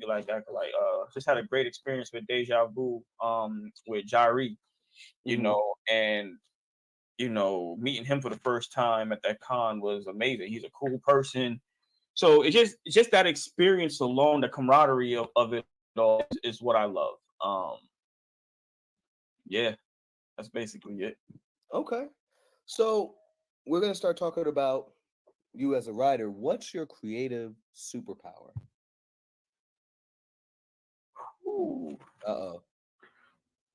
Well, when you have so many, Uh-oh. Uh-oh.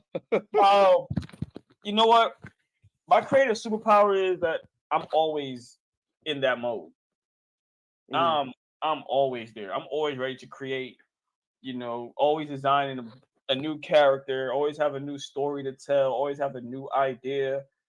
I think I've lost count on how many stories and characters, concepts, and ideas I have. So I just always throw out the number like 300 characters, but I don't know. It could be more. So I would never tell anybody that I'm a writer, an artist, or a colorist. I am just a creator. If I want to learn something, I'm gonna learn it. If I, like I want to do graphic design, so it took me a whole, not graphic design, graffiti.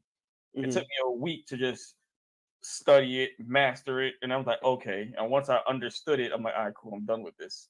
But I'm not a graffiti artist. I can do it. You know what I'm saying? Like, there's people that spend hours and drawing, and that's their craft, and they're real good at it. So I think it's disrespectful to call myself an artist when that's what they do. I can just do it. I can do it well enough for. I mean, you are still an artist per se. You might, and that might not be your specialty, But right? But you are an artist at the end of the day. I mean, yes, in the sense of the word, it says in the definition and the understanding and giving, they have to give it a label, yes. But there's people that play basketball, and I'm just, I go to the court with you, bro. You know what I'm saying? I play ball, but I'm not a baller. You feel me? I see. So you're saying not professional, but like I do it. Yeah, you know what I'm saying? Which I see in your character designs. I come on now. Come on. Hey. So that would be my superpower, bro. I'm just always in creative mode, bro. Like, if you call me at work, bro, hell or high water, you want to create a story or talk about something new, I'm there for you, bro. Jamil, you gotta go home today. All right, boss. See you tomorrow. I'm there. Like, that's me, man. That's me. You can hire me to give you new stories and concepts all day long, and I'll love it. I'll love it. So I'll say that's my superpower. Okay. So same vein then. Let's switch it over. What is your creative kryptonite? And of course, how do you overcome it? So one of the key reasons on why I have so much stories to tell, because my kryptonite would be like, I would have an idea for something, and then I would get stalled out. But then, and in the midst of trying to figure out this one concept, my mind now wants to go over here to this new concept. So I used to stall out. So I was like, I had to teach myself to put, all right, cool. I know you want to focus on Absolver, pause, but this new idea just popped. Just go ahead and focus. So boom. So I would just pause Absolver, then I'll go over here and focus on this, moving forward. So that's what would be my kryptonite. It's when you write it, when you're a writer, it's called writer's block. You know what I'm saying? So I don't know if you call it creative block or whatever the case may be. But, I guess that's fair for context, creative block. So I've learned to just shift. I don't have to stay in this one particular area. Growing up wasn't easy for me. So my parents tried the best to do whatever they can. So through cartoons and comics, and that was always an escape. And then when I learned that I can escape my reality through my creative area, that's just what I always do. So even now, if I get angry or upset, Lonzo them joke with me and say, Jamil is really dark and likes blood, but I'm always angry. You know what I'm saying? You go through stuff. You got to deal with things, and like I always say, yeah, you know what I'm saying. That's why I fell in love with Absolver, because Absolver was just a test character, but he really allowed me to express myself and do things that I myself can't really do. So, my art is always reflective of how I feel and stuff like that. So. Okay. I hope that answers your question. To a certain extent, for sure. What I will ask now is, how can we celebrate and support you and your work? You know what? Just to celebrate my work, I would just say,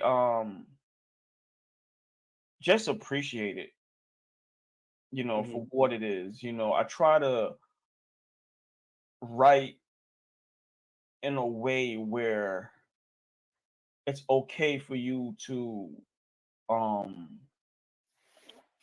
summarize this made you feel or what you think. You know, we had our editor Montrez read Absolver issue 4, and she said, "Wow, I hope this is direct. I know I'm wrong, but this is the direction you're going in. It made me feel like X, Y, and Z." I'm like, "Hey, listen, if that's the interpretation, then that's beautiful."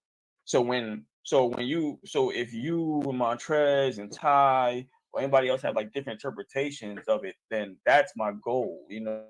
So just love it. Respect it for what it is. I don't. If I'm being truthful, one of the biggest reasons why I joined Concrete Comics because the mission was the same. Yeah. Create something for us, for our people. So if you want to celebrate me, it means just to support. Yeah. And that feedback from what I'm gathering is really key. Yeah. Yeah. Well, shoot. What has it been like to kind of see your character Absolver and any others kind of be enjoyed and have talking about it? It's a dope feeling, because when you're on the other side of the fence and you're talking about other people's characters, that sense of that hypeness you have when you arguing about why Batman is better than Superman, stuff like that. Growing up, you have those conversations, but that Batman doesn't belong to me. So to see that happening and to be on the other side of that, it's a really a dope feeling, and it's hard too because it's like because in my head I'm like, yo, Absolver watched this person. So, but you gotta be respectful. But then you see other characters, you're like, damn, this guy will wash the floor with that Absolver. But I can't let you see that. So I'm like, nah, no, at all. Right? So people tend to say, oh, you just being biased. Yeah, bro, I'm gonna be biased. It's my character, right? Of course I'm gonna be biased. What you want me to do? So it's a dope feeling. It's real cool, man. It's humbling. I respect it. I love it. I just wish people would just love to hate Absolver more. Okay. You know what I'm saying? Like everybody knew Reggie Miller was a great basketball player, but they hated him. You know what I'm saying? Everybody. Oh, you're looking for that? Yeah, you know what I'm saying? Everybody loved to hate Kobe, bro. You know what I'm saying? So still respected, but they love to hate him, and I wish Absolver had a little bit more of that. So I guess I failed in that area. So from the new issues moving forward, I'll make sure I get to that point. I wouldn't say that you're right. I say that you're building up to that point. Well, definitely building. You know what I'm saying? Because no spoilers for 3, but we got to take a look at some other characters in the meantime of 3, or focus on other characters besides just Absolver. So when we see him again, anyway, that's spoiler territory. But I'm sure when we see him again, it's gonna be some right. We're gonna fall in love with the character a little bit more. Next question for you then. How have you grown from your first release to your latest issue?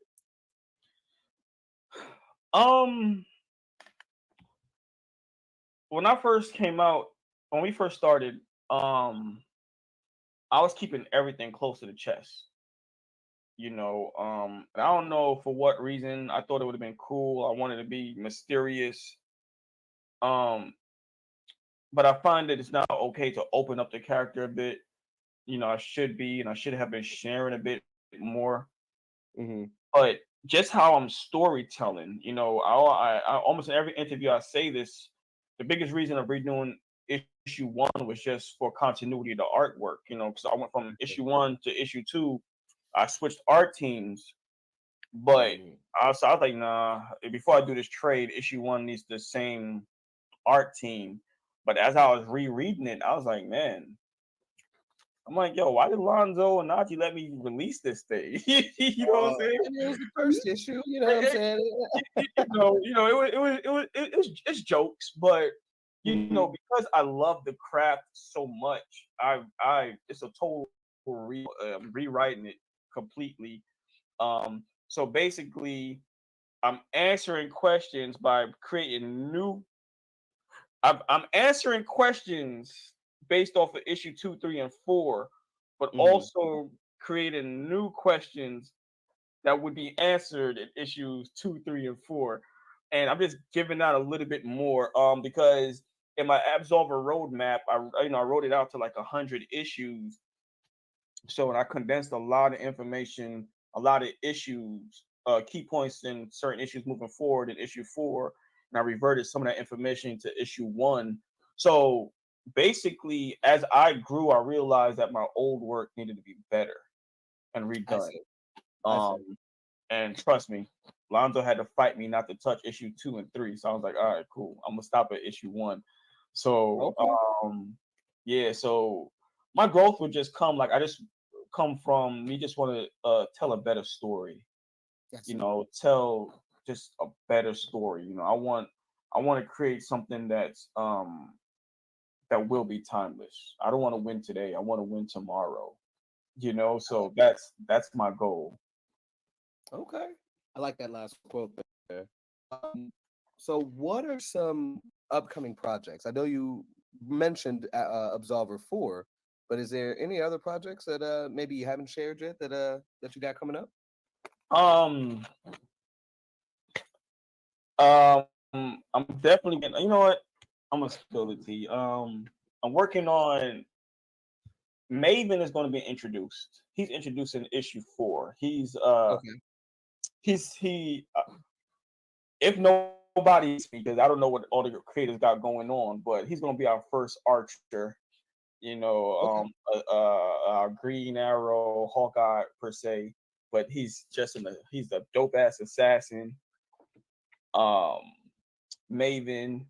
Then you're gonna have. Then I'm gonna be working on. I'm also working on a one shot for the Sentinels.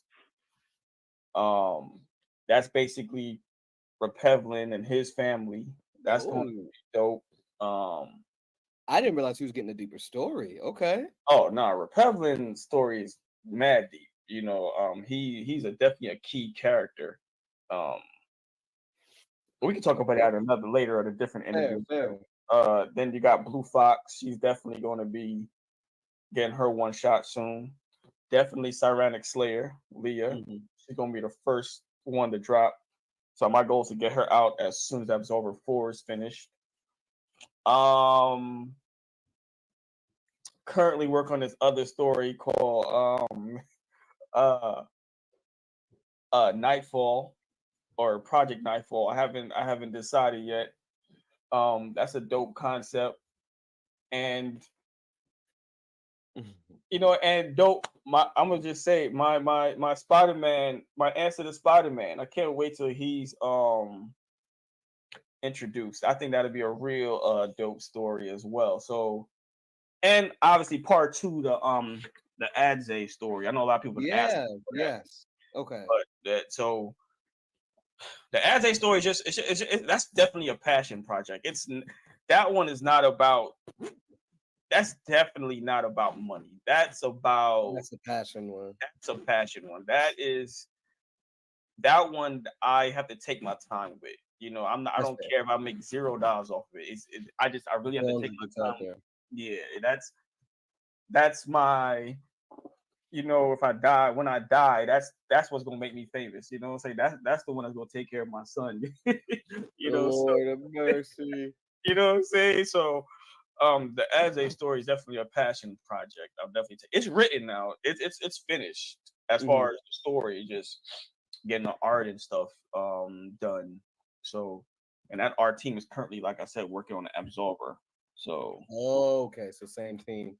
yeah, it's the Okay. same exact team. So once Absolver is finished, They're switching over. and then the biggest project that's coming is Absolver Prince of Oblivion. So Okay. um So you got a lot of titles coming up, and that's awesome. That's gonna be freaking awesome. right. You know what I'm saying? So, you know, I'm just really trying to put my stamp out there. I want to close out the Absolver universe. I want to get to other fun projects as well. So, most of these characters I just named are really closely tied to Absolver. So, Okay. So final question: do you have any nuggets of wisdom or words you like to leave for the viewers?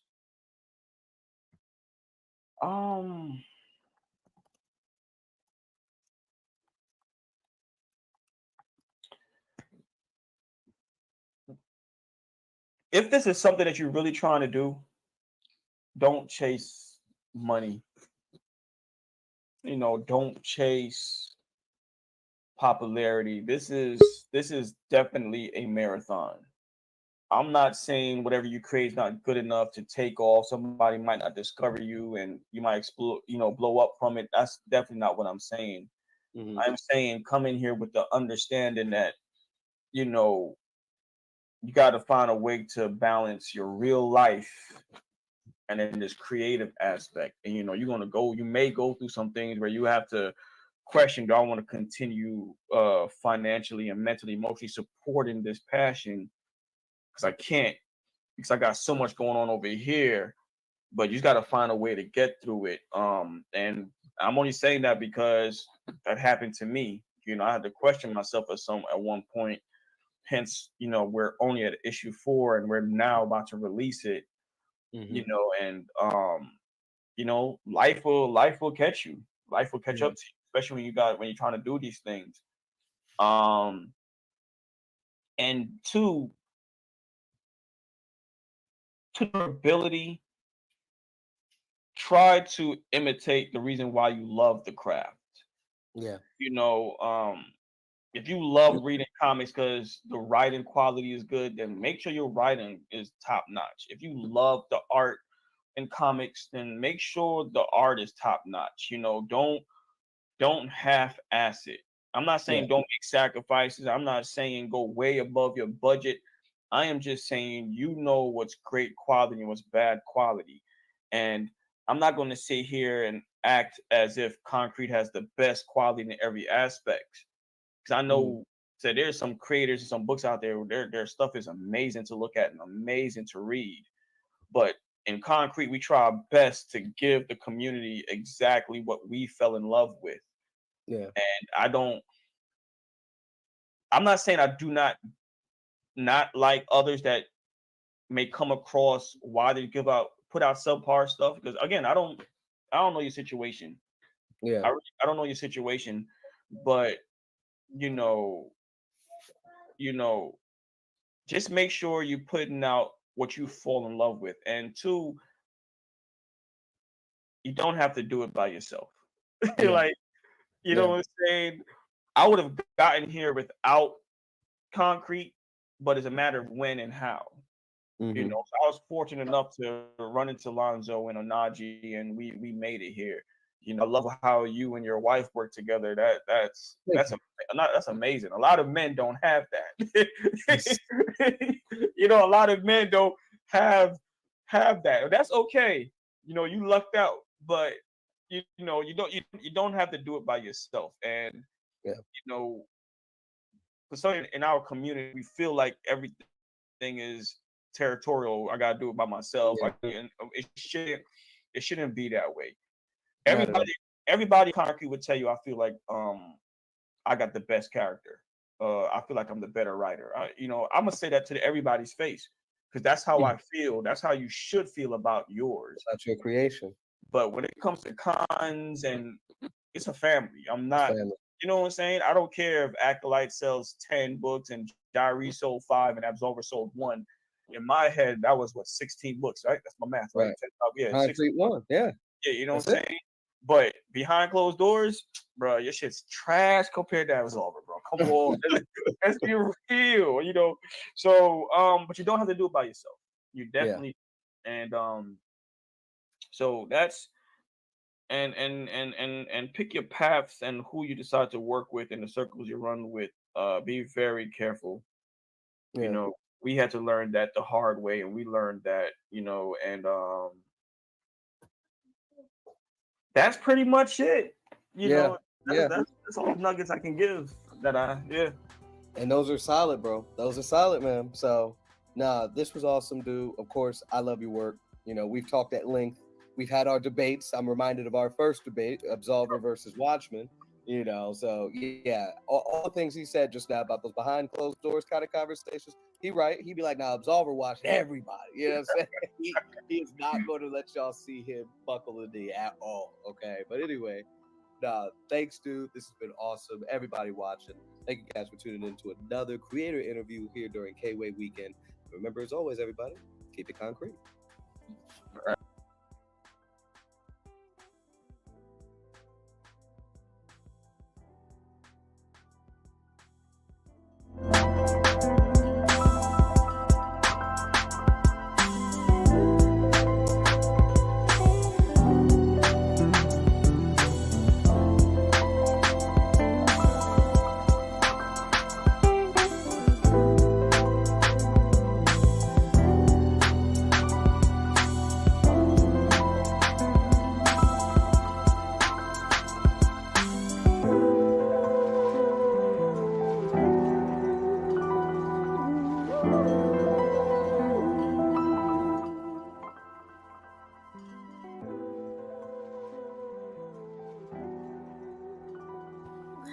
And we are back. Thank you guys so much for with us this KWay weekend thus far. I mean, we've had so many amazing panels this weekend, but I gotta say, the creator interviews have been some of my favorite.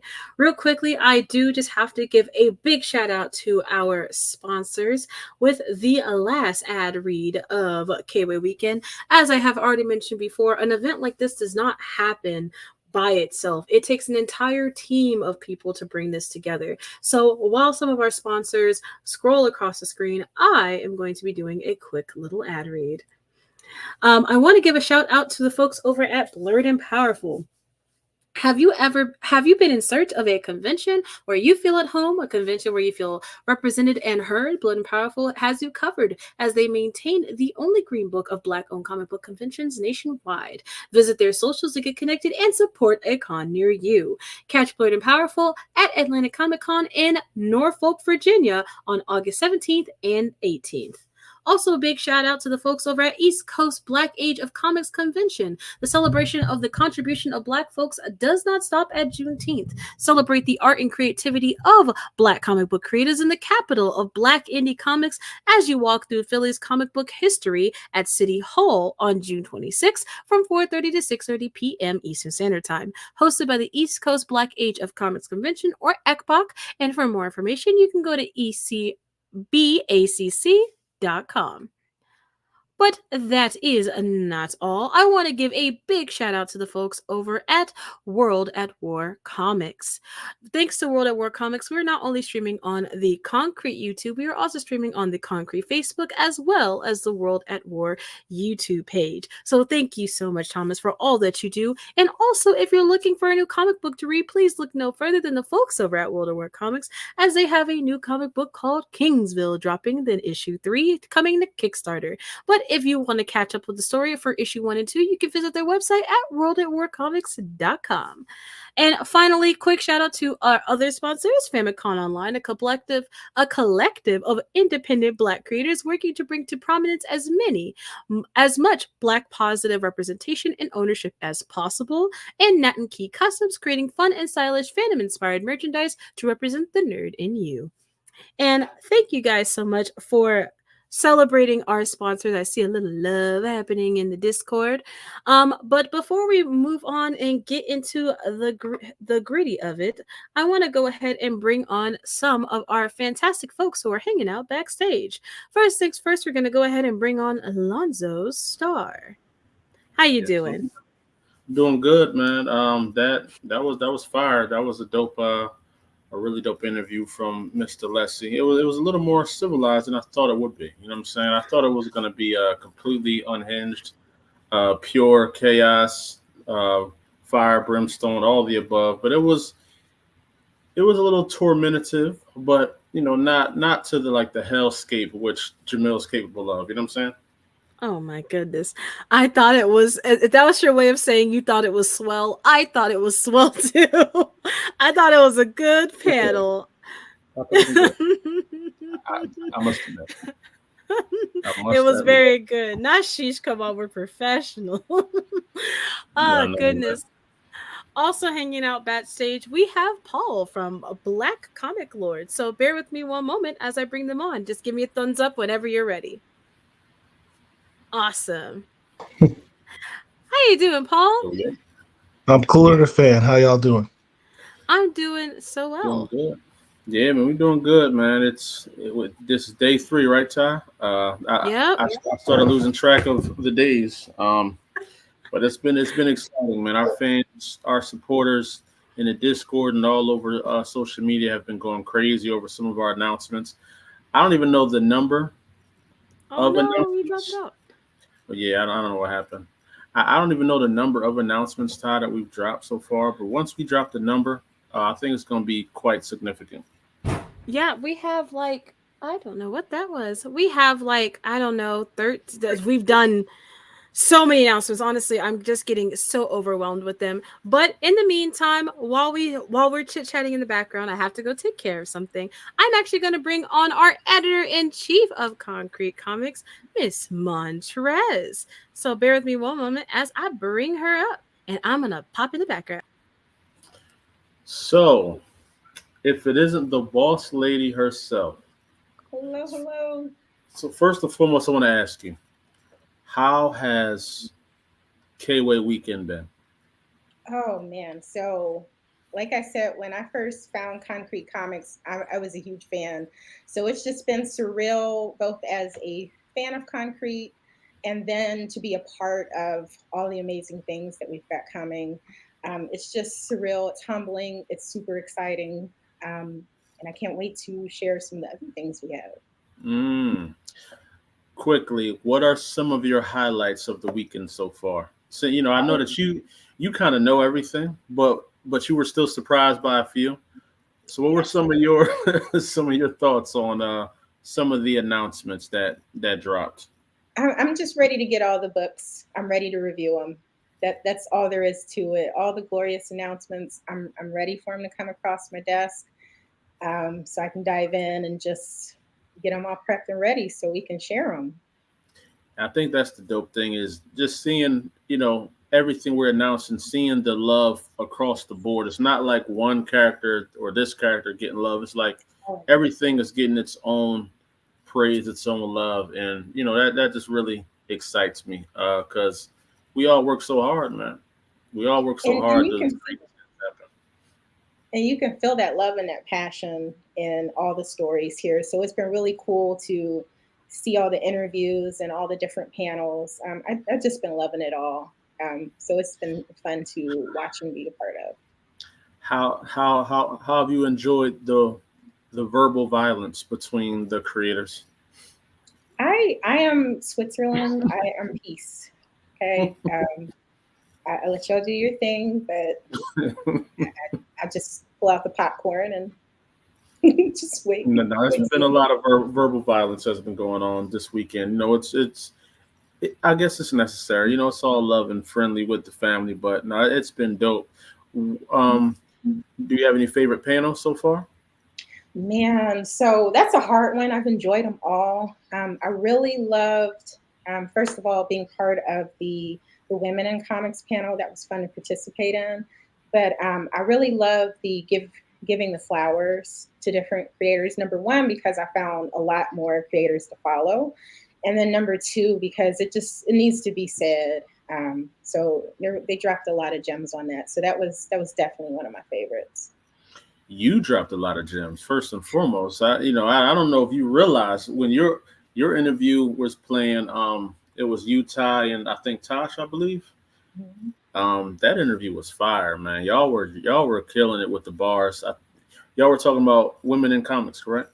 Great. Yeah, that one is very important, and kind of like I was saying, we really appreciate our women led comics as well. Like that's something we're very passionate about. We know that our sisters need something out here that just women in general need something in here that they can be proud of. That's not over sexualized. That's just dope content that they can get, and I'm just excited, and all the literally people don't understand all the boss people and behind the scenes of concrete are women of color running things, making sure we good, we look presentable, and we're just doing our thing. So I appreciate y'all so much, and I think we And all. and shout out to you because and to everyone in Concrete Comics because if you hadn't opened up the space and asked us to be part and invited us and actually given us that room and that trust to do it, because there are people who do have those positions, but they have to fight every day Right. and to be heard and understood. And sometimes, positions like that are just like, filler to fill a quota. And that's not so with Concrete. And so thank you, giving y'all your flowers with that. No, that's fire. I appreciate us as a family, and that kind of leads me into what I wanted to announce real quick before we bring Ty and Paul back in is that we've been working on something very secret and privately that we couldn't announce to the world or to the public that we really wanted to start slowly leading into this realm. So, as you know, I approached you about this a while ago about how I really wanted to get back into the community, give back to the community, get to the children, do something with a cause, start really trying to help build a better world. And that leads me to one of our first projects that we're working with alongside of the Mental Health Association of New Jersey. We created a project called KWay High. And it's a full-fledged comic book. The dope thing is that everybody in Concrete is getting a chance to write a part of this, even yourself. Even Ty is going to be involved in this, man. And we're all kind of involved in this this project here. So how do you feel about KWay High, and how do you feel about the imprint we're beginning called Project Mist? So number one, it's already amazing the like with all the new hero things that we have going on, but KWay is an amazing thing to be a part of because this is taking heroics to a whole new level, where we actually get to touch on real issues that our community, that our kids, that people may be facing. And so it's really cool to write. I'm really big about underdogs and everyday heroes. And so just personally, it's really cool to be able to touch on things in such a way that like we can expand our reach into the schools, because our kids need things too. And I think the biggest part of Project Mist that we talked about in KWay was having something similar to Dare that wasn't corny. Yeah. Because Yeah. we really don't see a lot of movements like that, at least not commercially.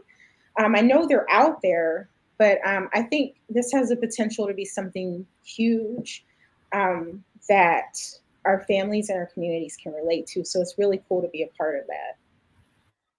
Oh, no, it is, and it was our first time working really, with I guess corporately because we have to coordinate with the Mental Health Association along with the school districts about what safe messaging is.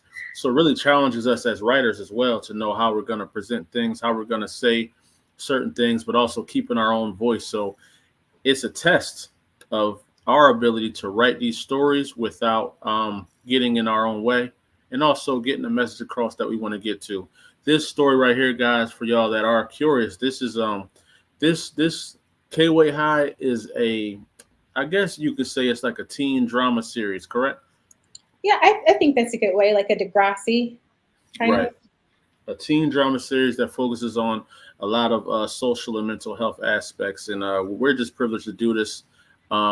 This is issue 1. It's already done. It's inside of schools. It's connected to a lot of nonprofit organizations. Issue 2 is on the way to come out. And we got a lot more other projects that's going to be coming from Project Mist. And you guys, the fans, y'all will be seeing a lot more of this soon. And y'all can order it from your local libraries and get it into your children's school district. And whatever you want to do, reach out to us, and we're trying to get this to as many schools and organizations as possible. So this is our community outreach. Montrez is helping develop this along with Jamil, Anaji, everybody that's in Concrete is involved with this. So I'm just excited for y'all to finally get to see something we've been working on that's top secret, Can we show that one page again, the page that everyone kind of lost their minds on?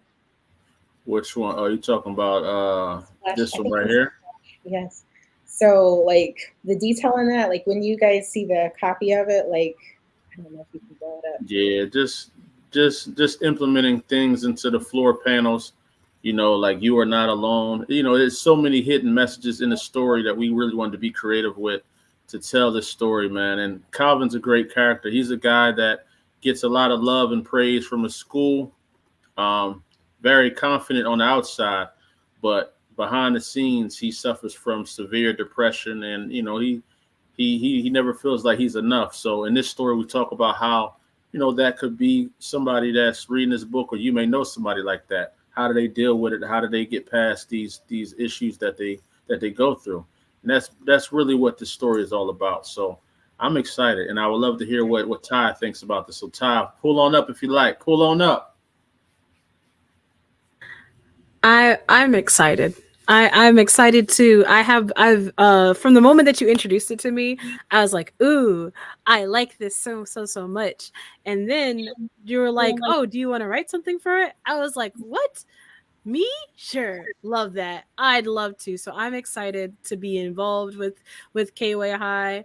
I'm really excited to see all the stories that are coming out of KWay High. Like, man, it's truly something else. And I love the way that you hit on like dare but not corny. I have a very funny dare story. It's very long, but I'm not going to get into it. But just know that dare traumatizes people. I'm a traumatizee of dare. That lion, he may look cute on the outside, but he's filled with fury, and I do not like him. So something that is less scary. They're always the one commercial that stuck out to me was this is your brain on drugs, and they just had like eggs frying in a pot. Yep, I remember that one. The one I'll never forget. The big dare lion comes in like the mascot suit, and basically the entire police force comes in and it tries to. That's really heavy handed. We don't have to do all that. We don't have to do all that. So I'm really excited for KWay High to bring something unique, interesting, and also kind of like trend appropriate with kids. Comics is definitely I feel like a medium that people sometimes don't really have a lot of respect for unless it's something from the big two. So I love that you're bringing comic books, or serious real comic books that actually have real substance to them that people can read and maybe even get inspired to get into the sequential art themselves. So I'm really Josh for it. It is dope. That's one thing we're talking about with the schools, is that we want to create writer challenges where they can write their own KWay story, their own character, and maybe it make the book. But we want to encourage creative writing and reading, and just encourage people to not be afraid to tell their story and know that there are people to talk to and not to feel alone. And maybe these stories will help somebody understand that maybe their friend needs them a little more than they can realize. You know what I'm saying? But that's dope. So that is KWay High for you guys. Y'all are going to get a lot more information on Project Mist, which is our community outreach imprint. And we got a lot of dope stories and plans for that one. We got children's books coming out. Y'all stay tuned for that, man. But Concrete is growing in so many directions that I'm very excited for this. And I appreciate Montrez for coming on and talking to her gangster as well. Absolutely. Of course. And finally, we are into the last leg of KWay weekend. Really, this is truly, we're entering finale territory. But before we enter the finale, I want to bring on a couple of folks as we talk about the final voting that happened in the Discord on KWay weekend. So now at this time, I'm going to bring on Paul. Give me a thumbs up whenever you're ready. And I'm going to bring on Jamel. Give me a thumbs up whenever you're ready. Perfect. Let's get into it. So, Montrez, also, I don't want to keep you here. If you don't, if you would like to go, you can. But if you want to stay, you're feel free to. Either way, I'll be watching with a snack. Ooh, fun. Okay, no problem. I'll drop you from the stage. Hey, Montrez. Hey, thank you. Hey, I'm not sure. I think somebody has their volume up too loud, possibly. That might be my mic. Hold on a sec. Okay. I would love to get your opinion too, Mr. Messi. How'd you feel about KWay High being announced, bro? I mean, I love that we announced it. You you already know when we started this, it was always about the community work. It wasn't. That was the other half of this. So starting the KWay is just the other part of the dream. The community work, giving back to the community, giving back to the kids. Because my favorite con experience was the first time a young kid came up to us and was just so excited to see us and ask us all these questions, and we was able to give them the information and know how to do this. And for us at his age, it was far fetched. It was and we was able to be there for him, and to be able to do something positive and give back to our community, to our youth, it's a great thing. Because there's not a lot of positive influences that they get to see nowadays. So to be on the Mhm. positive side of it is it's very great. I love KWay. I love KWay High. Yes, honestly, such an amazing thing we're doing. Honestly, I'm so excited that we get to do that. I do also want to extend to you, Paul. What are your thoughts on KWay High? I just found out about it, um, and I am blown away. Shout out to everybody at Concrete. I mean, you guys are really doing it the right way, across the board. Um, we talk in this space oftentimes about the importance of supporting black creators and black publishers. And for me personally, being kind of the veteran in the comic book collecting genre, um, it all started with me with Milestone Comics and that concept of creating your own business, your own having the rights to your own IP, having that control, doing characters that are of substance with top notch talent. You guys are like the grandchildren of that, and you've taken what's happened before and you've run through it, which a lot of people haven't done, honestly, to the extent that you guys have done it. And my hats are off to you. The whole concept of your community outreach arm, just the fact that you have a community outreach section that's dedicated to that, and then taking it to its you know inevitable conclusion of putting out a comic book that's garnered specifically to the youth on behalf of schools. That's incredible. I'm completely impressed. Mm-hmm. All right, And man. and you're so right. Yep. Um, at this time, before we get into it, I do just also want to ask you, Paul, have you had an opportunity to check in through KWay all weekend? What are your thoughts on some of the other drops that we've had this weekend? I haven't been able to check in all weekend. I've actually been out of town and running around and traveling.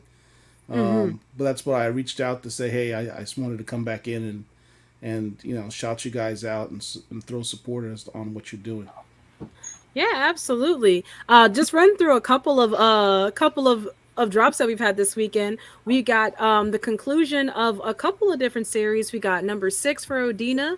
We Yeah, I got saw number that. 4 for Absolver, right? Yeah. And all the big three are getting the ends to their arcs right now, which is really amazing seeing Concrete what it was, starting off 5 years ago to where we are now to get the end of some amazing arcs is kind of monumental. Any thoughts I'm on very that? excited about the announcement about icons. I'm super excited about that. Yeah, Icons is definitely something else. I'm really excited for Icons. Having some kind of team for Concrete is what I've been really dying to see. So I'm Yeah. really excited about that. We also got some follow-ups as well as our very first crossover. Well, we got two crossover announcements. One's coming a little bit sooner. We have the crossover between Deja Vu and The Watchmen. What are your feelings on that? Whew. Street level heroes doing their damn thing. I think Watchmen might have been the second concrete comic I got into after Acolyte. So yeah, I'm all here for it. I'm excited for it. Mm-hmm. And then we also got a crossover called Bloom, which Jamel, do you mind going into a little bit about that? Yeah, Bloom just consists of all the beautiful ladies of Concrete, created by myself and also Najee Rouse. And it's sort of just, you know, it's gonna be a fun adventure. It's gonna be a fun ride. That's basically what it is, and hopefully it will become a very important staple in our lineup. Absolutely. I'm so excited for everything that we've dropped. But since I've got you here, Paul, we're actually been doing voting all weekend in the Concrete Comics Discord, allowing the fans to vote on some of their favorites in various different categories. So we're just going to go through the final votes and, you know, of course, taking some time to talk about our opinions about how everyone edged out in the race. So let's get into it. Starting off, the favorite Concrete book series, according to the fans, is, let's check out the polls here. It looks like it's Acolyte. But in second place, we have Odina. And in third place, we have Deja Vu. That's what's up. Yeah. Honestly, I was kind of surprised there. Odina and Acolyte were definitely, they were right here for a hot little second. That makes sense. They're very popular. In our space, it's, I think of the Concrete books, those are the two that are posted the most. Absolutely. Then for favorite leading lady, in the lead is Luna, followed very closely by Odina, and then finally we have Kandake and Zuriel tied for third. Well, I mean, to Zoriel's credit, she just joined the game a few months ago, so I mean, she may not be as well known. So it doesn't diminish how important a character she is and how dope a character she is. My daughter loves Absolutely. Luna though. Luna's definitely become a fan favorite. As far as the favorite leading gentleman of Concrete, at the top we have, in first place we have Deja Vu, followed very closely by Acolyte in second, and in third we have Absolver. Okay. I could accept that. Then for best hero costume, we have Deja Vu in the lead with Acolyte in a good second, and in third we have Odina. All right. For see that. Yeah, it's actually not too bad. For the series with the best cover art, in the top we have Absolver, followed very closely by Luna, and in third we have Acolyte. That also makes sense. You know, I appreciate that, Paul. Thank you. No, that makes sense.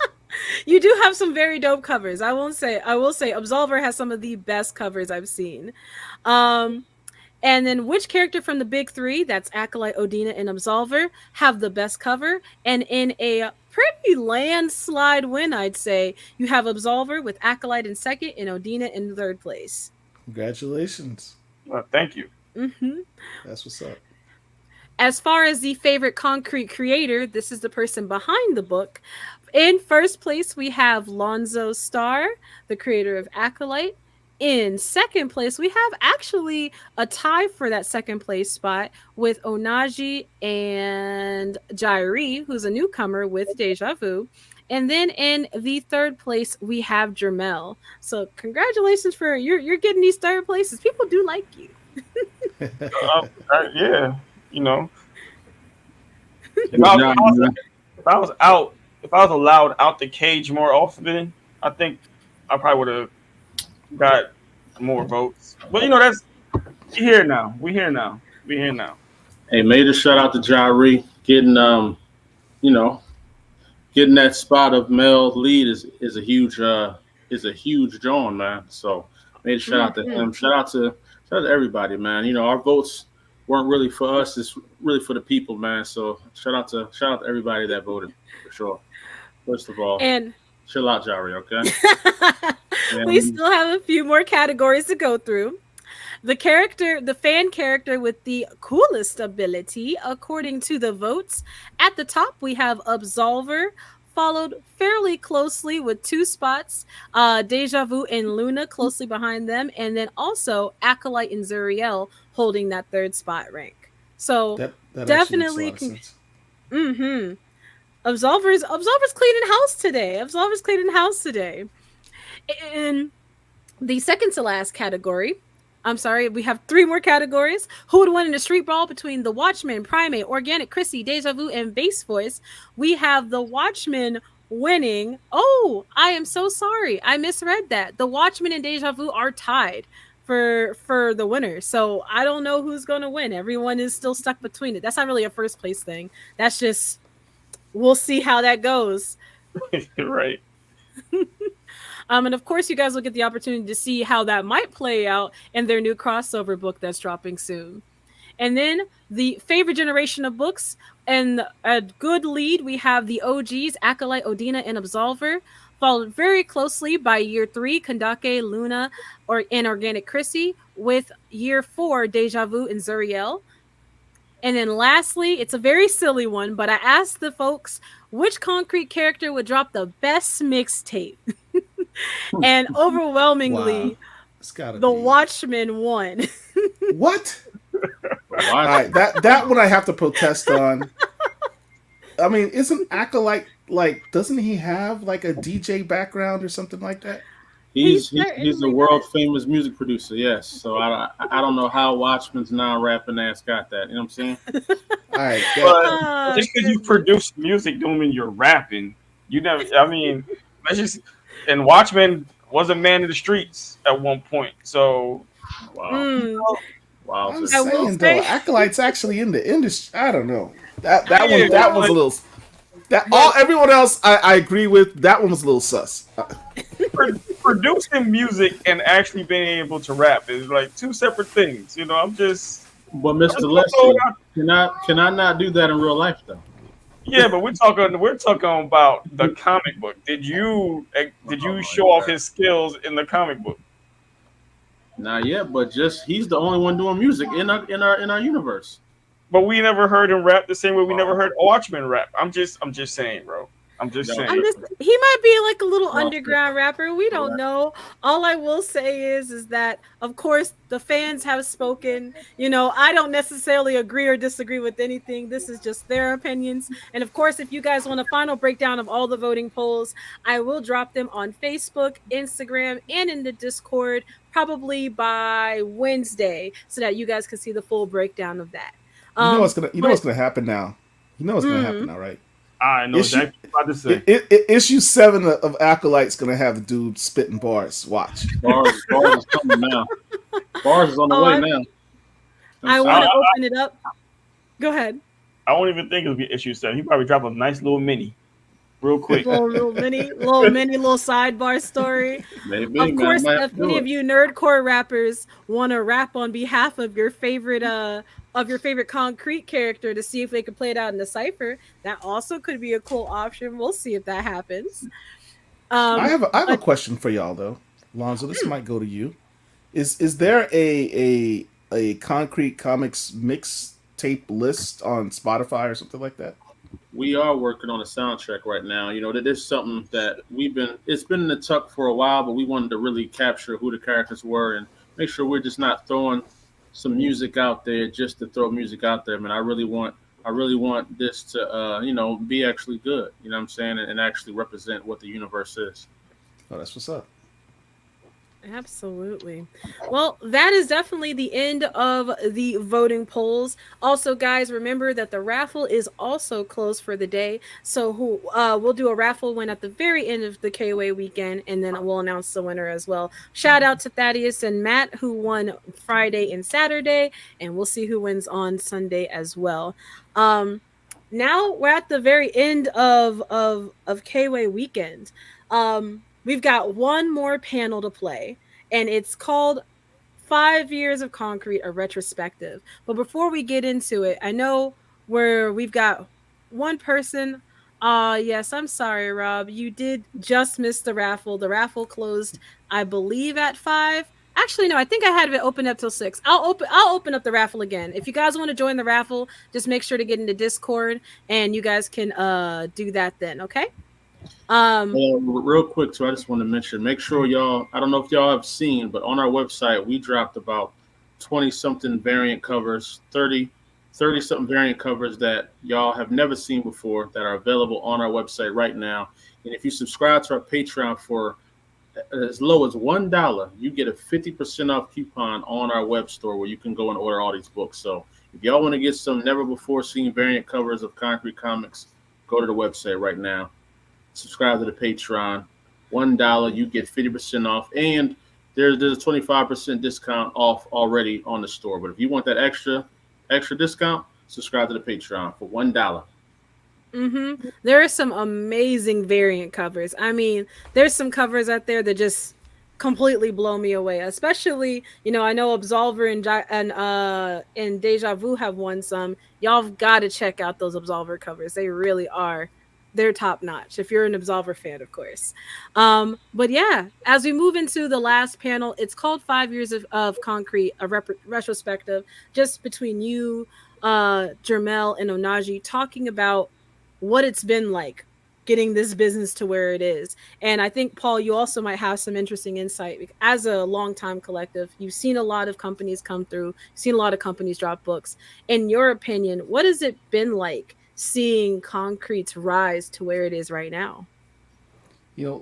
Concrete and Lonzo specifically have come very far in a very short period of time, and I don't mean to belittle that at all. I mean, that's indicative of hard work that the company and Lonzo have been doing.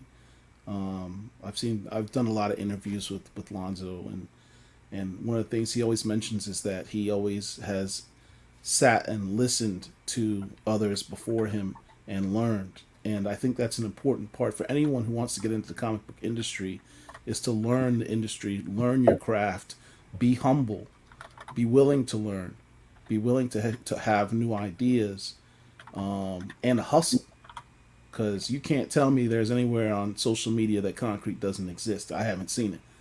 You can't. I can't log into a social media account without seeing a Concrete book pop up. And I think that's hard work and that's hustle. So, are you doing well? Yeah, but there's a lot of work that went into that, and I just want to make sure there's recognition of that.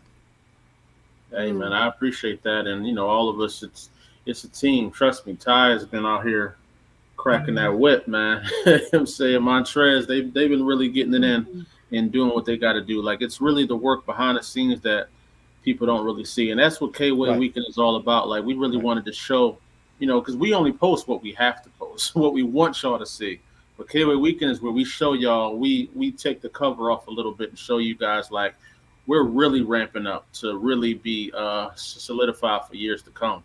And that's just what I love about Concrete. Everybody that's involved with it, all of our creators and everybody behind the scenes. I love, the Black Comic Lords community was like a gold mine. When I found it, I said, "Oh yeah, this is where we need to be at."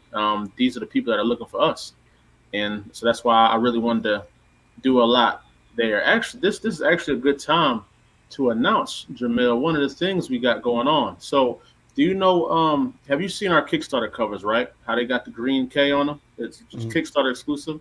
So this was a dope idea for Mr. Leslie and I. We were brainstorming this, but we designed a special limited edition K just for Black Comic Lords, and that will be available for only the Black Comic Lords customers or supporters and members, where they can purchase our Concrete books, and they'll have the I think it's like an orange and a reddish K that they'll get access to. Oh, that's what's up, man. Thank you. Right. I didn't know about that until you just told me that. That's awesome. Thank you. Oh yeah, yeah. Oh, well, of course it's a surprise. We wanted to say thank you, and of course, thank you to your community. Black Comic Lords and groups like it are integral to the work that Concrete is doing. Without you guys, just as I said all weekend, Concrete doesn't happen overnight. It really is a group effort. So thank you so much, Paul, and thank you to everybody at Black Comic Lords for supporting Concrete. So I'm really excited to see the special Black Comic Lords K. Love is love. Appreciate y'all, for real. No, Thank you. Sure, man. We appreciate you pulling up and supporting KWay Weekend, man. It wouldn't be right without the Black Comic Lords in here, man. Mm-hmm. I feel the same. Thank you. It's a quick question from Rob's Comics. He asks, is it a Kickstarter purchase, or is it something that you'll have to get through the website to get the specific Black Comic Lords K? Oh no.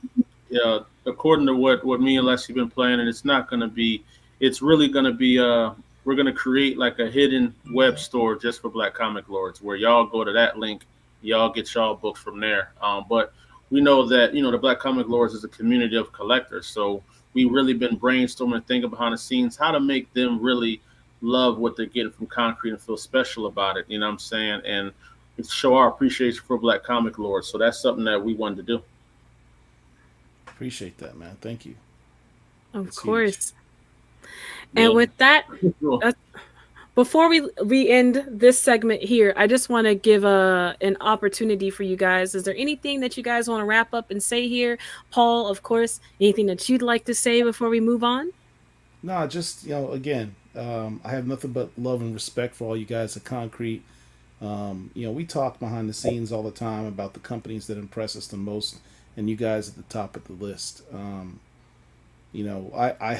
I foresee a very bright future for Concrete Comics, and I'm happy to have been part of, in our small way, in Black Comic Lords, trying to support that effort, because I think you guys are really gonna be something huge, and I'm here for it. We appreciate those words a lot, man. And I'm excited to further our relationship with Black Comic Lords and continue creating an experience for all of the members of Black Comic Lords and us as creators, how we can really merge between consumer and creator and really merge those lines to where y'all ask, we create, y'all receive. So yeah, that's what's up. Thank you. Sure. Of course. And so everyone watching from home or wherever you may be watching, thank you guys so much for tuning in to KWay Weekend. We're not quite done yet. We've got one more panel and then we've got to close out. But until then, I do just want to say thank you guys so much for watching, just in case you have to tune out for any reason. And of course, until we see you again, just be sure to keep it concrete. Thanks.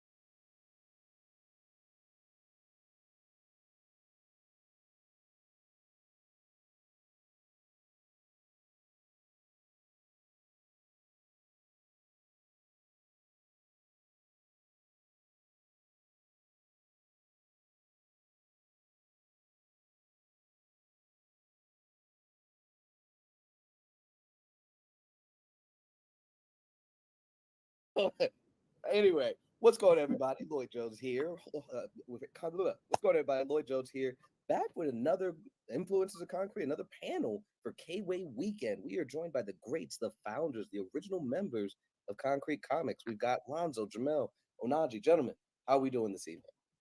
Horrible. Great. Okay. Oh, I'm doing good, man. Every time I see Onaji, he got a new look going on with his hair. It must be great to have blackness in you, bro. Never a dull moment. So wait. Just to dive in right there. Has it been like this since the beginning for you guys? Like this is just it all started one day, man, when I just woke up and there was this hate just coming towards me for no reason, man. I didn't know why. I didn't know what caused it. It's been constant turmoil and bullying, and hopefully this will be an intervention panel. You know what I mean? Okay. So let's talk about it. The beginning. Tell us how you guys met and how this journey started for the uninitiated here. Well, if we're gonna be truthful, the origin story starts with Jamil Lessie of Concrete Comics. Like, those are just facts, bro. You can't deny it. So, I happened to join Powerverse, and definitely familiar. Yeah, you know what I'm saying? I happened to join Powerverse, and I happened to meet Onaji, who was a part of Powerverse, and we happened to be in the same dime. So out of the blue, we just connected, started talking. Onaji hit me up on some. I guess we both was lost in trying to figure it out. So our mindset was like, fuck it, we're gonna pave a way for ourselves because Vince was just way too busy helping everybody else out. So in my search of finding great art, I saw this dope picture of this Smurf looking character. A Smurf. It's an all blue character, this cape.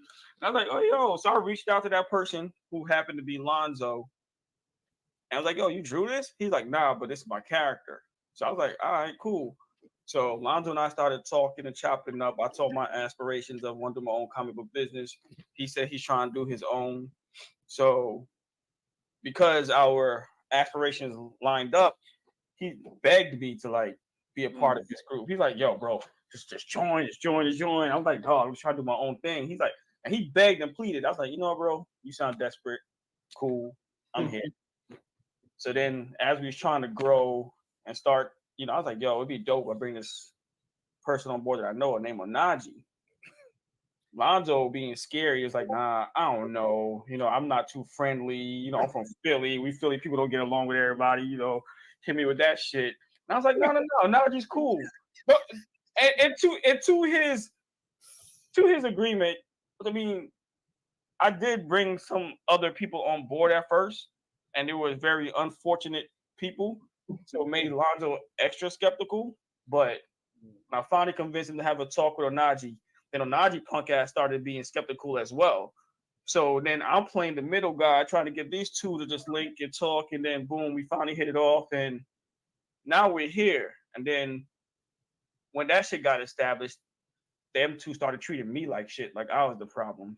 So what I'm gathering here, really quick, if I'm gonna have a little sidebar here, what I'm gathering is you're really the brainchild of Concrete Comics. Lonzo came into the game with the logo, and the charisma. Is that what I'm gathering here? I don't know too much about his charisma part. I don't know about the charisma part. Yeah. No? Okay. Apologies. Is this all true then? I mean, yes.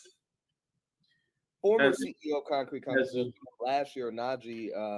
For anybody that's now tuning in, last year Onaji assumed the reins of CEO. But Lonzo, just a moment from you as former CEO, is this kind of lining up with the origin story for Concrete Comics? Can we talk about the aggressive takeover last year? I was back against the wall. Onaji pistol to the head. I had no choices. I had to sign it over to this tyrant. But fans, I'm working on getting it back. Just trust that, man. It's gonna be in good hands. I got my close eye on him. But Jamil's story is full of holes in it. He was stranded, lost child. Barely eating. Ribs was showing. Everything was crazy. So I had a house. I said, yo, let me take this boy in, man. Get him right. You know what I'm saying? Get him right, get him healthy, get him good again. His bones got stronger. And then, he built up the courage to speak to Anaji and try to save him as well. He was on the side of the road too. And you know what I'm saying?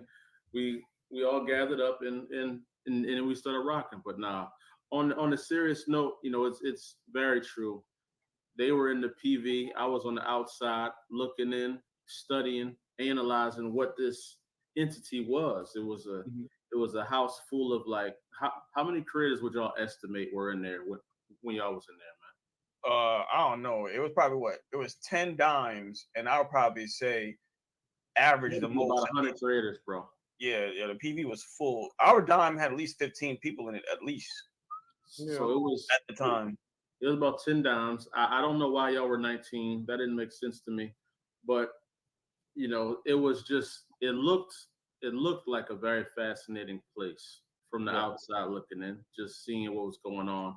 And like I said, Jamil was out here rocking, going crazy with his product. And I remember everybody that was in his dime as well. And then eventually I spoke to Anaji, and Anaji was telling me what he was trying to do, what he had. I saw the product. I saw Odina. I saw the vintage cover Odina too. We ain't talking about the one that y'all see now. Like it was a vintage cover with like the gold background. That's actually a variant cover that may be available this weekend. So make sure y'all tap in for that. But yeah, and that was basically it, man. It's so much has happened since that initial meetup. I feel like once we met Anaji, and after that, we didn't let nobody in for a minute. It was just like us three. And then we just shot for what we needed to do and what we wanted to put out. And along the way, people were picked up, and then and then that was it. But that was the initial train ride for Concrete. So can y'all tell us the road really quick between, obviously the kind of exit from the PV to that infamous picture you guys at that book signing? Can y'all kind of dive into kind of what led y'all to that point?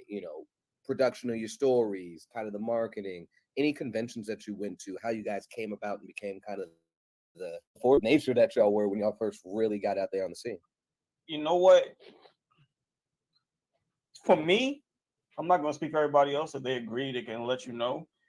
There was a lot of gatekeeping and hate towards us.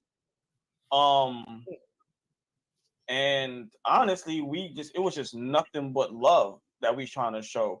I mean, everybody got angry when part of our promoting scheme was Acolyte and Absolver taking down Thanos. Like people just hated that. People that love comics love the concept. Everybody that was part of the indie community just like straight hate, bro. I was like, wow. So honestly, they forced us to just stick together like brothers in arms. Like, it was us against everybody. But for what really solidified it from us, it was our first con.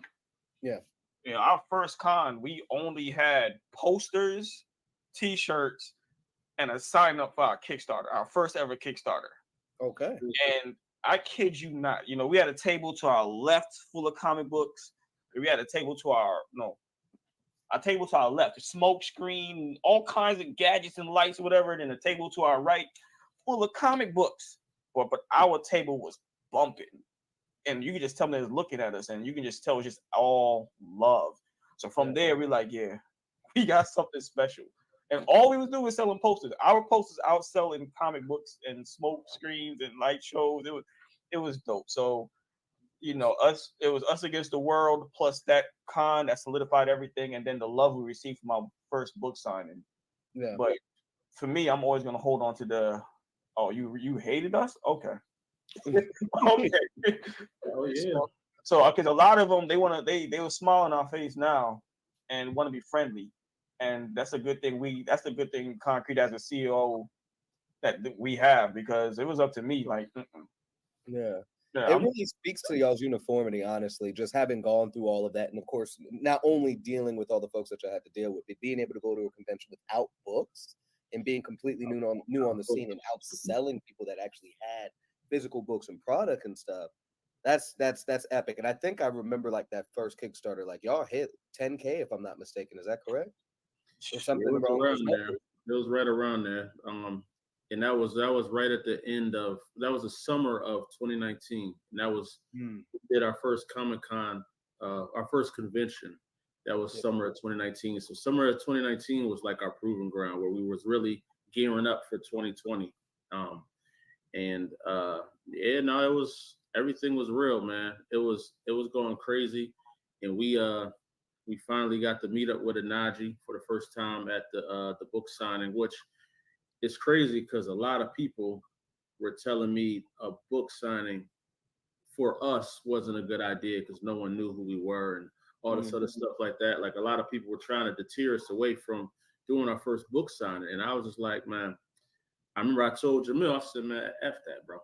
We doing what we want to do. Like, we're going to do this book signing. It was at a historic comic shop that I've been trying to get into that comic shop for years. And that's a testament to determination. Because when I shot that Clark Kent video, I wanted to shoot it in that Comic-Con, in that comic book shop like 4 years prior. But I couldn't do it. I couldn't make it. I remember saying to myself, yeah, one day I'm gonna do something in this building. I'm gonna have a comic book in this building. And we had a whole book signing in there. So that was one of the most probably one of the most humbling moments for me is that because I thought that was impossible. See, that's awesome. I do want to ask Anaji a question really quick. And this kind of also goes for Jamel because y'all, guess again, shared experience already having a story within kind of the PV or getting prepared to have one. What was that kind of pivot point for you guys? Were your stories different while you were gearing towards the PV at that time, and how did that kind of change moving forward to Concrete Comics? It's like Lonzo said, there was a different cover. There's, if I'm not mistaken, it might have been a different feel or story within Odina. And I can't speak to Absolver at the moment, but is that what was the kind of pivot point for you guys, leaving one publisher essentially and moving to another? And how did you grow from there? There was no pivot point for me. Speaking of which, that cover can be a variant cover. I need to find that file. But no, there was no pivot point. I mean, for the Odina story, it was still going to be what it was. Okay, so it was the same story. Yeah, Okay. It wasn't too much of an investment of what was going on at that time for me to even change anything. So okay, yeah. Jamel, how about you? Was Absolver any different when it was a part of? What was it? That wasn't K Dime at the time. You guys said Dime 19 or something. Dime 19, something like that. Yeah, Absolver was extremely Dime 19.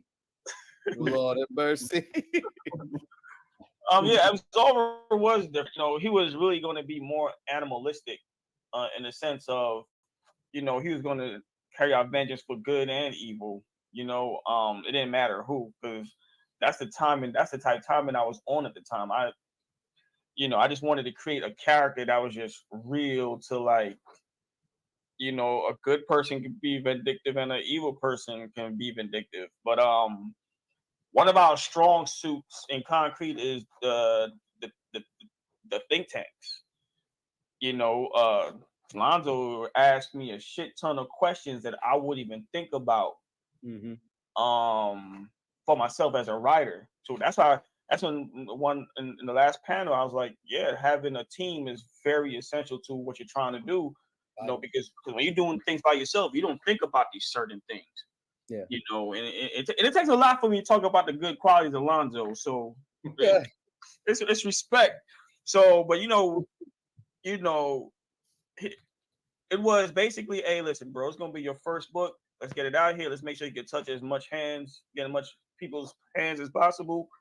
And then once they've realized who Jamil Lessie is, then you can go out and ball out. So I was like, all right, bro. So, because it took a lot. He really had to make me understand that, let's just think about the business aspect. I'm only thinking about the creative and the artistic side of things. But from a business standpoint, it made sense. So, yeah, Absolver is going to be crazy. He was going to be vile. But that was just basically it. That was the big difference, yeah. Now, speaking of characters that have changed from inception to now, I do recall an image or conversation in regards to Acolyte where he was a street level character way back when. Do you want to talk a little bit about the pivot point for Acolyte a little bit? Was he still a rapper at that time too? Due to legal ramifications of Mr. Leslie suing me for the rights to that design, I can't speak too much about it. But he indeed, Daredevil was one of my favorite characters, and his name was still Acolyte, and he was going to be, it was still going to be Sapphire City. Everything was the same, just he wasn't cosmic. His power more so came from he was actually more supernatural. His power came from like some descendants of some ancient spiritual aspects. It was almost the same way you think of Acolyte with the Abner story. Think about that more of an Earth plane, where it's like somebody from back in the day, Earth, that passed the gene and blah blah blah, popped up Acolyte. So everything was the same, just the nature of the character.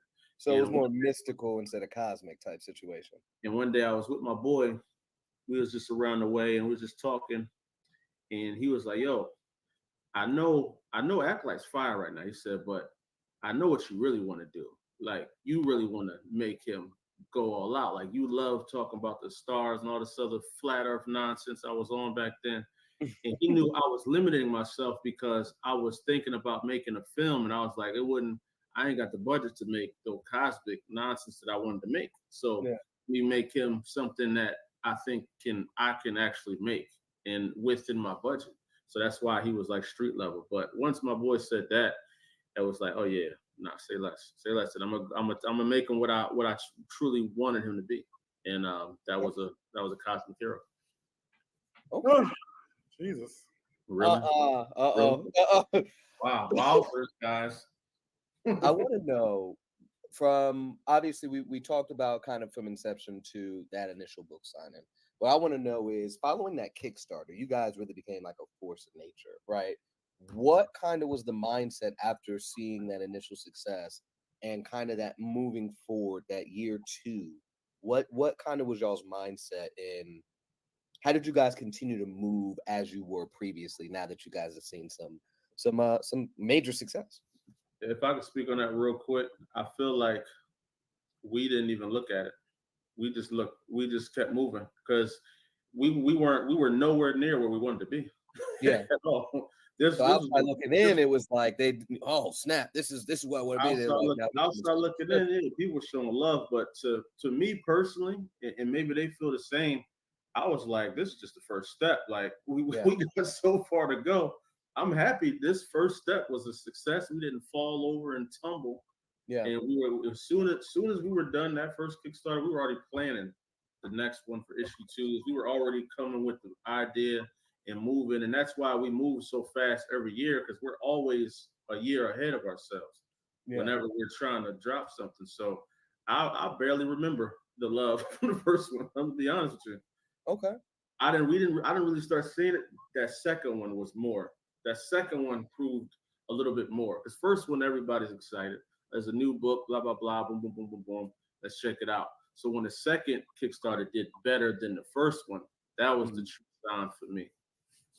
Okay. Did Anaji, Jamel, did y'all want to speak on that a little more as well? Or I mean, for me, it was prior to the Kickstarter dropping. I mean, like I said, till that point, we didn't show anything but our marketing, pinups, pictures. And once we announced our Kickstarter, people were shifting their Kickstarter dates and stuff. And I was like, wow. And to me, that was just a testament. You know what I'm saying? So when you add that to the hate prior to that, and now they're like, okay, these guys are dropping in the same time period as me. I got to go early or later. I was like, okay, that's love. So honestly, Lonzo and I were up at launch, just like little kids. It's like, yo, the conversation was mainly like, I hope that people love it, because again, we really love doing this shit. So it was more about the fan base, people liking and loving what we what we give them and this that, and the third. So that's what it was for me. Okay. Yeah. And Najee, you want to piggyback on that, or you like, nah, they covered it? I forgot the question. Oh no, bougie, diva. But no. So no, we would kind of just. Well, I'll ask you the next question. Okay, that'll work. So, what do you think kind of contributed to, like what Jamel was saying just now? Was it just how you guys are moving, that kind of camaraderie and stuff like that, or was it something more behind it that everybody was seeing? As far as in what? Just how fast you guys blew up in the indie game sense, right? How fast you guys blew up, and just kind of that notoriety. Because by 2020, we had jumped on the scene. You guys were one of the really the first group that we saw, and we were just like, this is where we need to be. So when I brought up earlier, like, oh man, that's the goal right there. Yeah. That's what we saw. That was us, like, oh snap. Honestly, from my perspective, that's one of the things I try not to question. Like I never, I don't try to question shit. Like I try to let it ride. Like if it's gonna happen, like let's do it. Like, like I get these new shiny black characters. They're different. It's like a collective. We haven't seen like this many. Like if you think about it, most people when they come out with their books, it's like one character or one or two, but a group of creators come together to make a whole universe. That's kind of like something. So I think that kind of plays a part into it. And that so, it was massive though. That was, for us being completely new, we were like, yo, I've never seen anything like that. And we're really still hard pressed to find a group of creators to come together and make one universe of characters. And then when you see like the poster, like even the first poster, like you see these characters like standing there collectively.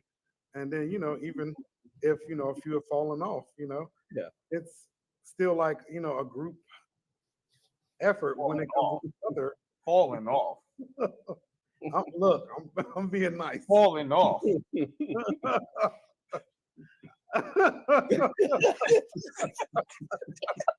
Try to keep a straight face here. Y'all are killing me. Oh my God. It's it's just funny seeing them keep it so political, man. You know what I mean?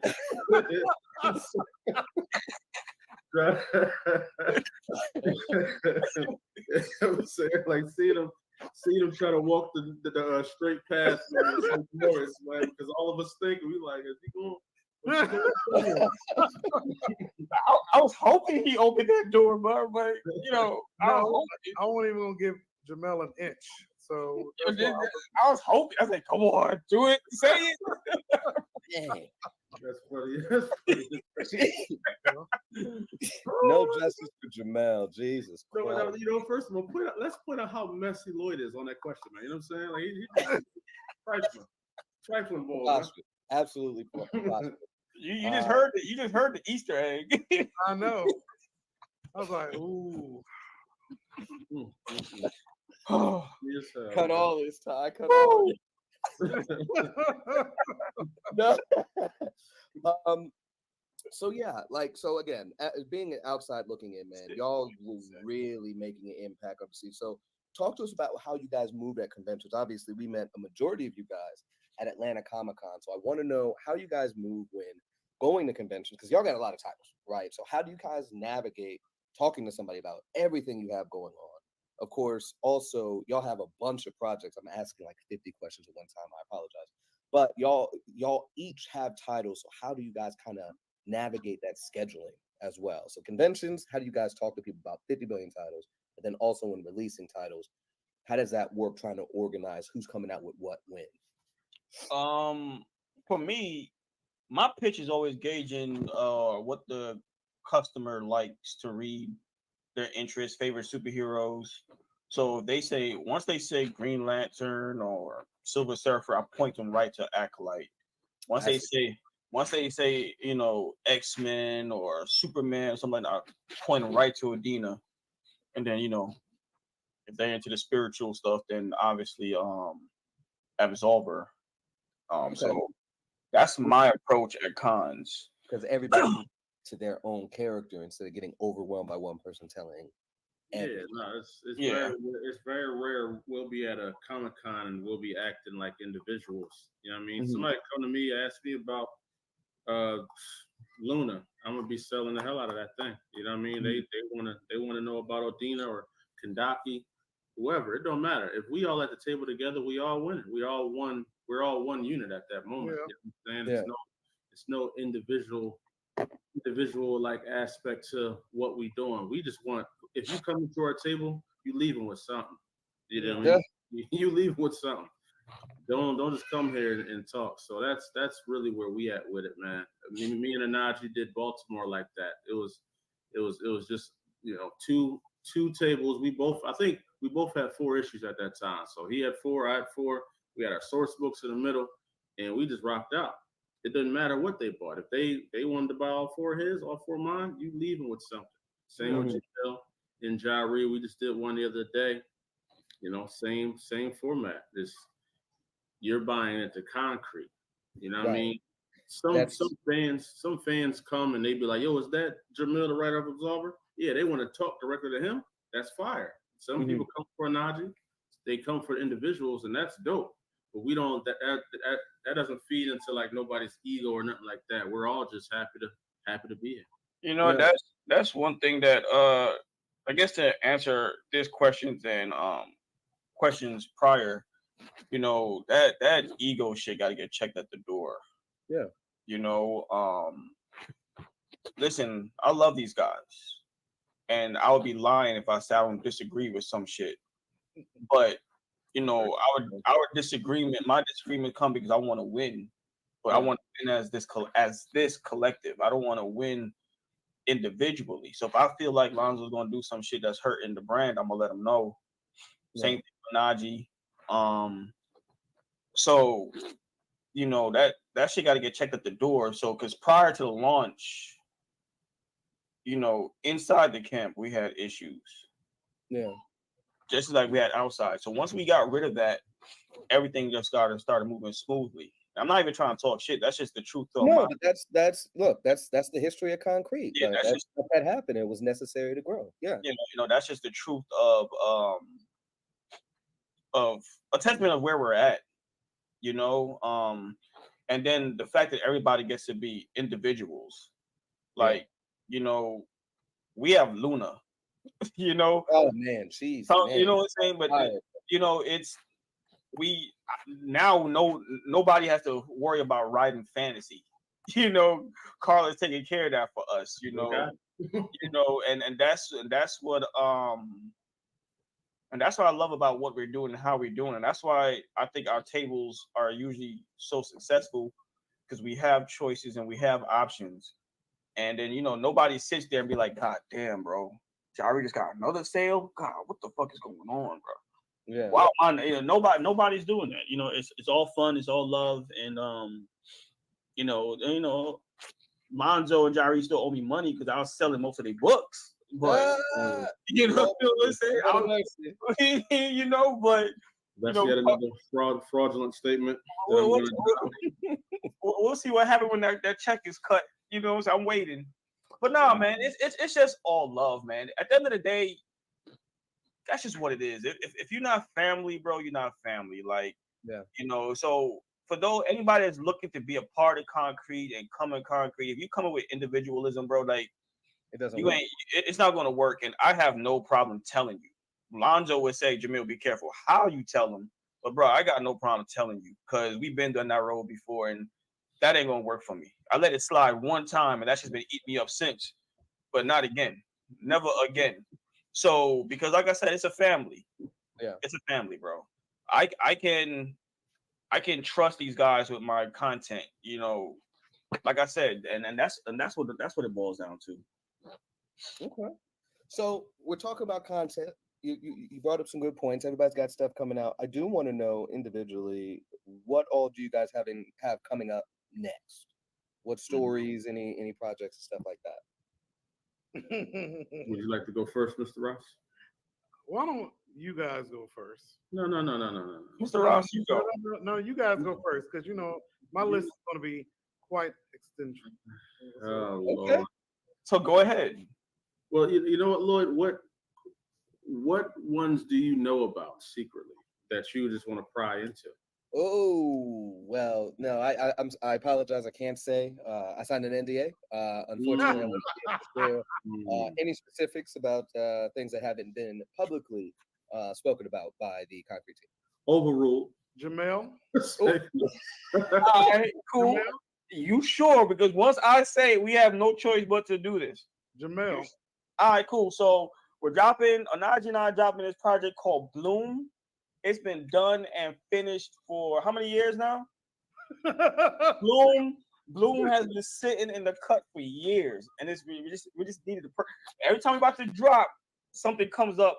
We about to drop Bloom, then Carla's punk ass would have come with Luna and shit. So I was like, okay, cool, she can have it. So we had to push it back, and then we're going to drop it during Ladies Month, but then Carla again and all that other shit. So it's cool. So we got Bloom dropping. So before you even go to the next one, but based on what you said just a moment ago, are we focusing on some lady characters? Are we, what characters are we going to see in this story? Oh shit. Bloom. The first chapter you're going to see Odina and Blue Fox. Okay. And then known characters is going to be Kendaki and Leah, aka Cyronic Slayer. And oh my God, Onaji, what's her name? Sister Asima. Huh? Sister Asima. So Sister Asima, and I'm going to be introducing a brand new female character called Kill Switch. Okay. And she's pretty much going to be she's pretty much our death stroke of the universe. But so she's gonna be giving Sith Row a little run for his money. Man, Sith Row can't even hang, bro. Trust me when I tell you. Trust me when I tell you, bro. Okay. Trust me when I tell you. She was my direct answer to Sith Row and Watchmen because y'all was killing me. So I was like, all right, I got you. But nah, Bloom has been in the tuck for like 3 years now. 3 years. So it's ready to go. Is this a one shot, or can we expect this to be a continued series? It's a combination of both. Okay. Yeah, it's a combination of both. One shot, see how the people feel, and then move forward type situation. Well, it's gonna be up about 5 issues. But the whole story is gonna come together as one shot. So you should you ever read? Yeah, almost like Wanted. You know how Wanted was like 5 to 6 issues, and then it dropped the whole book. So Bloom, Adze, Absolver. I'm gonna leave everything else up to Lonzo to say. Okay, and we were gonna. Why you gotta leave it up to me, man? What's the new project then, Lonzo? What is something that the people haven't heard of yet that you could speak on today? Well, Acolyte 6 has released this weekend, so I'm excited for the people to get that and dive into that.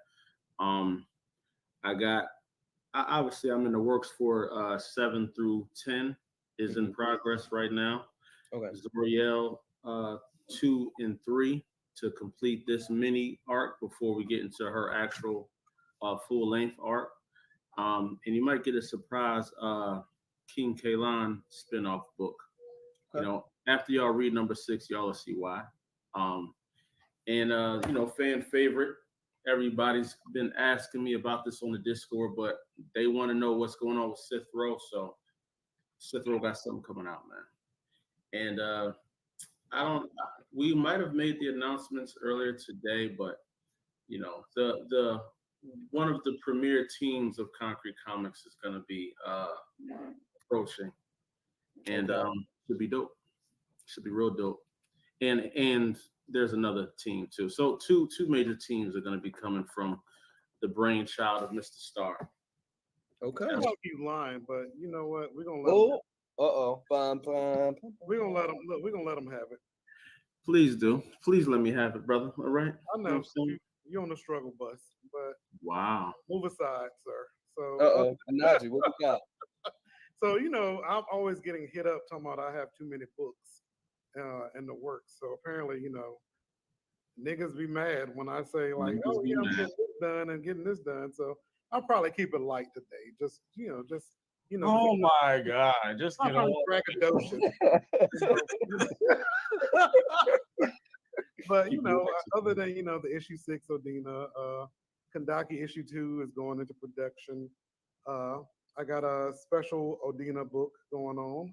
I'm excited about the Bloom book, which I'm super excited about that. Which once we finally get to talking, when my gag order gets removed, I can talk about that. I revitalized source book that I got done. As well as also another special Odina book in the works. And there's a book I can't talk about because I'm working with someone else on it. So yeah. Okay. So a lot of stuff. So no shortage of content for Odina fans. No. Okay, bet. Okay. So obviously we're about to close up here. Any words of wisdom individually or collectively that you want to give to publishing companies or just creators as a whole that's coming up behind you? Less. What? No, I was saying Sir Leslie. He tends to be the long-winded one of us. Oh, wow. First of all, make sure you don't stay away from people like Lonzo. There's things like Troll Mondays and Friendettes. There's so much. When will the sins of the son be washed away? See, Lonzo is the type of person he probably got punched in the eye. That's why he's wearing the glasses right now. Possibly. Possibly I did. Now I will always say, just wow. Nobody is successful without a great team behind them. That is a fact. Like nobody that is successful can really say they did it all by themselves. Like even what I'm saying, even if you have a bunch of fans that believe in you, those fans helped you get where you got.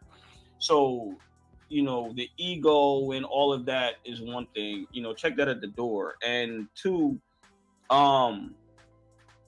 just be comfortable with what you putting out. In this is the creative space, so art is very subjective.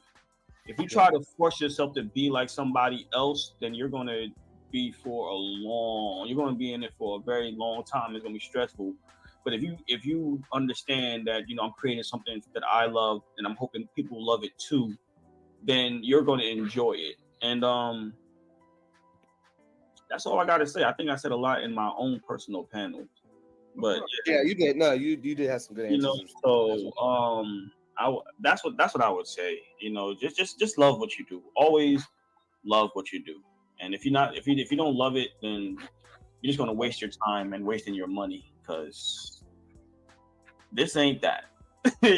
Artists every year the artists get more expensive. Everything keep going up. In about 2 years, it's gonna be average price to finish a good book is like $6,000. If just the way these art prices are going, so you got to be in it to win. It's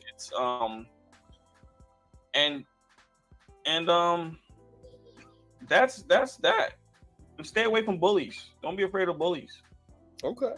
There's a shit ton of bullies in the industry, and the minute they inside your camp, kick them out. The minutes they get in your camp, kick them out. I can dig it. Mr. Star. He still has a little PTSD, you know what I'm saying? But we're gonna I would say realistically protect yourself for one. Protect your creations, protect your thoughts in your creative process. And for all the new people, man, stop trying to cut corners, man. You're not gonna just jump out there with something and it's just gonna blow up with no one helping you. Get yourself an editor. Tell the story you want to tell, but get yourself an editor that's gonna get you right, help you tell the story good. and present yourself well. You know what I mean? Be realistic with yourself. Hold your book up next to someone else's book and say, "Yo, would I buy this book over that one?" You know what I mean? What are you really looking at there, man? But yeah, just don't cut no corners, man. Whatever your path is, take the path and do it to the best of your ability. Don't cut no corners, y'all. Keep it concrete all the way. Can I just say something to that thing about the editor? Like, the right editor is very important. The right editor. There's people that edit and they edit to what they feel is best, and then you have editors that will edit to make sure you have the best product that you will love. Go for the second. Go for the editor that's going to make sure you're happy with the book, not just how they feel that should sound. We had an editor that made my Absolver sound like he was written for the 1990s. Like, what the fuck is this, bro? Oh wow, it's 2019, bro, and I wasn't having that. So I doubled down on what Alonzo said, but make sure you get the right editor, bro. It's very very important. So I'm sorry, Sanaj. Go ahead. My advice is nothing. I ain't got nothing for you niggas. Oh no! Look, nothing. I'm done giving advice online. You want advice? Catch me at a con or something. I'll talk to you outside of that. Nah. There is coaching and consultant classes are available online. Check our calendar and book yourselves a session. This 5 years is done, man. We over with it now. I mean, but no, for real, KWay Weekend is fire. It's amazing to be here 5 years later and have grown tremendously. Every year, I think we've grown like 20% as a company, and just as a catalog, man. We got 30 plus books, probably 40 books by now. I don't even know. But we're just constantly growing. We're constantly making new fans, making new connections, making new business partnerships. And I'm just super proud of the team, super proud of the family. Shout out to Ty, major shout out to Ty. Ty has been killing it, man. Making this KWay thing happen the way it is. So just shout out to everybody, man, that helps build this ship, build this yacht that we cruising on. And let's just keep it concrete. Make sure y'all support to the Patreon if y'all want to see us keep making books. Support that Patreon. Let's rock. All right. And of course, everybody that's watching, hope you guys will continue to enjoy the KWay Weekend. The influences of concrete. The big three was here. Remember, as always, like they said just a second ago, keep it concrete. Why?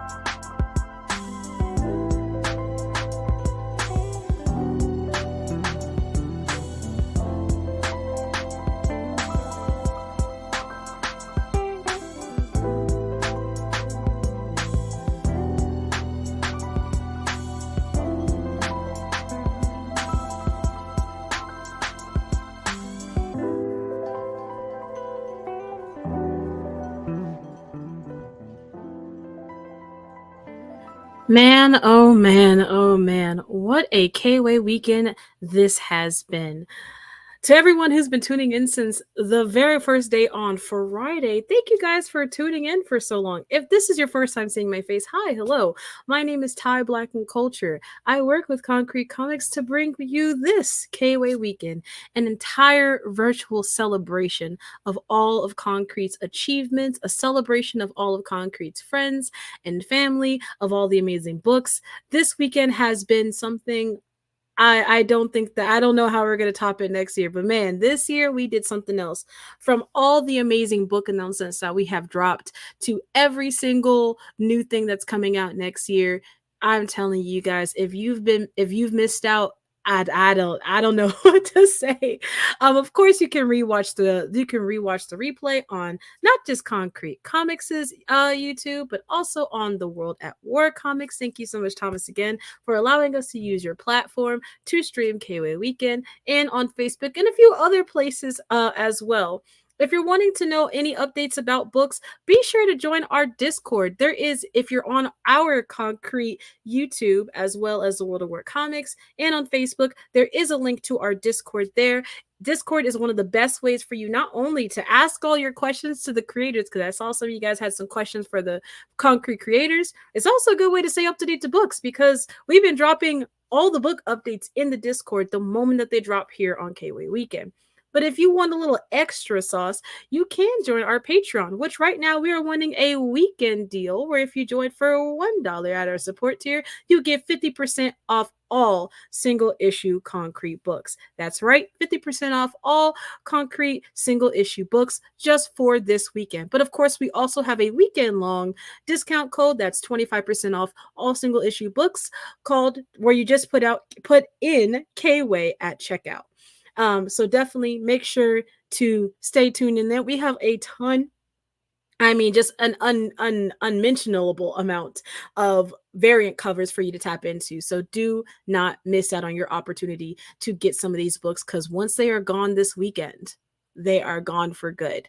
With that being said, we're going to go ahead and wrap up this KWay Weekend. As I bring some folks on, I am going to do my ad read. I know I said I had one last one left, but we got to thank our sponsors for this amazing weekend. So with me, I'm going to go ahead and put on to the stage Jermel Lessie, the creator of Absolver and the art director of Concrete Comics.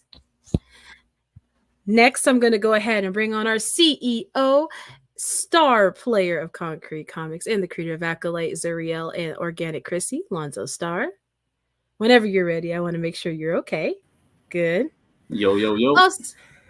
Also here, if you're ready, I have Jari, the creator of Deja Vu. Give me a thumbs up when you're ready. Awesome. And finally, someone who's been a little aggro in the comments somewhere, someone who's been dropping stuff in Discord without telling me, someone who refused to reach out when I asked them multiple times, do you want to drop on live? That's so crazy that you don't want to jump on live. I'm being petty, I'm sorry. But the creator of Watchmen, Lyle. Hi, how are you doing, Lyle? I'm not upset or anything. I'm cool. I'm glad to hear. I'm glad to hear. Gentlemen, what can I say? This weekend has been something else. I know that everyone, of course, Lyle, I know that you were sick. That was one of the main reasons why you couldn't tap in. But you have a ton of announcements to go. So go ahead, pop off your announcements.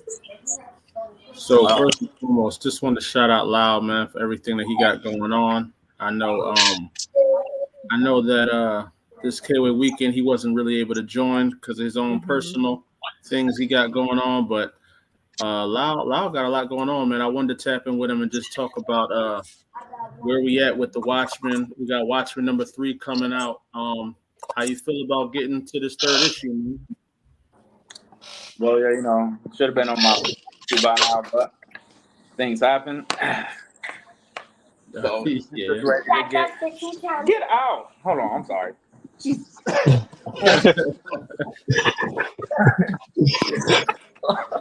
I thought I was good. Oh, okay. So of course, okay, I'm gonna sit right here. Yeah, of course, no. Can y'all see me? It's good enough. Of course, things happen. So issue 3 was supposed to be out in 2023, but took a hiatus. So issue 2 will be out in 2024. Yeah. Nah, man, things happen, bro. As you know, Watchmen's always been a fan favorite since we dropped. People love the title. People love the book, man. I'm just excited to drop the news, and a lot of people saw the news of the collaboration, man. Please tap in with that collaboration real quick, Mr. Jari, Mr. Lau. Like, how did this come about? Well, Jari was begging to be a part of the bro, because it's one of the greatest. He be wanting to ride my coattails and all that. So I was like, he kept begging, asking, "Oh, we need to do a collab. I need to get my character's name out there." So I'm just like, you know what? Fine, I'll do the collab because I don't really do collabs to work with people. So I have to work on myself. But he kept begging, so I was like, you know what? I'll give you a shot. You know. So what really happened? What really happened was he saw Deja Vu taking off, and like, you know what? Can't get left behind. So help me, help me. I need your help. For the love of God, please take me along with you. So that's really how it all worked out. I didn't know we were live the weekend, but yeah. Oh yeah, man. The whole weekend is definitely all about Concrete Comics, and we couldn't have a KWay weekend without one appearance of Durag Loud, man. We couldn't. You know what I'm saying? Durag got a match shirt, as always. I mean, you know it's got a shirt, but no, man. Do you got anything you want to leave your fans with, Lau, and let them know what to expect when it comes to issue 3? Yeah, no, I'll just rather them read it. They figure it out as it goes. Wow. I'm gonna tell y'all, Watchmen gets completely murdered in number 3. His issue stops running, and he doesn't come out again after that. You know what I'm saying? So y'all get ready. That's the last book, so you know. You know what I'm saying? Well, technically, the collab is the last book. The funeral for Watchmen is in the collab part 2. So after that, Watchmen's done, and I'm moving on to bigger and better things. There we go. I was gonna make a book, a Watchman killing Absolver too, but since the Watchman dies, Absolver got a break from that. So yeah. Wow. You got anything to say about that, Mr. Leslie? You know what? But now I changed my mind. Deja Vu wins every battle versus Watchmen. 100%. That's all I gotta say. That's it. He did. And you know it's crazy, Lau. Jamil was rooting for you this whole weekend too. So for you to take a shot at this man right away is very telling of your chaotic character, man. You know that, right? Well, you know, first of all, he stole one of my future characters' names, and you already know, Lonzo. We've been discussed that name before, and then he randomly apparently had the name too. So I can't even use it no more. Maven was pre-existing of you slightly, so I must admit that. Well, Maven was supposed to be Dale in the first place, but ever since he popped out, in the history books of Concrete Comics, didn't Maven make an appearance on a one pager somewhere? He did. I don't think so. Oh, okay. Just making sure. He made an appearance in 2019 for New Year's. So it might have been 2018 actually. 2018, it was a New Year's post that Sith Row and Maven was on, man. So I don't know, Lau. It's a hard legal fight right there. It's just a bunch of. It's just what I find surprising is it's like a bunch of people in Concrete are stealing stuff from me. All right, here we go. Covers, pages from books. Here we go. Names. This is what you wanted to wrap the weekend up with. Watchman has this W on his chest. About that W, what is so wow? Do you want to speak on the history behind that design? I gave this artist a chance. He was like, "Oh, please let me make a logo for you. Let me give you an update." Because I had an updated suit, right? And then this one guy, he was begging to have another logo. I was like, "I'll give you a shot so we could get his name out there." I think it was the creator of Absolver, by the way. So I gave him a shot to make his name bigger and everything. So that's where the new W came from. Oh, okay. Well, you know what? In the celebration of Concrete Comics 5 years, bro, I think Watchmen was a great addition to the squad.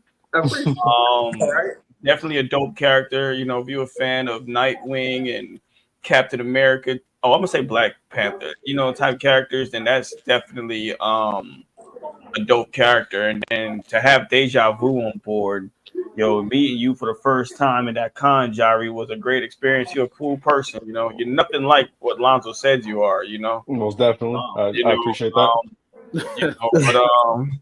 Nah, it was great. So when I say I'm excited about this crossover, I'm really excited about the crossover. The only thing I hate about it is that you beat Maven and Sith Row to the punch, but Well, you guys work too slow, and if y'all were gonna do it, y'all would have did it by now. So No, there's I a guess script. the first There's crossover, there's the a biggest script. thing to come from Concrete Comics. So y'all There, can't do there nothing. is there is something I can show that may shatter a lot of y'all little hopes and dreams, man. You know what I'm saying? A lot of it, I don't What we know, talking, but man? What you got? So we have been brewing with something for a minute, man. Y'all just know we got an Acolyte and Absolver drop coming, man. Got a What you exposing out here, man? So we got an Absolver versus Acolyte drop coming out real soon, man. Y'all gonna see the graphic very soon for this drawing. Hey, But John Reed, they had this picture out for like 5 years and never did nothing with it. So wow, you see how you saying, man? But you see, that's how long we had this in the tuck. So y'all just got your little spotlight. I can have it. We've been at a story, but guess what, man?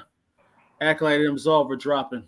So y'all, I mean, that's what it is. Y'all gonna drop and do what? Y'all only gonna make like $2 off of it. Like, wow. We're not So worried. With that note, we gonna let Ty come back in here, close this out. This is the KWay weekend. You know what I'm saying? Y'all know the vibes, man. It's okay. You know what? Lonzo, I apologize if I'm anything like Lyle to you, bro. I think I will change my ways, bro. Y'all see what I've been dealing with out here. Lyle rarely comes out of his straitjacket. When we let him out, he gets to be vocal a little bit, but once he puts the rag on, it's like a whole nother person comes out, man. You know what I'm When saying? did Onaji get in here? Why is he a part of this? No, it's fine. Oh goodness, man. If anything else, to put a neat little bow on this weekend. First off, thank you so much, Lyle, for joining us. I was a little sad that you couldn't join for Friday and Saturday, so I am happy to see you and your. Appreciate that, because Lonzo kind of plans these things when I'm working. I think he does it on purpose. Wow. He actually said he's trying to avoid having you on here. It's cool. Yep. Still gonna be the top grossing famous person out of Concrete Comics regardless. So it's not that a big You know thing. what? I hope you are. I wish you nothing but success as you try to supersede and exceed all of your peers. I want to see you. I really want to see you grow, because if you fail, then I get to say I told you so, and I know. Oh, but goodness, guys. Planning this entire event was such a huge undertaking, because it wasn't just the fact of getting everyone here. It was organizing against everyone's schedules, making, putting everyone's else together, getting all of your book announcements in order. It was quite something. But not only did we do it, we had such a successful weekend. People have been absolutely eating up that 25% off discount if you put KWay at checkout. People have been joining the Patreon, where they join for $1, they get 50% off all single issue books all weekend. I mean, people have been joining the Discord, talking heavy in the Discord, doing the fan voting. Also, Lyle, I wanted to let you know that you and Deja Vu are tied for if you guys could win in a street brawl. So you might have to talk to your fans about that. And it's been something else. The love, the outpouring, everyone showing up to the live. This is 5 years of amazement. And honestly, it all goes back to thank you so much, not just to Lonzo, not just to Jamel, not just to Onaji, but to all of you who have poured in so much work. No one would buy a Concrete comic if they didn't see the passion, if they couldn't read the love that's on the pages. And it's because of your hard work that we have a company. And of course, thank you to everybody who's watching KWay Weekend. As I've continued to say this entire weekend, something like this doesn't happen overnight. It is not a one-person show, even though some people like to say it is. It is a complete group effort that takes so much of so many things. And I want to thank you guys, because you guys are such a big part of that. So thank you to every single person at Concrete Comics that's here on the screen and beyond. Thank you to all of the amazing folks watching KWay Weekend. If you didn't get a chance to tune in, please be sure to watch our restreams on Facebook and on YouTube, as well as the World at War Comics YouTube. Again, thank you so much, Thomas. And of course, nothing else. I have nothing else to say at this point. We just gonna go ahead and roll it out. But never forget to keep it concrete. Y'all have yourself a wonderful Sunday. I know the vibes. All right, thanks. Concrete is being led by Deja Vu and Watchmen. Bye. July 20th. Someone cut his audio.